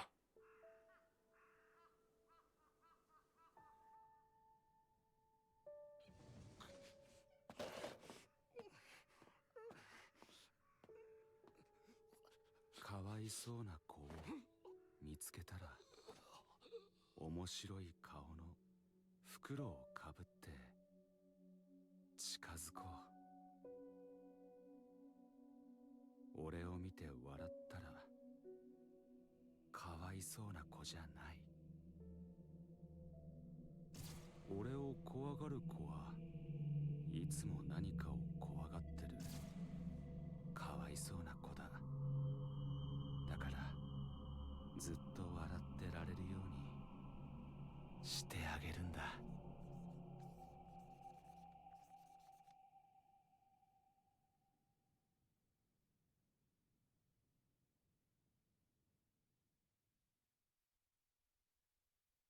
お腹が痛い子を笑わせてあげた。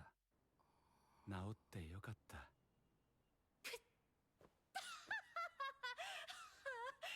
だそれ。こいつバカみたい。腹痛い。エミコ。はあ、私は道夫だよ。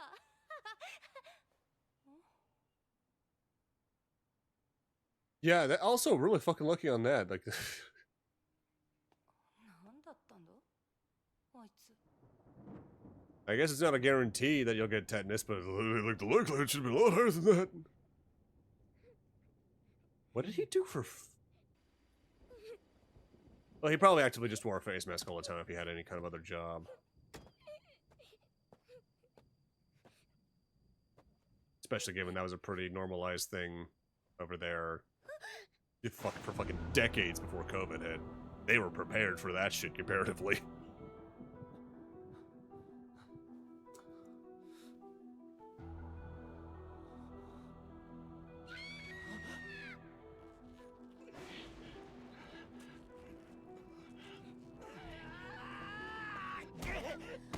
You shoulder checked and didn't baseball bat swing?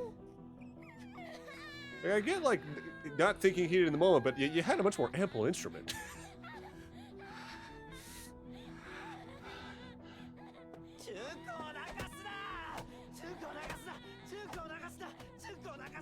Oh, is this a bit of a wake-up moment for you realizing you're doing the same shit?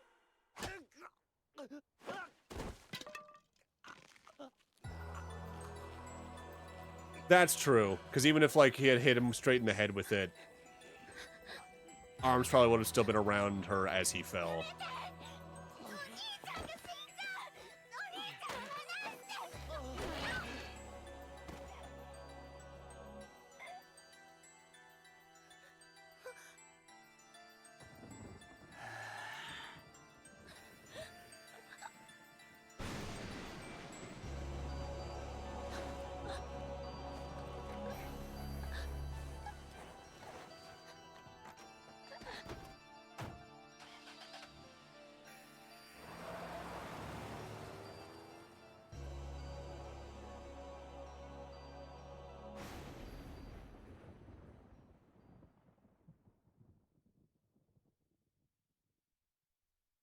子供の頃の俺がいたから一緒に帰った。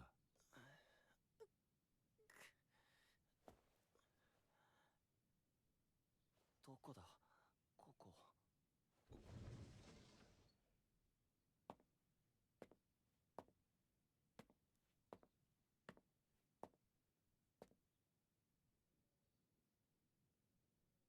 That's the get-up we saw him wearing in the scene when he was watching TV. どこなんですか？僕は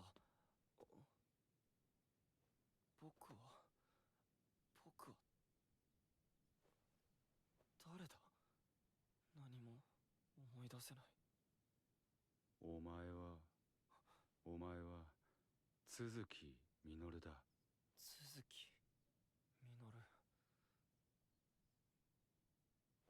それでお兄さんは？俺はお前だ。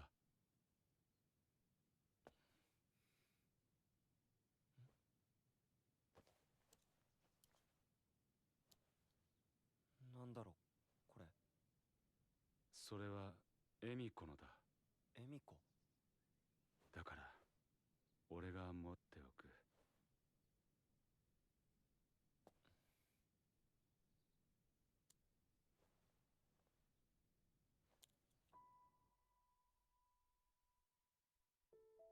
僕がここに来てどれくらい経つのだろう。ここがどこなのか、自分が誰なのかは思い出せないままだ。兄さんは僕によくしてくれる。誰なのかはわからない。それに僕は兄さんの顔を知らない。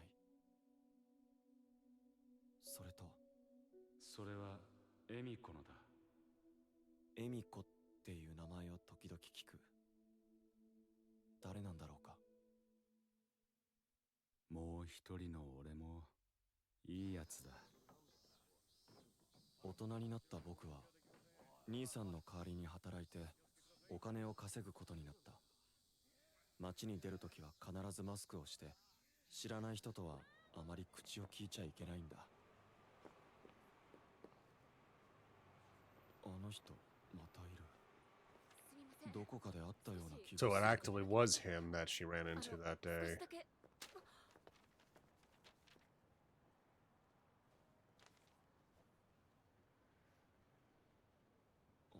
そうか、あの時の。お兄ちゃんでしょ。お兄ちゃん、私よ、純子。ねえ、わかるでしょ。お兄ちゃん。で、またその女の人を見かけたんだ。ずいぶん前に会った時には僕のことお兄ちゃんって言ったんだ。名前はなんだったっけ。エミコだ。いや違う。エミコだ。エミコ。エミコが待っているかもしれないから行こう。車で出かけるの久しぶりだね、兄さん。どこに行くの？エミコ。 I'm surprised this car is still like in good functioning shape, considering they said it was almost off to a scrap heap 20 years ago.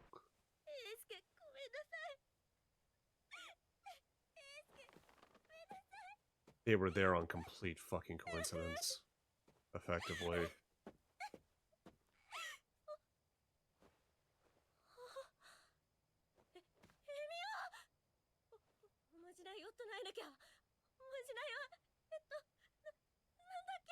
エミコ。そう、それエミコ。当たり出た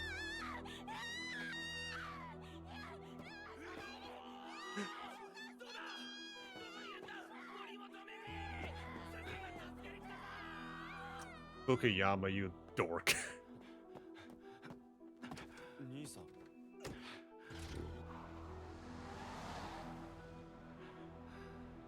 エミコじゃなかった。エミコじゃなかった。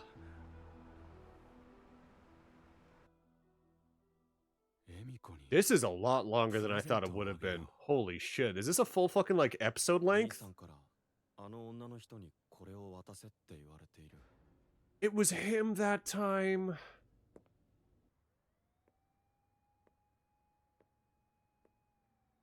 I wonder how they had to actually animate this. Like I think they've done some animation like this internally, but I'm assuming they largely would outsource something like this for a project this size. あの人は純子って言うんだった。エミコが好きだからこれをかぶれって兄さんは言う。Oh, that's horrifying. 会うわけでもないし、それにあの人エミコじゃないじゃん。兄さんの言ってることってよくわからないや。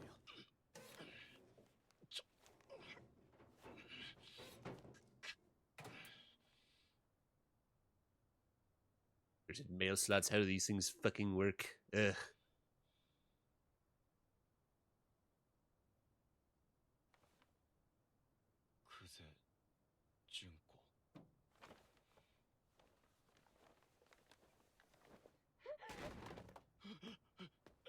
Gotta go!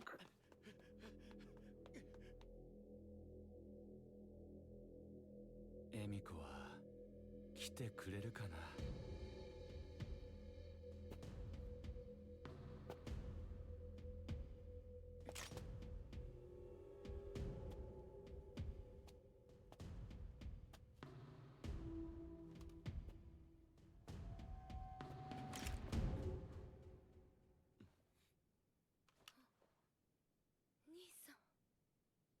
君は誠兄ちゃん、私よ、純子よ。純子、誠兄ちゃん。そうよ、誠兄さん。やっぱり無事だったのね。無事。何のことなんだ。兄さん、私がわからないの？もしや兄さん。僕は誰だ？君は一体誰だ？ ここはどこなんだ？あ、これを見て。兄さん、綺麗なお花をありがとう。ごめんなさい。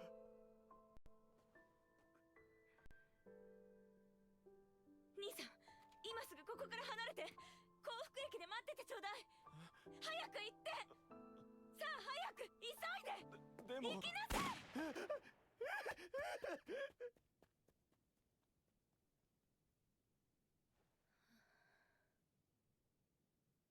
エミコ。やっぱり来てくれたんだ。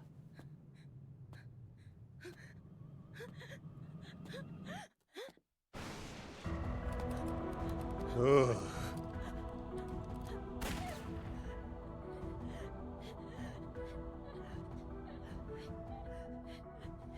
エミコじゃないのか。じゃあ、お前は誰だ。 I think Utsuki put it best. I sympathize with this dude, but so far fun. 俺が怖いのか。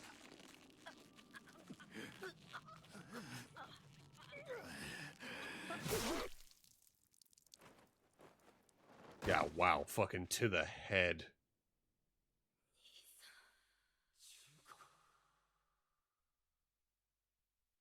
エミコはもういない。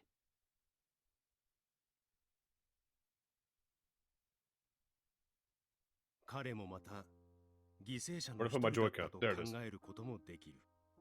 しかし言うまでもなく人はただあの時どこかで都市伝説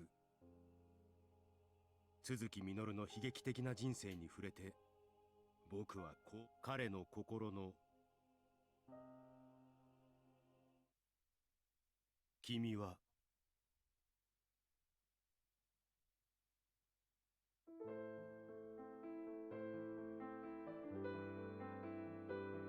That's heavy as fuck.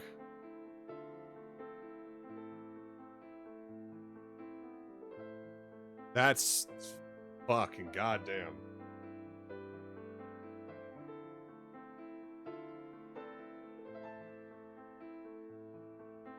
Put this next to Nintendo's other output the same year. This is quite different.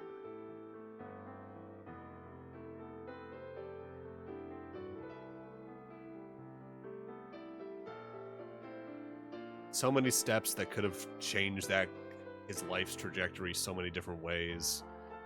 Hell, unironically, Ayaka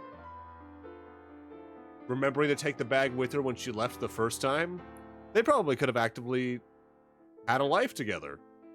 Probably would have had some weird steps along the way, and things probably could have still gone south a couple different checks along that route, but... Oh.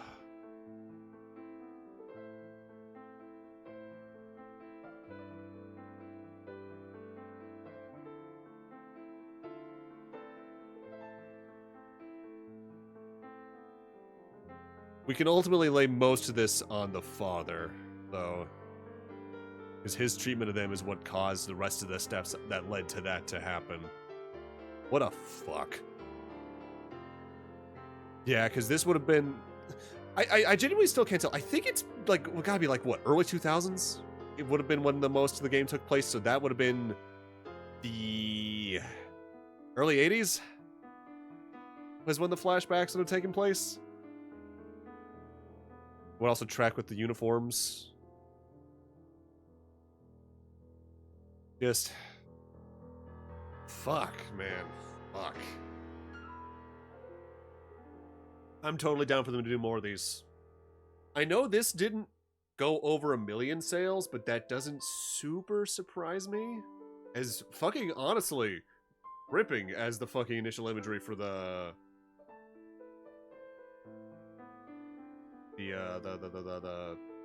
game was when they did the teases for it. Yeah, like I really do feel for the dude.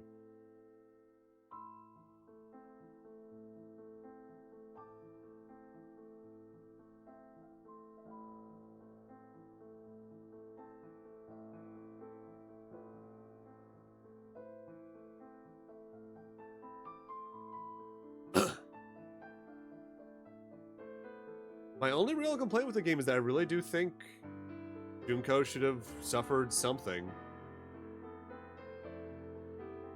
She did not deserve a fully happy ending. I would be fine with her and her brother and her grandmother reuniting, but she should have been, at the least, at a trial to show that there was something being considered for punishment for the shit she did.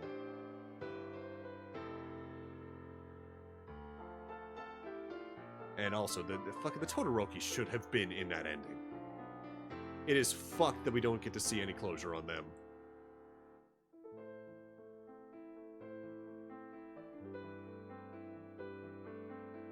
Like, I get, at most it would probably be them crying because they have to face what he ultimately became. But at least it would have been something. Because they were the closest thing that he had to an actual family. Especially after Emiko died.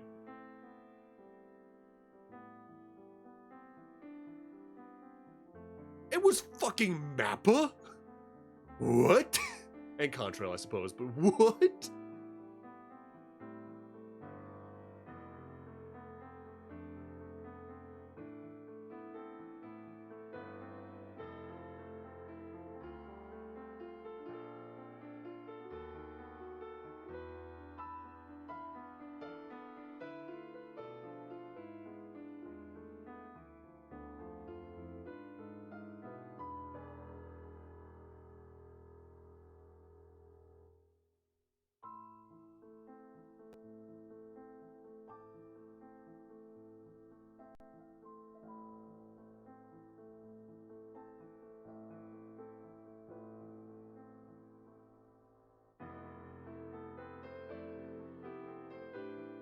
I'm gonna be sitting with this for a little bit in my heart, I can tell. Going straight from this on this stream into the end, like probably the end of at least chapter 3 of Deltarune on Sunday is gonna be a fucking wild mood whiplash. I'm looking forward to it though. Yeah, I'm gonna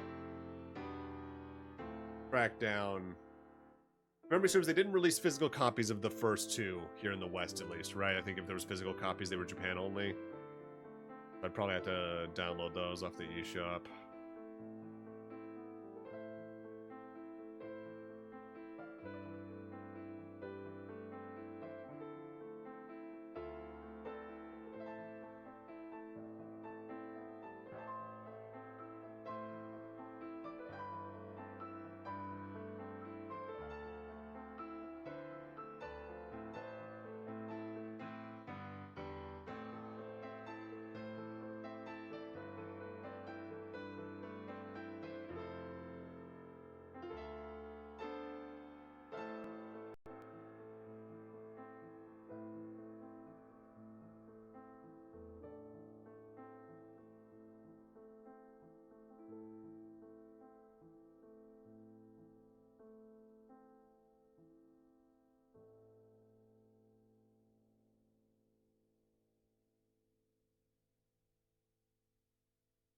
Extras report card. Alright, let's take that, and then we'll end off. Been a little long day, but I also started a little bit late.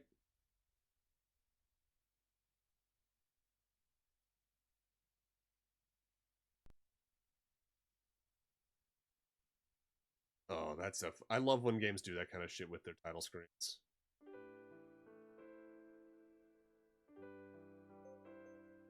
Would that be under Smiling Man?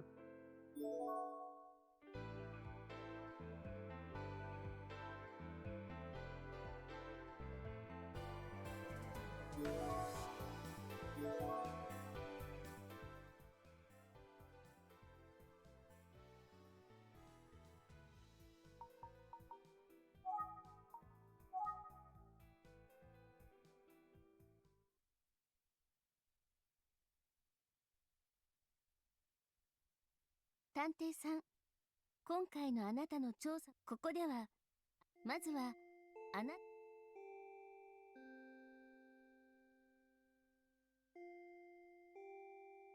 Very well done.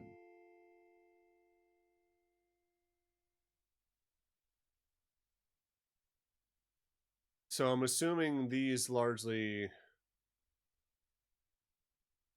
indicate like there's dialogue I missed and extra hints towards things, or I didn't get things done on reviews first try.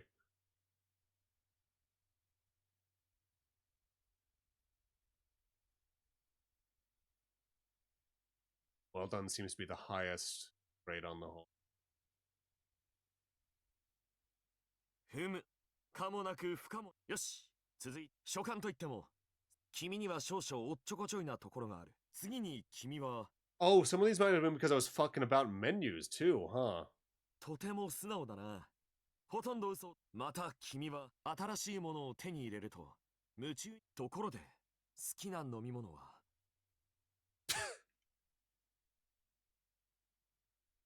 書簡は以上だ。さて、先生からの書簡の方は全然違って。それじゃ、また会おう。Alright, then go back to the main room menu.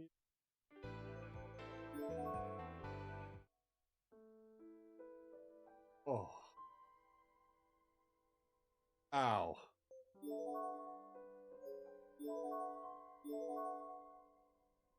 Have.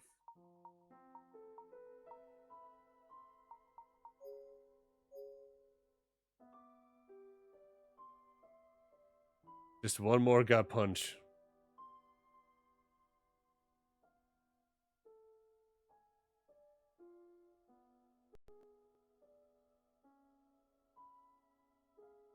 God damn.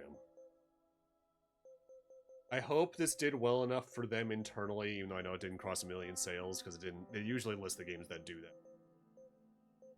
That they're like, all right, let's do another one.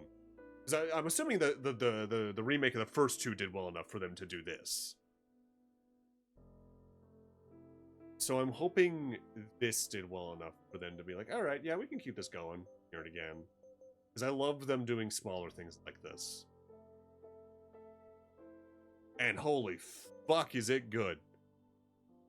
Oh, to quote one of my favorite series of all time, in the final episode, in an ending title card on the bottom right, in black text, serifed in italics on a white screen, you're gonna carry that weight. That's gonna be it for me tonight, because I also went a little long. I gotta get some work done on some other little projects. Have a good... Okay, it's not the time for that, Zelda. Dad's feeling sad. Have a good night. Yeah, I'll probably be fine. It's gonna be one of those nights where I'm just kind of like laying there on my bed, staring at the ceiling going, man. Man. Man. Who do I got that I can throw y'all over to?